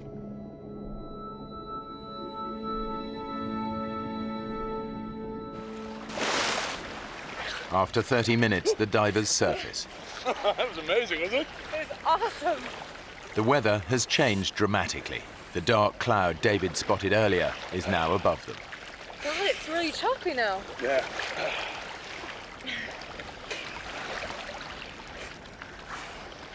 There's the boat, it's miles away. Yeah, the current must be really strong. Hey! Hey, guys! Hey! We're behind you! Hey! I remember thinking, oh, okay, that's no big deal. I was just looking forward to getting in the boat and putting a towel around myself. And then they didn't turn around. They got the engines on. I can't hear us over the engines. Turn them off! Cut the engines! Turn it off! Hey! I said, David, why aren't they turning around? And he couldn't answer that question. You're yelling, you're screaming at the top of your voice. Why isn't he looking? We're here. Can't you see us? The boatmen know the divers must be out of air by now. They expect to see them surface, but the dark sky has made the divers impossible to spot. While the engine is keeping the boat in position, they have no idea that a strong current is pulling the divers further away. Where are they going? They're not going anywhere. It's, They are. No, it's the current. It's pulling us away. Hey! Yes, you feel anger. You feel like, come on, turn around and have a look at us. Why aren't you looking at us? Hey! The current was pushing us away. We could see him. They couldn't see us. Running the engine to hold the boat in position is burning up fuel. If the boatmen don't leave soon, they risk being stranded. One of them makes a desperate attempt to locate the missing divers, but he has no idea just how far away they are now. With the fuel tank almost empty, the boatmen have no other choice but to return to the island to get help. Guys! Go! It happened quite quickly. We watched them disappear, as if the sea swallowed them up. I said, David, this is bad. This is really, really, really bad. David and Melissa are now stranded, alone in the ocean. The nearest land is more than 20 miles away. All they can do is pray for rescue. I still had faith that they would come back, ride over the waves like heroes and pluck us out of the water. But they didn't. We are absolutely alone, miles away from land. I knew we were in trouble. So do you think we could swim for it? No. It's too far. They're gonna be looking for us down current. I think we should just stay put. Huh? I said, let's not ruin the chance of them finding us, because the boat driver was the only one that knew we were in trouble, and he knew that if he'd come looking for us, he'd come down current. So we were going to stay down current. How do you know they're coming back? Well, if they went to get gas, it's an hour there. And it's an hour back, so. I think we'll be out of the water by 4 o'clock the latest. Yeah? David had come up with a timetable, so to speak, of when the boatman might return, which was about 4 o'clock. I thought, okay, we might be here a while. But then the uncertainty started seeping in.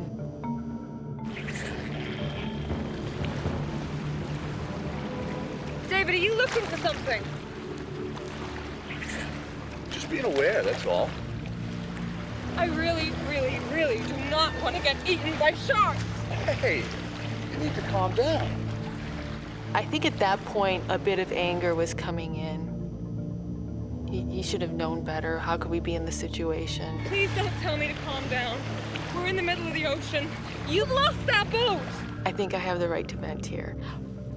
I won't say what I said, but I swore a little bit. Melissa's reacting as one might expect. She had a little bit of a dummy spit, and she was swearing profusely. She's relying on me to ensure that everything went smoothly. And at that stage, I'd shot myself in the foot, big time. And it just was turning sour as the moments went on. David and Melissa ignore each other, forgetting they're floating in a powerful current. David! David! The current pushes that far away. It was scary. Come here! We had to try to swim against a knot to a knot and a half current. Swim to me!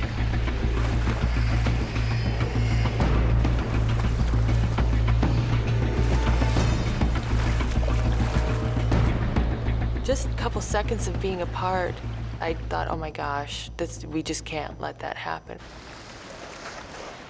I took her regulator, shoved it in through my BC, which was an easy way of making sure that we didn't get separated. Because separation in a scenario like that can be deadly. Not that I'm not a control freak, but I had to help stay in control for us to survive. David said, let's just conserve our energy. That's the most important thing right now. So the plan was that I would wrap my legs around his waist and my arms around his neck. So his face was right here. But I didn't want to look at his face. I didn't want to be in that situation. I didn't want to be in the middle of the ocean. But what choice did I have? Hey! Hey! 20 miles away, the boatmen get back to the island and raise the alarm. Lost 2 divers out there. The locals know the seas around here well. They've all heard the stories of giant hammerhead sharks preying on fishermen. They know they may not have long, and search parties race out on the hunt for the missing divers. David and Melissa can only hope that help is on its way. But with each passing hour, they're getting more nervous. In the Solomons, there's a phenomenal amount of sea life there. My biggest fear at that stage, I believe, was sharks. I'd imagine them circling below us. This big mouth coming up and tearing into one of us.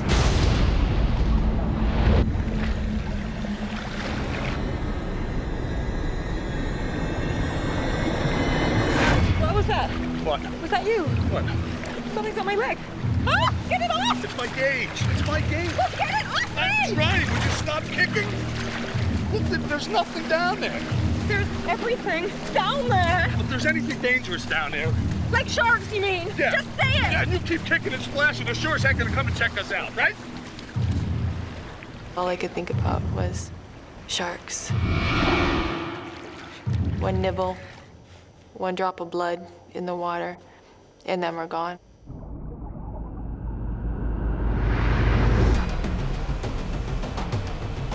The search parties have finally reached Kavachi, but they have no idea that David and Melissa have already drifted miles away in the current. They continue to search above the volcano.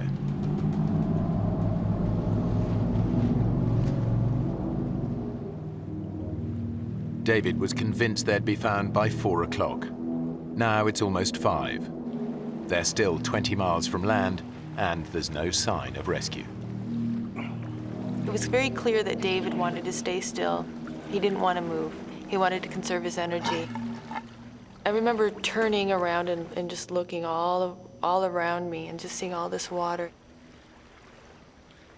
And then looking at the land again and thinking, there's no other option.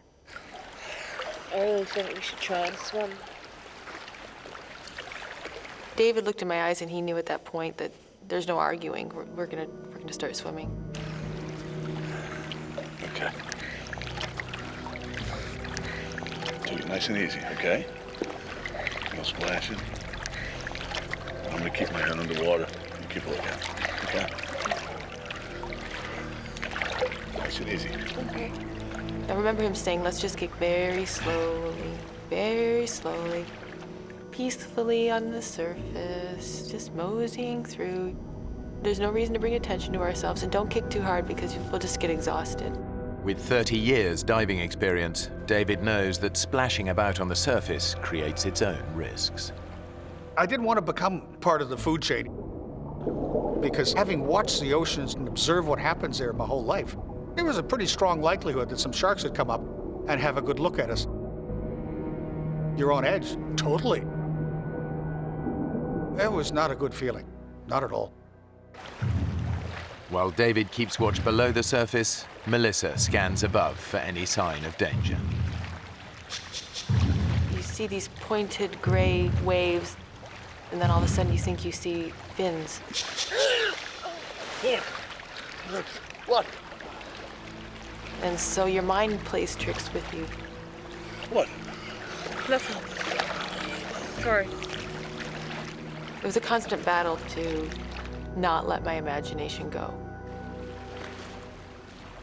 But the dangers beneath the waves are not just in Melissa's mind.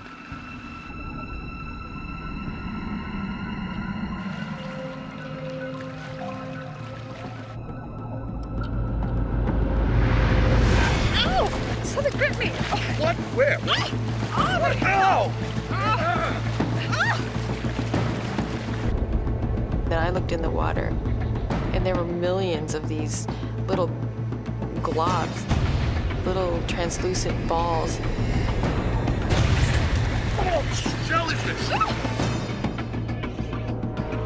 right, look, they hurt. They're not gonna kill you, okay? Just swim through them.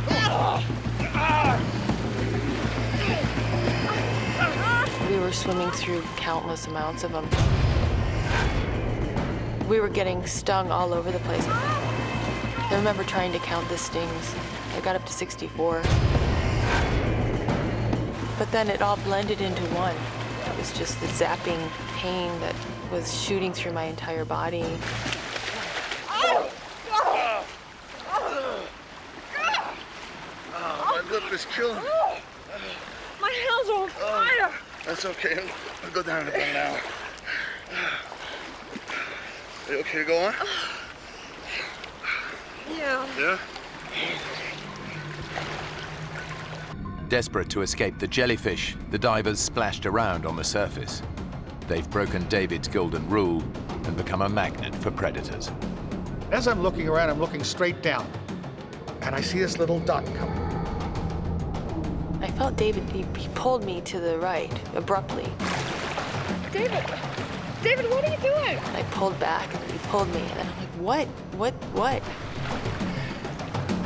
It was coming straight at me from the depths, literally, from what I could see, straight at my face.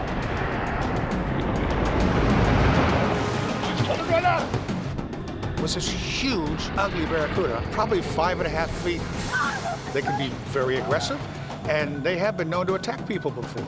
David knows the great barracuda has a ferocious bite. All he has to do is hit me in my hand, my arm, my leg. If I start bleeding, I've got another major problem. I've got a problem with sharks. Against two sets of razor-sharp teeth, David's only defense is his camera. I needed something to ram and protect us. That was the first thing to use.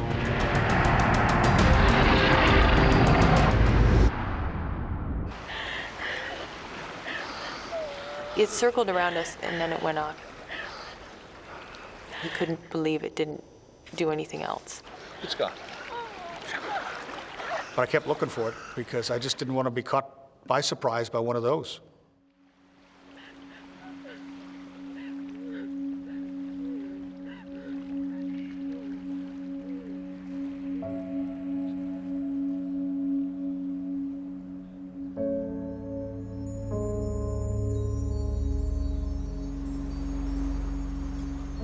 With daylight fading, the search parties have no choice but to return to the island.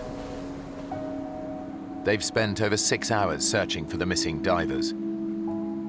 They'll start again at first light, but everyone knows that by then, the odds are they'll be looking for dead bodies. As the sun went down, I felt really sad. I didn't understand why they didn't come back for us. I was hurt. How could this be? How could they not come back? Maybe they're back there looking.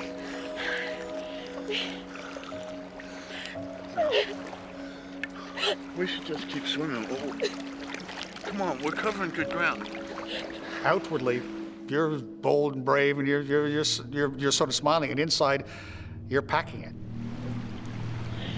Sun was starting to set, and that was the part I was dreading.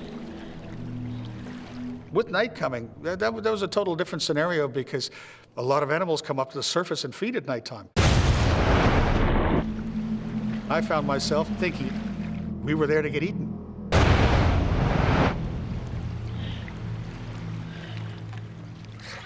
Despite David's fears, they're still 15 miles from land. Their only option is to keep swimming.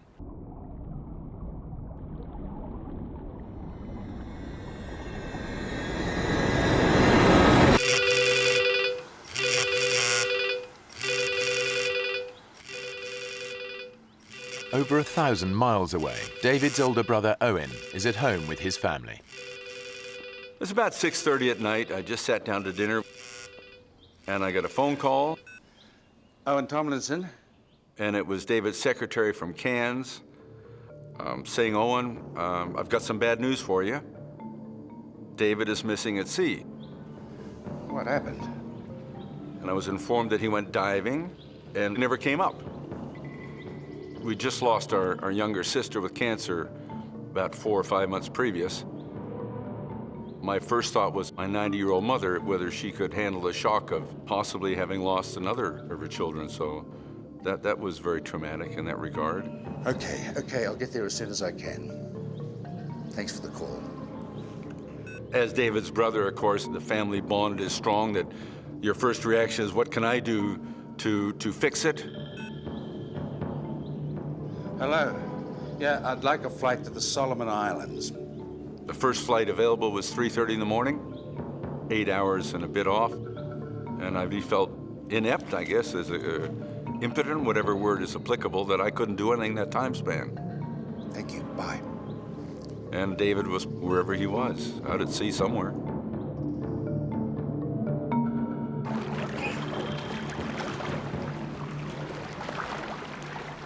As night started wrapping itself around us, it was completely terrifying. Thinking, oh my God, we're gonna be here at night. We're gonna have to deal with what we just dealt with, only in blackness. What? Stop. What Stop is it? swimming. Look, in the water. All of a sudden, I find that every time we move our arm or our leg, the water's glowing.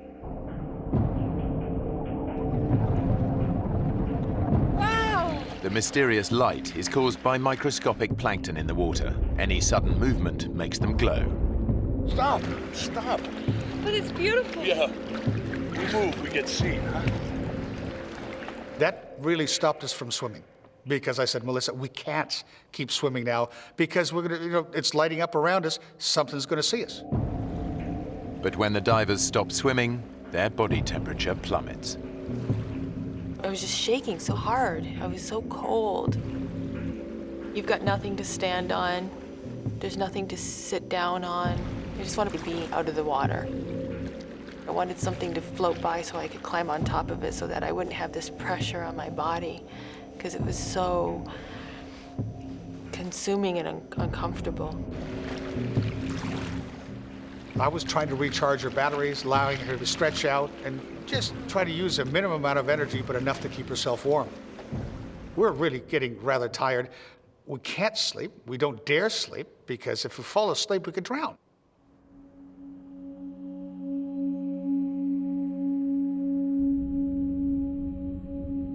had taken my mask off. And I remember putting my arm through it. I went to reach for it and it was gone. Oh, God.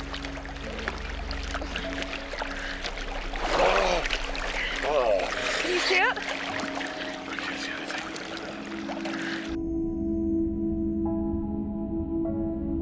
That's horrible, because as far as survival is concerned, that's such an important tool.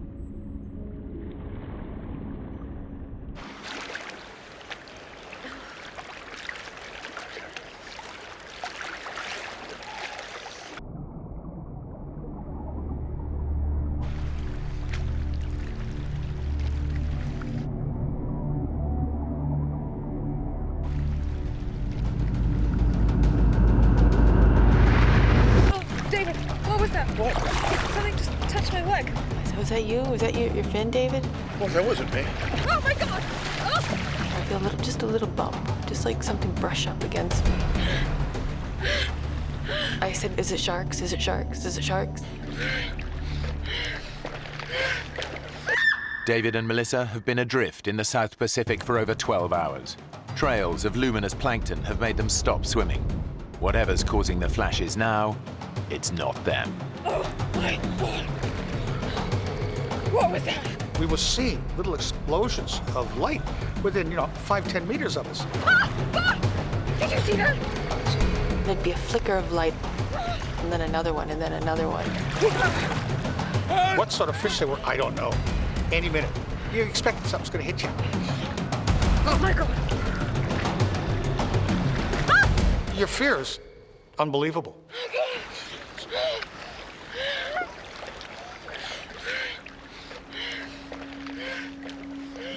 The night was the most stressful time I've ever had in my life. It's as far as your emotional lows are concerned, that'd have to rank up there with them, because I've never been so hopeless. Every minute that we're out there, you become less convinced that we're gonna get out of it. We're in a really bad place here.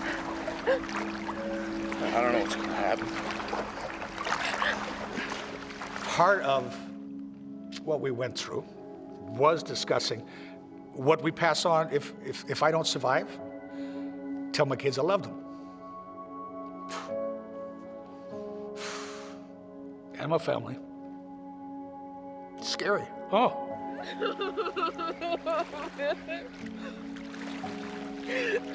It was really important for me that if he were to survive, I wanted him to tell my mom and dad that they were good parents.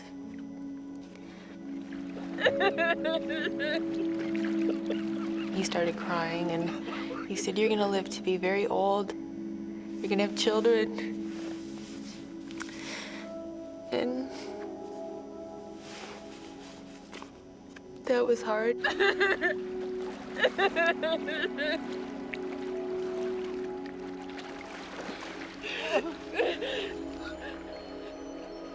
I had fought against the idea of death. And then this transition happened where you're talking about it. You're accepting it.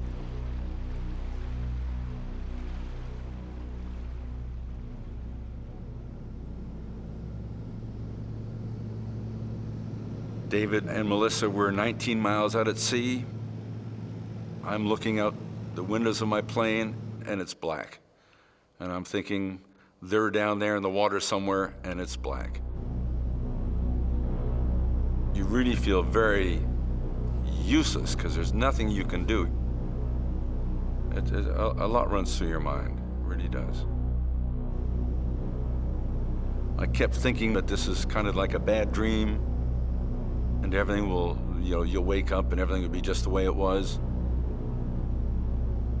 Obviously, I hope he's alive and he's floating somewhere. If not, what do I do? How do I bring a body back?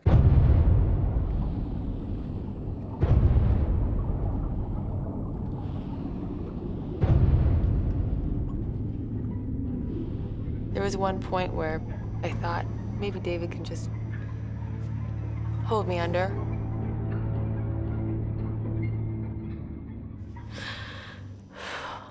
And I couldn't allow myself to die that way. I couldn't do that to my family. I couldn't dishonor them. I couldn't do it. Or I just said, David, I don't care. I don't care if I die. I gotta die trying. I'm not gonna lay here anymore. Gotta swim. We gotta swim.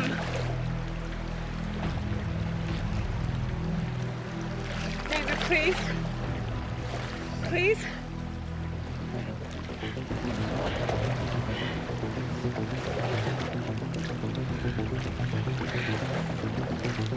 And he said, okay, all right, let's go for it. He said, just go really slow. And so we kicked, and we didn't stop kicking.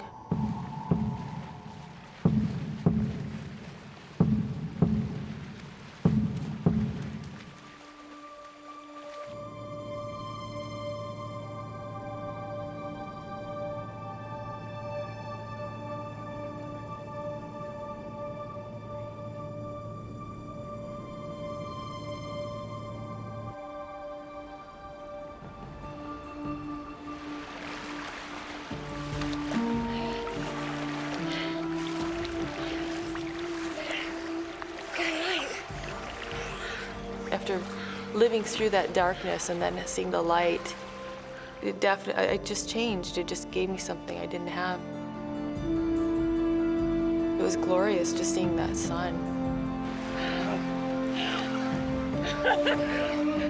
It was one of the finest sunrises I've ever seen in my life. It's just to watch the light come up was great. And then I could actually see for the first time the land. I could see that it was actually tangible. Oh, we're getting closer. It is closer. My eyes were completely glued to the land. That's all I could think about. Melissa may be feeling more positive, but David is 20 years older than her. While he allowed her to rest during the night, he's been awake since 6 a.m. yesterday. As we went on, I was getting really tired. I've been going for 24 hours at that stage. He started acting very erratically. I remember watching a snorkel slowly sink into the water. And just when it was about an inch from the surface, I would nudge him and he'd pop his head back up. David, you okay? You all right? Seeing him like that scared me a lot. I remember thinking, what if he drowns?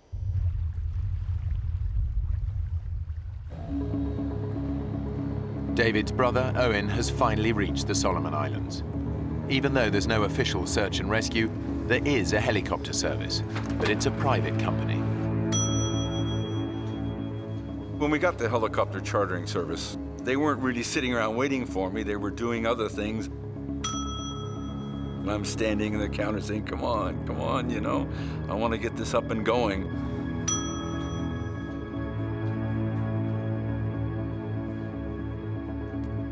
Hi.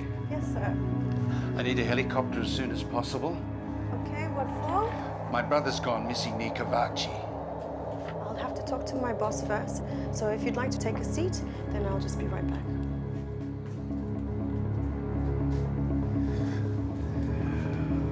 I was hoping they would be out at first light, but it was probably closer to 8 in the morning. It was a bit upsetting because we wanted to find the two of them as quickly as possible.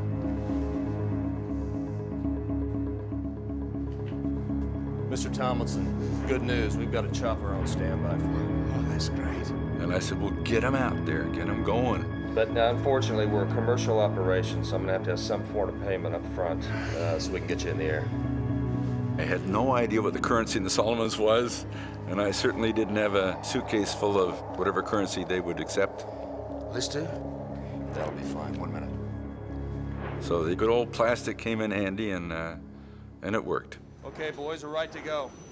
All Owen can do now is wait. David and Melissa have swum 14 miles without rest, food, or fresh water. They're still 6 miles from land, and the tropical sun is beating down on them relentlessly.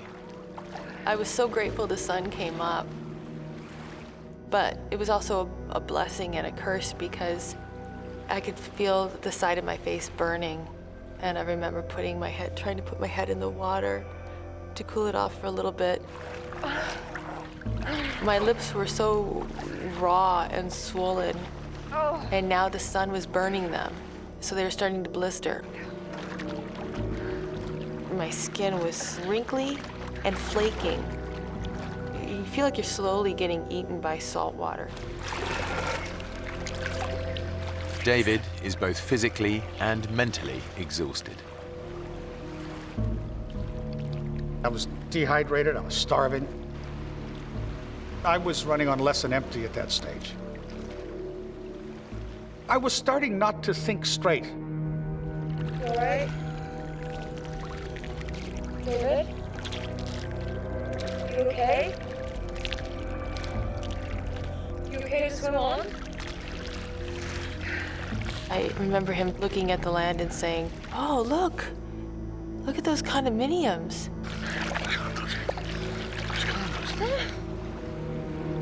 And I said, "There's no condominiums."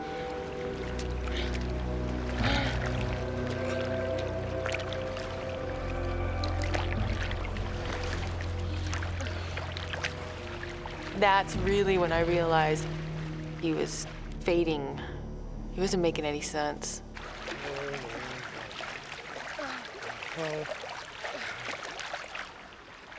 I was getting closer to almost total exhaustion,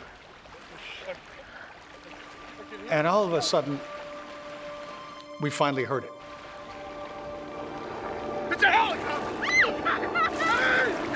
That wakes you up fast. It's the helicopter chartered by David's brother. Rescue is finally in sight.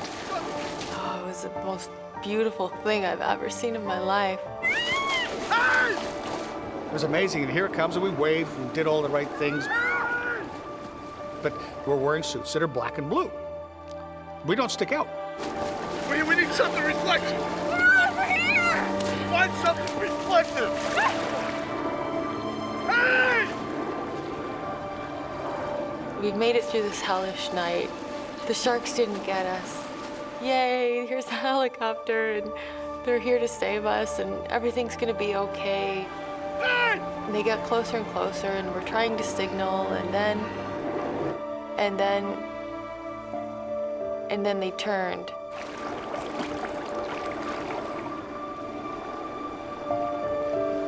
They can't see us.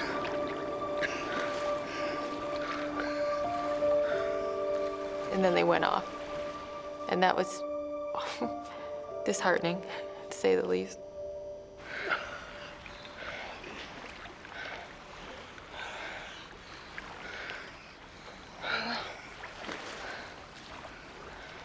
Then we just pressed on towards land. Let's swim. Come on. Because there's no other choice but to keep going. The exhausted divers are only 4 miles from land. But for David, this is the most terrifying part of the entire journey. I didn't totally mention to Melissa at that stage that I believe the greatest fear we're going to have is that last bit, right in close to the shore, because it's an area I wanted to fish, because there's so much sea life there, including your upper major predators. And at the same time, I didn't tell her about 2 big 20-plus foot hammerheads that I heard about that had been bothering the fishermen. So that deeply concerned me, but she didn't need to know that. But what David doesn't know is that his fins have been chafing his ankles. He's now bleeding profusely. Hammerhead sharks can smell 1 drop of blood in 1,000,000 drops of seawater. It's only a matter of time before David attracts attention.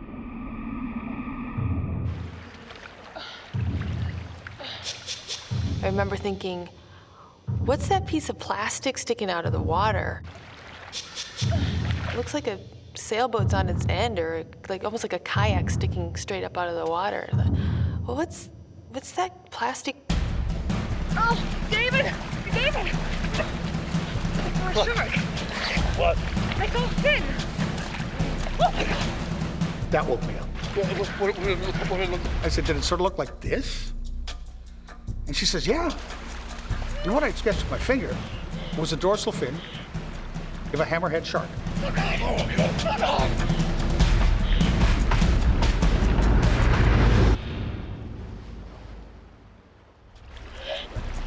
Just offshore, they've spotted a hammerhead shark.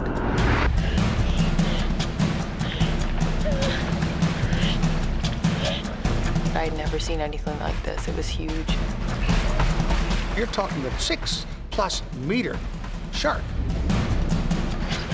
That's a big shark. I figured if it's gonna happen, I want it to happen fast. I hope it doesn't bite my leg. I hope it just sinks its teeth right into my heart. And bang, it's over with. This was my greatest fear. You're just hoping that that shark isn't hungry. With all the bad things that have happened, a little bit of good luck would be nice right now.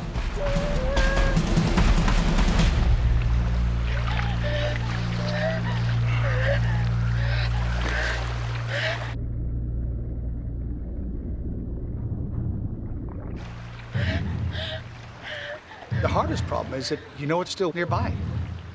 You're still waiting in the back of your mind, it's going to sneak up on you. The divers make a last desperate attempt to reach land.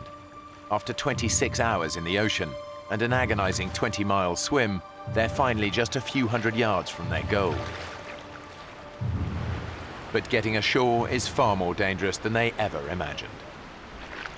This wasn't a sandy beach that we would float up to gently.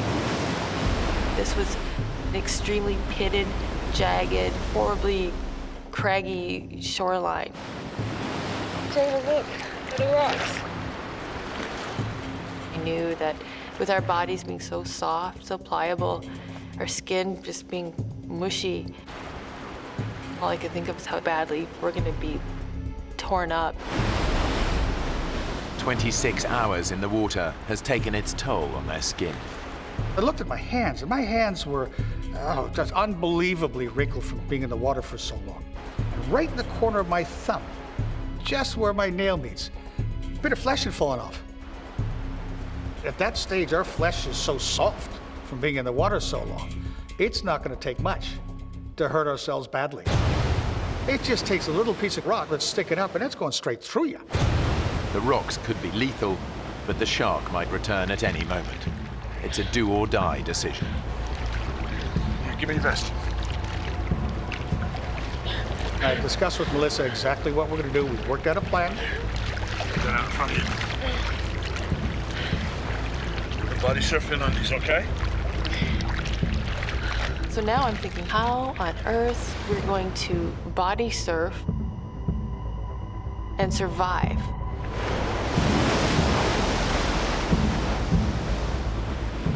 But what choice did we have?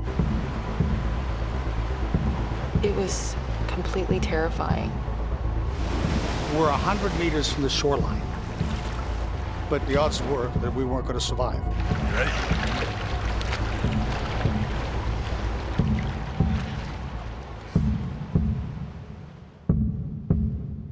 And I just happened to turn left, and I don't know why I turned left and looked. And then I heard him say, "I'll be damned. There's a boat."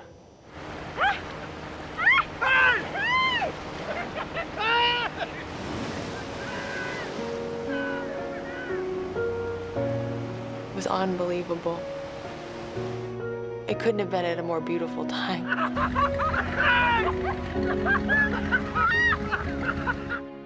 It was an unbelievable feeling. Absolutely unbelievable feeling. Because then it was just like one of the heaviest weights you'd ever have in your life lifted off your shoulder. Next thing I know, the boat's next to us, and they're pulling me out of the water. And I'm like, I was this crazy mad woman. I was crying and laughing.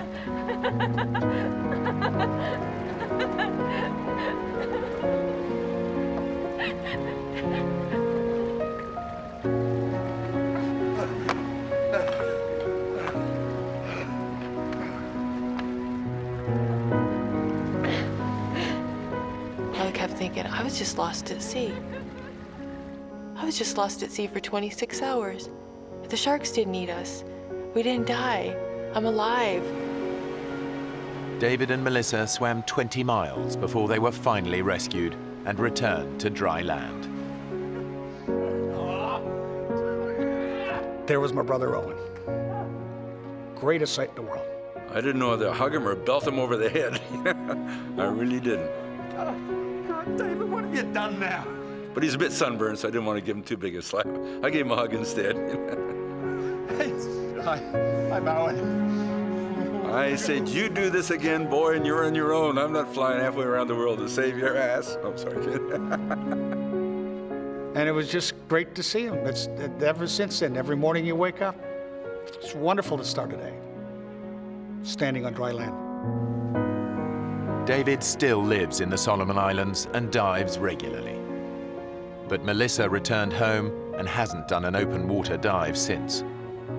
The two of them remain good friends.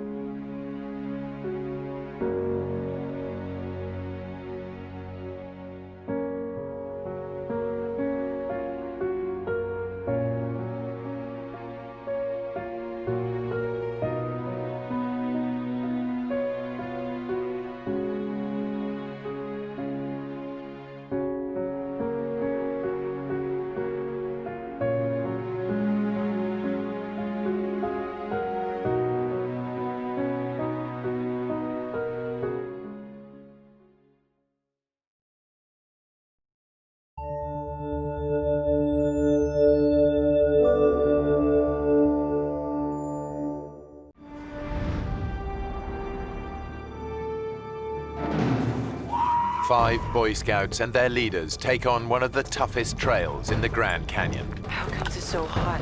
But they're soon at the mercy of a freak heat wave. And as their water runs out, what started out as a fun adventure quickly turns into a fight for survival. Three 15-year-old boys risk their lives in a desperate race to find water.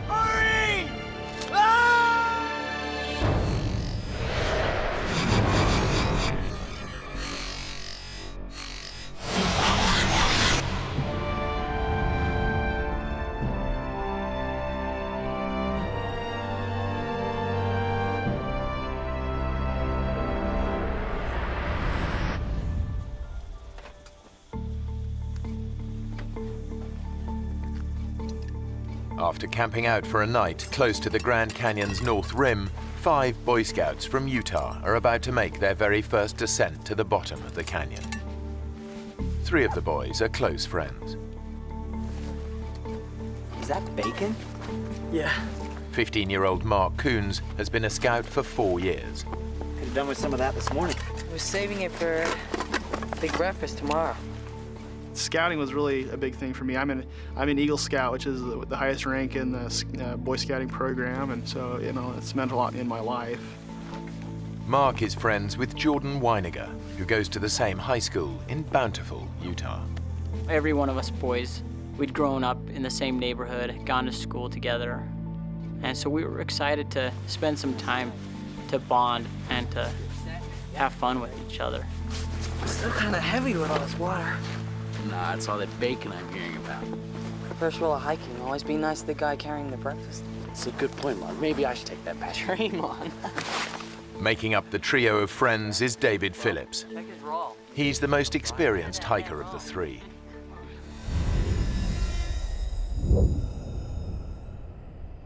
It's June, and the day is shaping up to be blisteringly hot. The leaders are following the first rule of Grand Canyon hiking. Take water and plenty of it. Okay, boys, don't leave anything behind. It's a real deal today. We're going over the rim.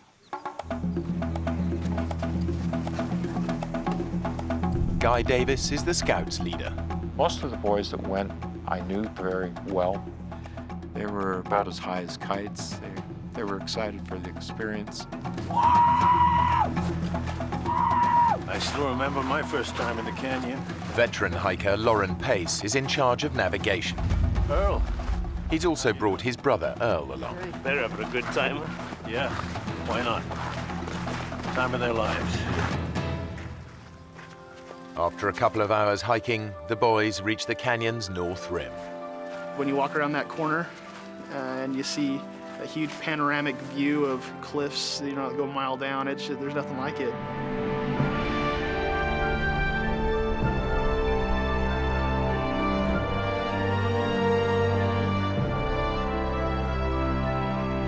It's the biggest canyon on Earth, 18 miles wide and nearly a mile deep in parts. Its sheer size makes it one of the world's most extreme hiking environments. That's where we're going. All the way. Whoa. It's amazing. This place is incredible. The scale of what they're taking on hits home. We're going all the way down there. If you get bored of hiking, there's always the fast way down.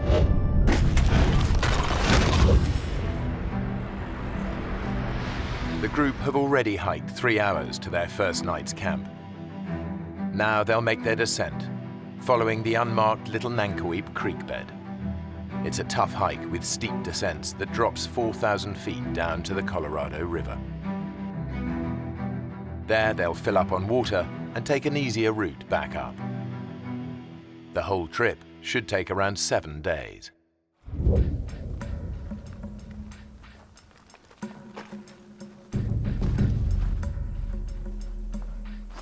An hour on from the canyon rim, the group reaches the end of the official route. From here on, they'll be off trail all the way down. The trail ended, and then it got very rocky. That's when we saw the difficulty of what the hike was going to be. Jordan is right to be wary. Every year, some 300 hikers get into trouble here, and about 200 of them have to be airlifted out by rescue services. Around 10 more aren't so lucky and die here.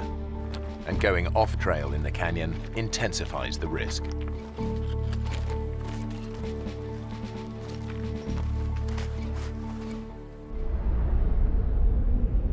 Yep, this is it, fellas. The big chute.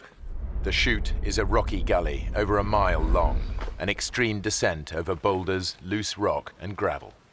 Jordan immediately sees how tough this will be. It was turning into a hike that, was getting a little more dangerous. They have no radio, and they're out of mobile phone range. If anyone gets hurt, they're on their own. It was really steep.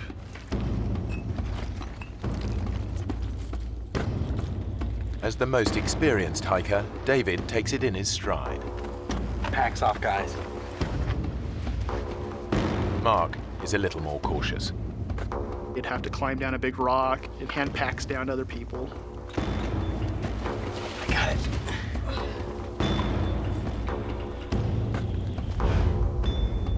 So at that point, it wasn't just a hike, it was more of a climb.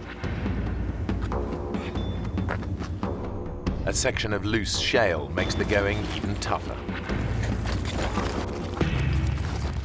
If you did put your foot wrong or something, you definitely could take a nasty fall, maybe not stop until you go all the way down to the bottom of the Grand Canyon. After an hour of hot and exhausting scrambling, even Scout leader Guy is struggling. It's very difficult to keep your footing as you were sliding down.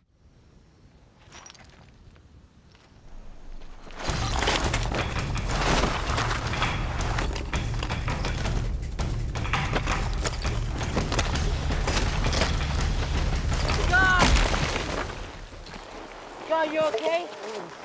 I hit a log straight on, and it just, I managed to catch it with the part of the body you should never hit a log with, and literally knocked the wind out of me considerably.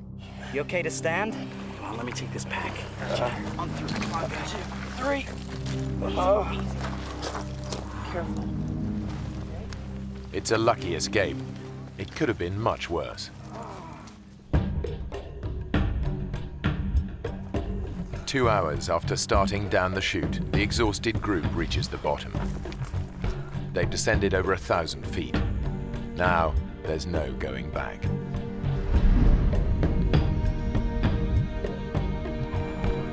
The temperature has been climbing all day. It's touching 100 degrees Fahrenheit.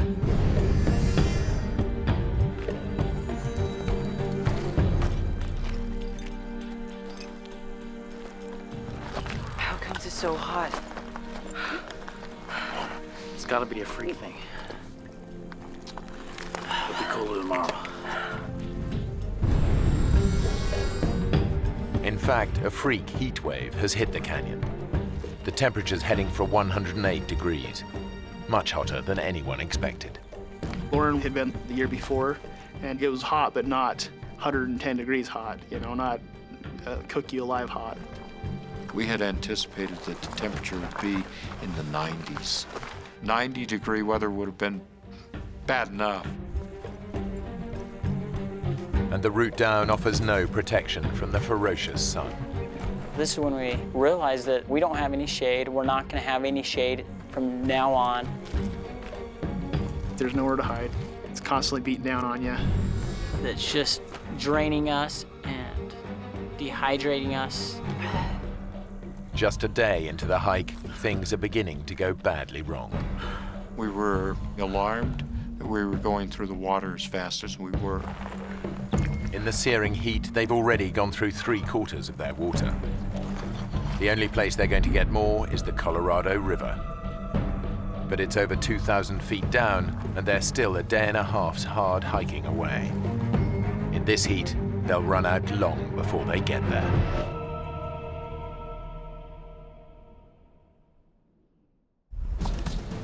As we were hiking, that's all we could think about was the river, of getting to the river. But the boys are about to find out that blistering heat isn't the only hazard they face. Dave, don't move. You got a scorpion on your back. One sting could immobilize David. Hold still. Careful.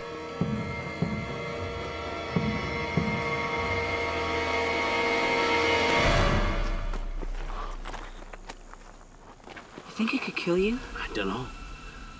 I don't really want to find out. It's a reminder of just how hostile the canyon is. As well as scorpions, there are thousands of rattlesnakes. Stepping on one would be all too easy. And getting bitten out here miles from medical help could be fatal. Come on, let's go.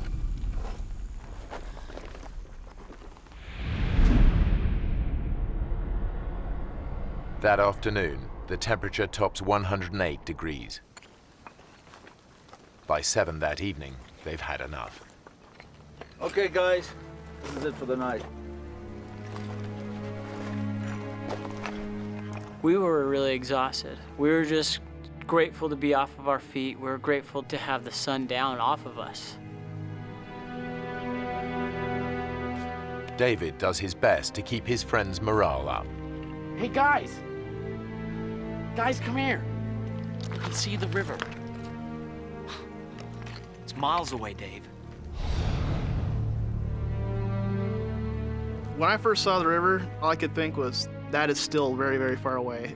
So it was really worrisome to me that it was so hot and that I was running low on water.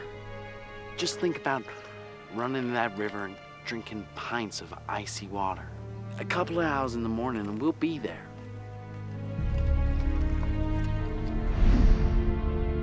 In fact, they're still a tough day's hike from the river, and their water is almost gone.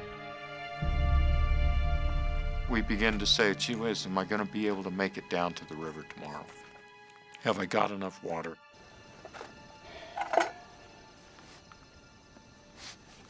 Their obsession with every drop of water is becoming overwhelming.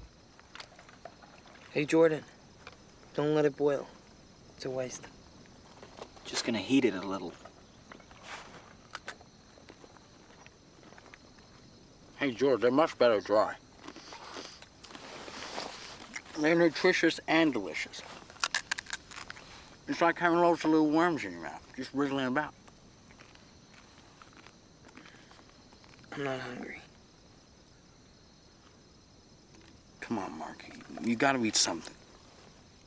I thought it was odd that I wasn't hungry after all that work all day. I don't know if that's some kind of side effect of dehydration or not.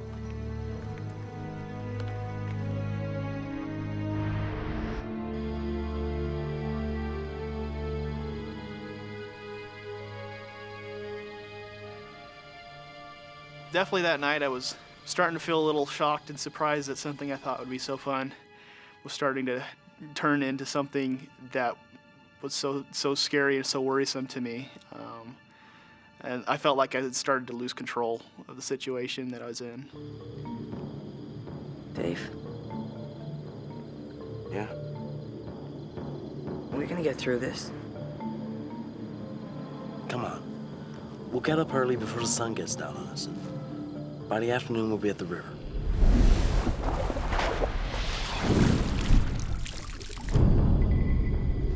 I'm gonna stay there all afternoon.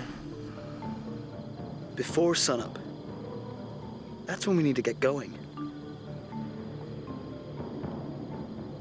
Like David, Jordan is convinced there's only one way to avoid being cooked by the sun again. We knew that we had to get up early. We knew that we had to beat the sun, that if we didn't, we knew that we would be in trouble.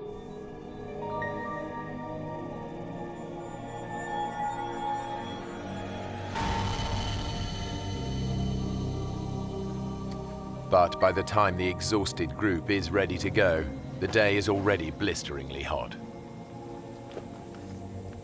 I know that when we did begin hiking, I don't remember what time it was, but the sun was on us. It was hot.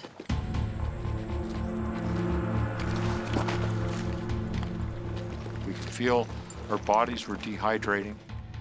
We could feel the heat. They're sweating up to 4 pints of water an hour and dehydrating fast.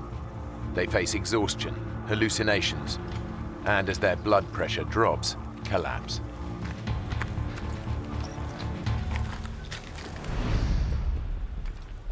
Just before noon, they face yet another ordeal. A grueling descent down a steep, rocky chute.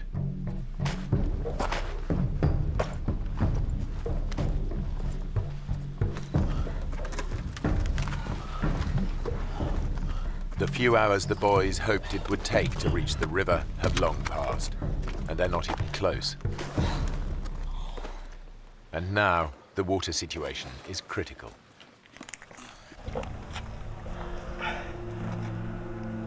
Is that it? You? Not a drop.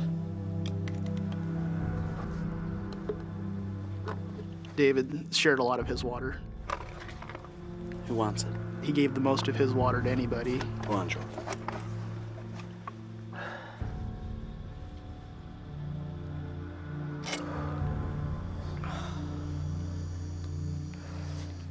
Thanks.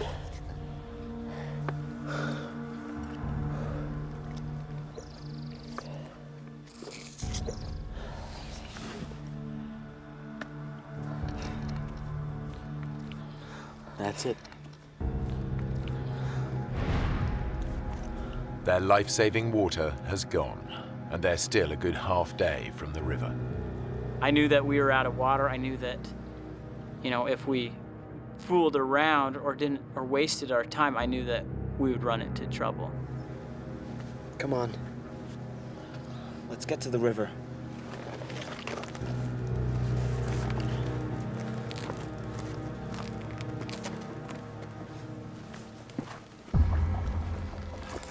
Guy is struggling most in the unrelenting heat.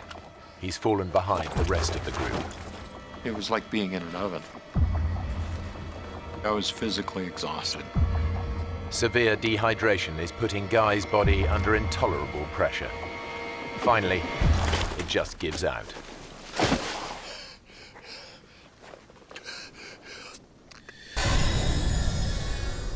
If you take a deep breath, that sensation that you have where you can feel the oxygen going through your body, I couldn't do that. The best I could do is reach a shallow breath, basically.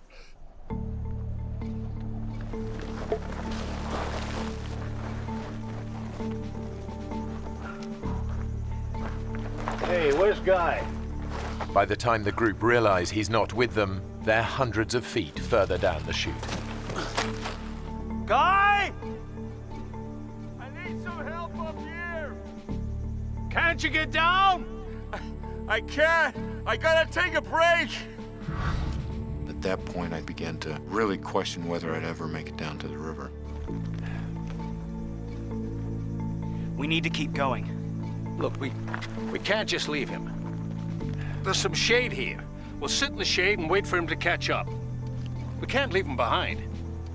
But Jordan thinks that waiting for Guy could be a fatal mistake. If we don't go now, we're all gonna die.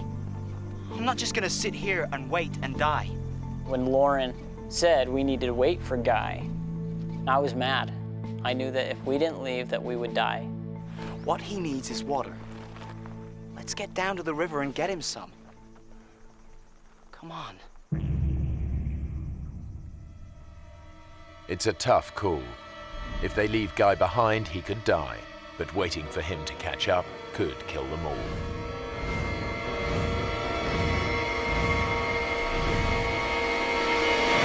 Okay. Guy! We gotta get down! Get some water! We're coming back! We're coming back with water! I'll look after the boys! I had never heard a tone like that in anyone's voice before. That kind of fear or anything like that ever in my life. Just, it changes you when you hear something like that. It's difficult to leave somebody behind, but when it's your own life, you need to do what you need to do.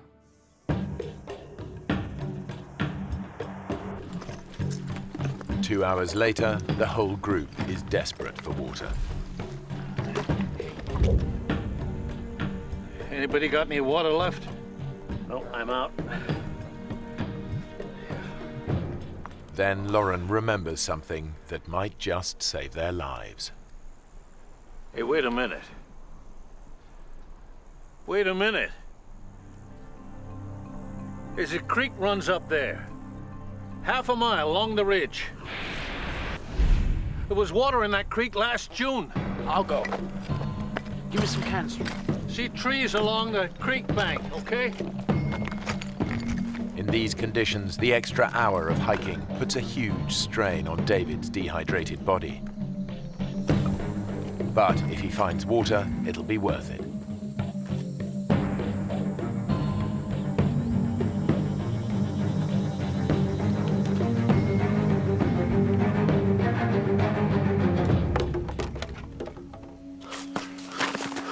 The creek is dry as dust.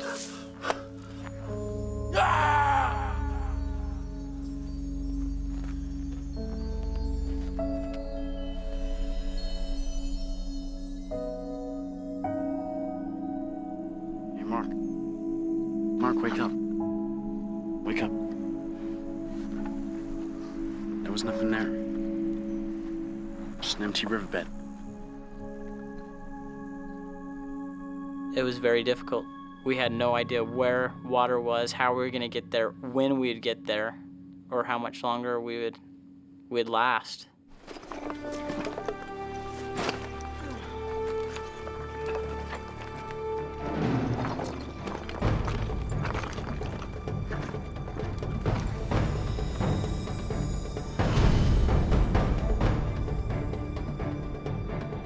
After 6 hours tough hiking, they're still a long way from the river. The temperature has climbed to a searing 112 degrees Fahrenheit. Dehydration and exhaustion are taking their toll. Our bodies became weak very fast. Our pace that we were walking slowed down extremely.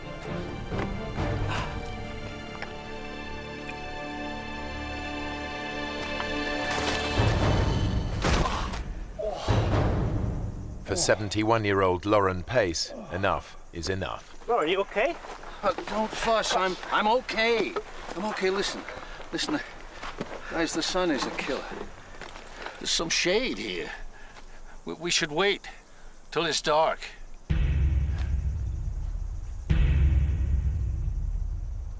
Lauren reckons that hiking at night will be less strain on their dehydrated bodies.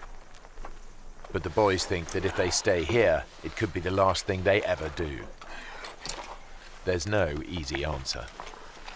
There was a feeling among the boys that if we stayed there, that we would die, and it was urgent, not something that we could just sit around and wait for. It's hours till sunset. We stay here till night, we're all dead. Well, Lauren knows where to go. Right, so he can tell us where to go. Come on. You want to just sit here, or do you want to do something? Let's do it. Mark? Okay.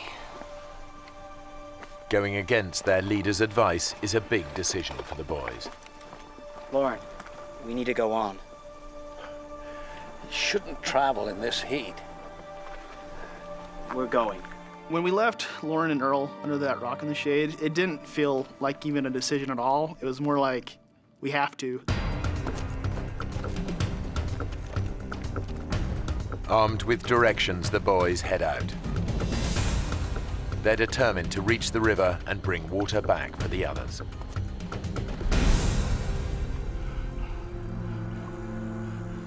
Back up the canyon, Guy is deteriorating. His fluid levels are so low that his body has cut off the supply to his sweat glands. I can't believe a time in my life when I wanted to sweat. I knew that if I could sweat, that it would cool down my body. And I physically tried to will myself to do that, and I couldn't do it.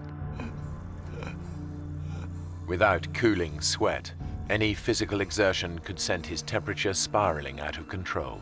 If it reaches 108 degrees Fahrenheit, his brain will begin to die. Guy is trapped. If he tries to hike out, it could kill him. Come on, guys. Let's go. Further down the canyon, Lauren is worried about the three boys hiking alone and sends his brother and the other scouts after them. But the three boys are making good progress, and they're now way ahead. They're less than a mile from the river. They just need to make the final descent.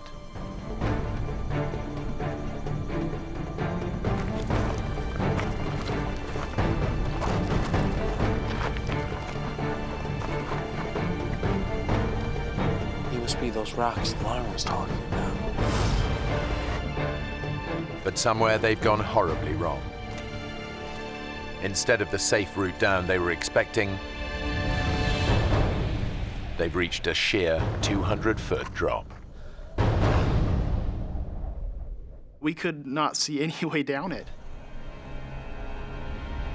It's a dead end. There's no way down.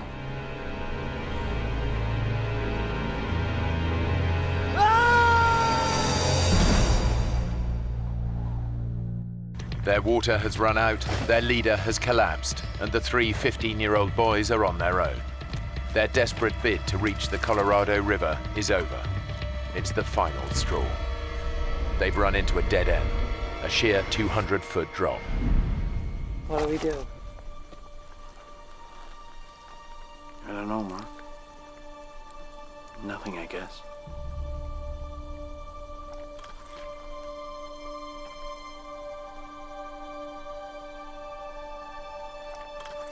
The river's out of reach. And with the group not expected back for 6 more days, there's no hope of anyone sending out a search party in time. Now, all they can think of is getting out of the sun.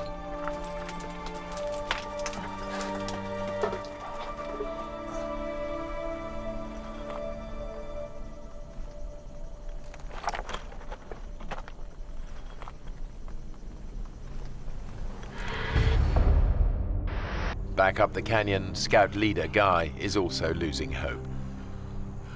Out of sheer desperation, he comes up with a plan to make himself visible to any passing planes. As I laid there, I knew that it would be hard for someone to see me because I was down below the level. I took out a emergency blanket.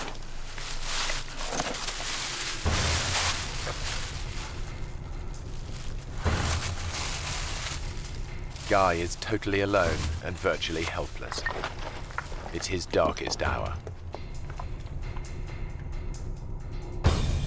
When I realized how much of my strength it took just to do that, I was absolutely certain that there was no way out without help from somebody else. Sheltering under cliff-top boulders, the boys realize they face a slow and painful death from dehydration. In my mind, I knew we were gonna die.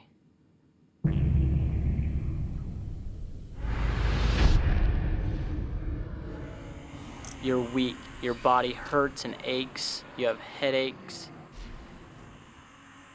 I just remember not knowing if I'd ever get up from that position. I remember that could be the last place I'd be, is under that rock.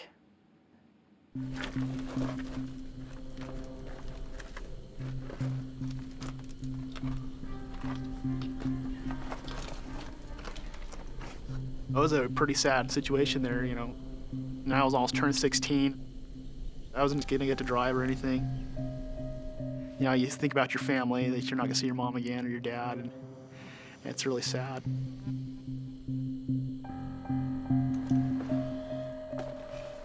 Even David, the optimist of the group, is struggling to see a way out. I'd asked David a couple times by now, David, do you think that we're gonna make it? Are we gonna die? We are gonna make it, aren't we? And most of the time he'd be like, oh, Mark, of course we're gonna make it. You're fine, don't worry about it, okay? I think we might die here. This was the first time I heard David say, you know, Mark, I think we might. I think we might die.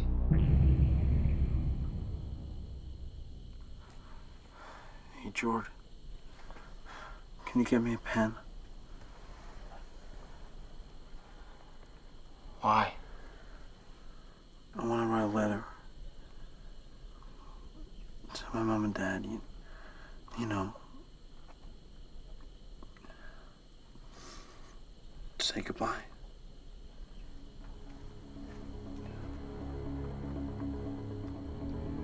Don't be stupid, Dave.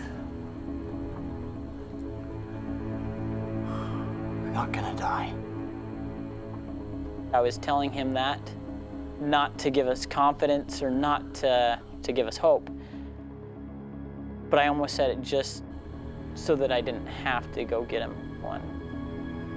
So I didn't want to move from that spot. I physically couldn't.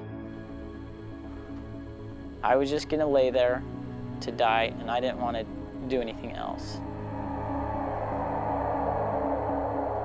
The boys start to drift in and out of consciousness. I had a dream of myself in a coffin. You know, my family had walked by, but my littlest brother just broke down in tears, covered his eyes.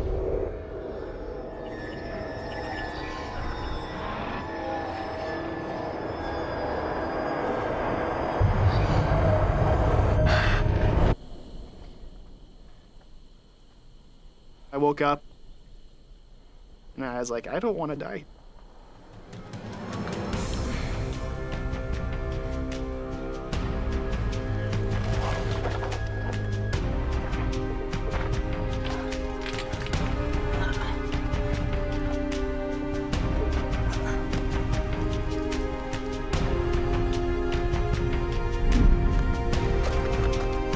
I had no idea where I was going, and I'm not a mountaineer or anything like that, but I decided we can't stay here.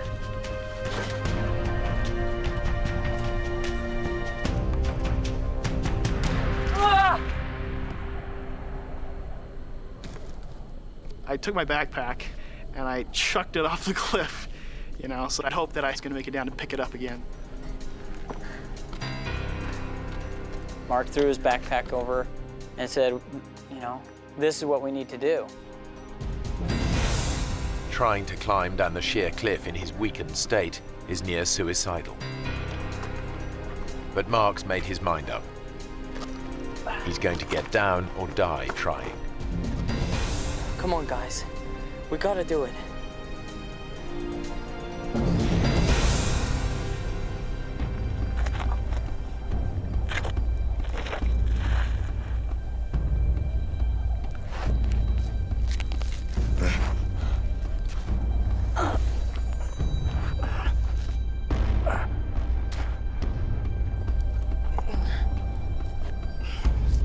Even for experienced climbers, this would be a dangerous descent. But Mark has no ropes and has never rock climbed in his life.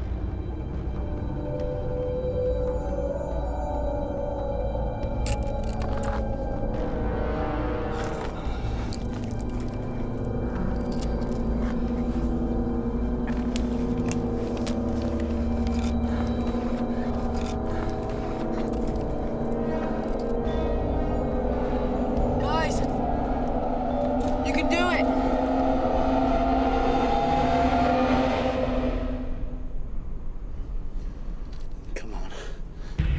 I thought we were gonna die anyways. To me, death was gonna happen. And so it seemed like anything would be better, even if it was a ridiculous plan.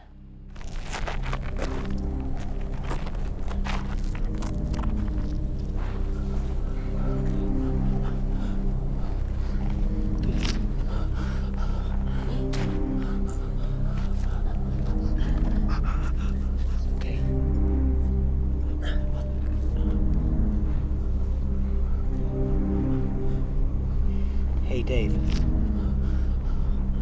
How are we gonna get back up this? To the others.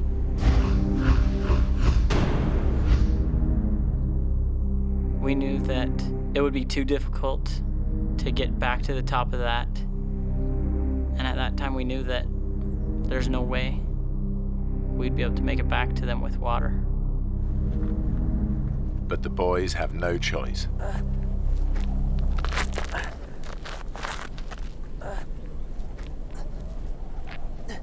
We climbed down that cliff, which was very frightening to me, because I knew that if any of us fell, we would die.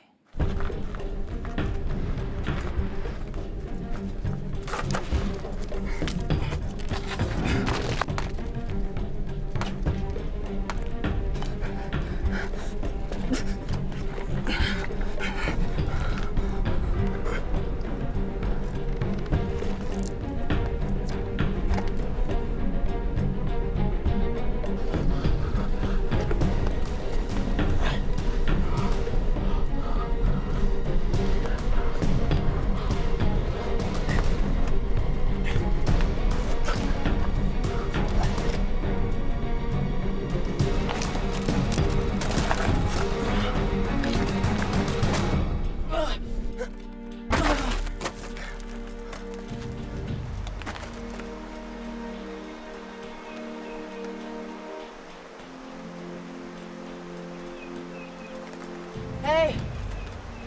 I can hear it! The river!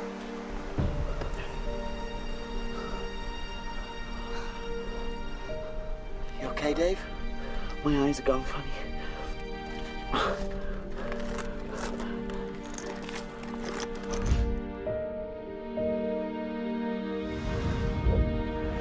It's a terrifying climb, but David and Jordan finally make it down as well.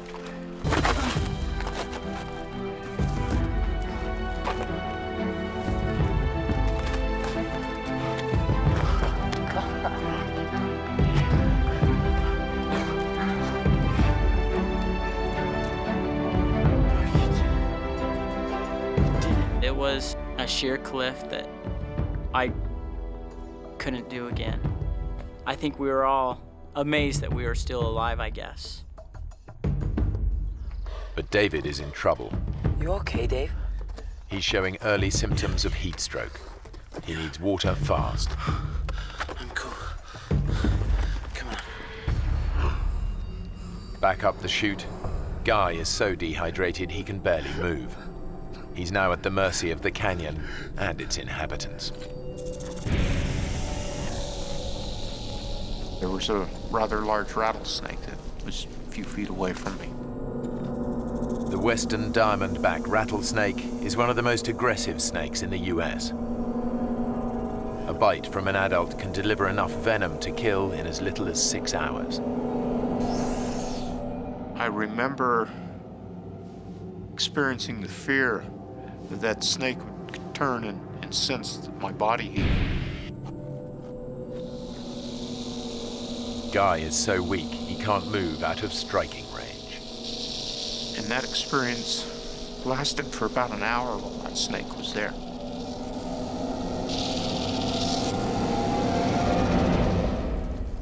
At last, the snake moves away.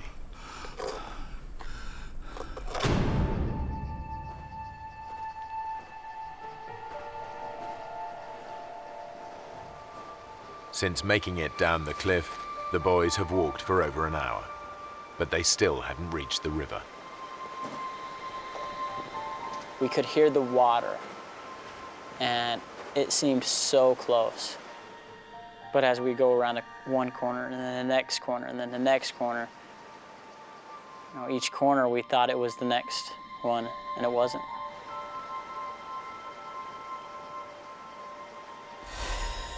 I just remember how bad we wanted the water. Our tongues were like a rock wrapped with sandpaper. The pain of it was just excruciating.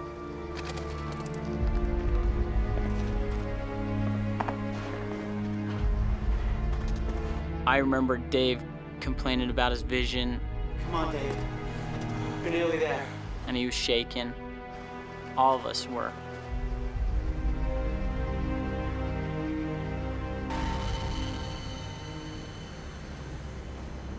We got to an area where there was a tree that had fallen.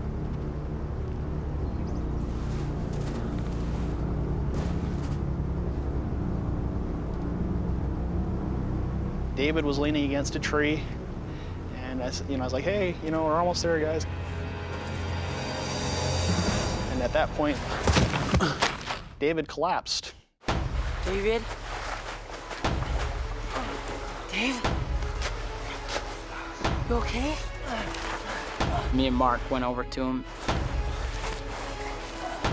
Dave.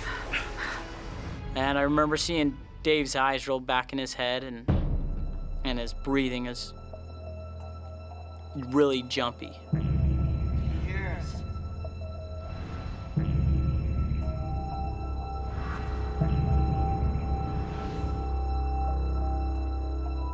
And I just knew that we were in trouble. The three boys are in a remote part of the canyon, and dehydration has finally made 15-year-old David collapse with heat stroke. With little chance of help, the situation is desperate. Say something, David. I'd taken first aid merit badge, as a scout. David? They train you for extreme situations like this. I knew it was very serious. Hey, Jordan. You guys get to the river. Bring back water. We're gonna get you some water, all right?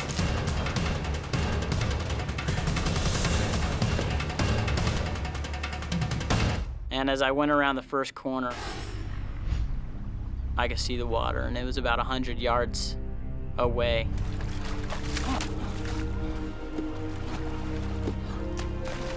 And I remember getting to the water and just being so grateful. I just knew I needed a drink. I wanted it so bad.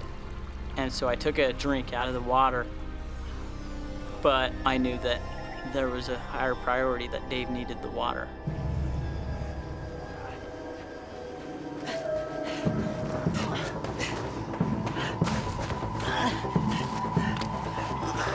Why isn't he swallowing it? Pour it on him. So the next thing we could think to do was to pour it on him to cool him off. Come on, man. I'm out. I'll go. Hurry, okay? Hurry! I got to the river, and I took my bottles and I was filling them up and drinking a little bit. And when I pulled up the water bottle,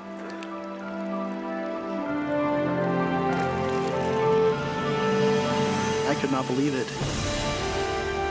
I saw two big yellow rafts coming around the corner.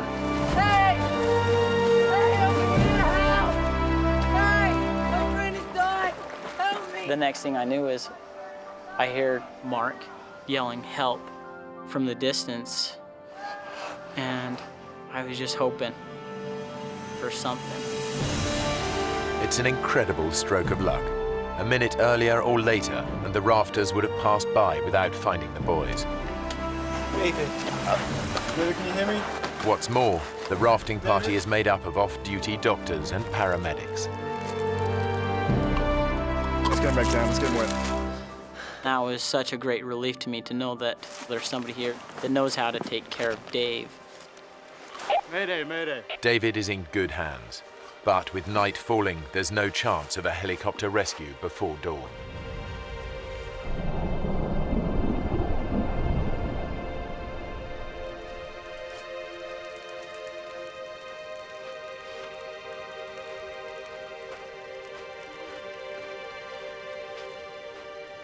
Seemed forever that they were working on him, not knowing if he's gonna make it, not knowing if he'll die. He's still hypothermic.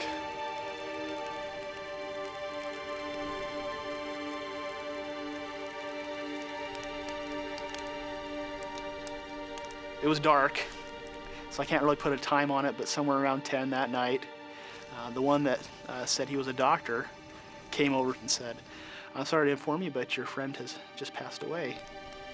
Sorry.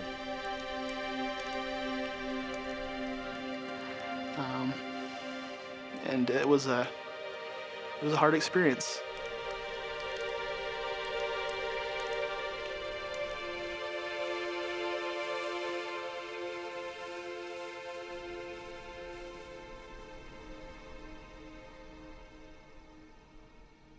I think it really tore apart our hearts, knowing that our friend was gone.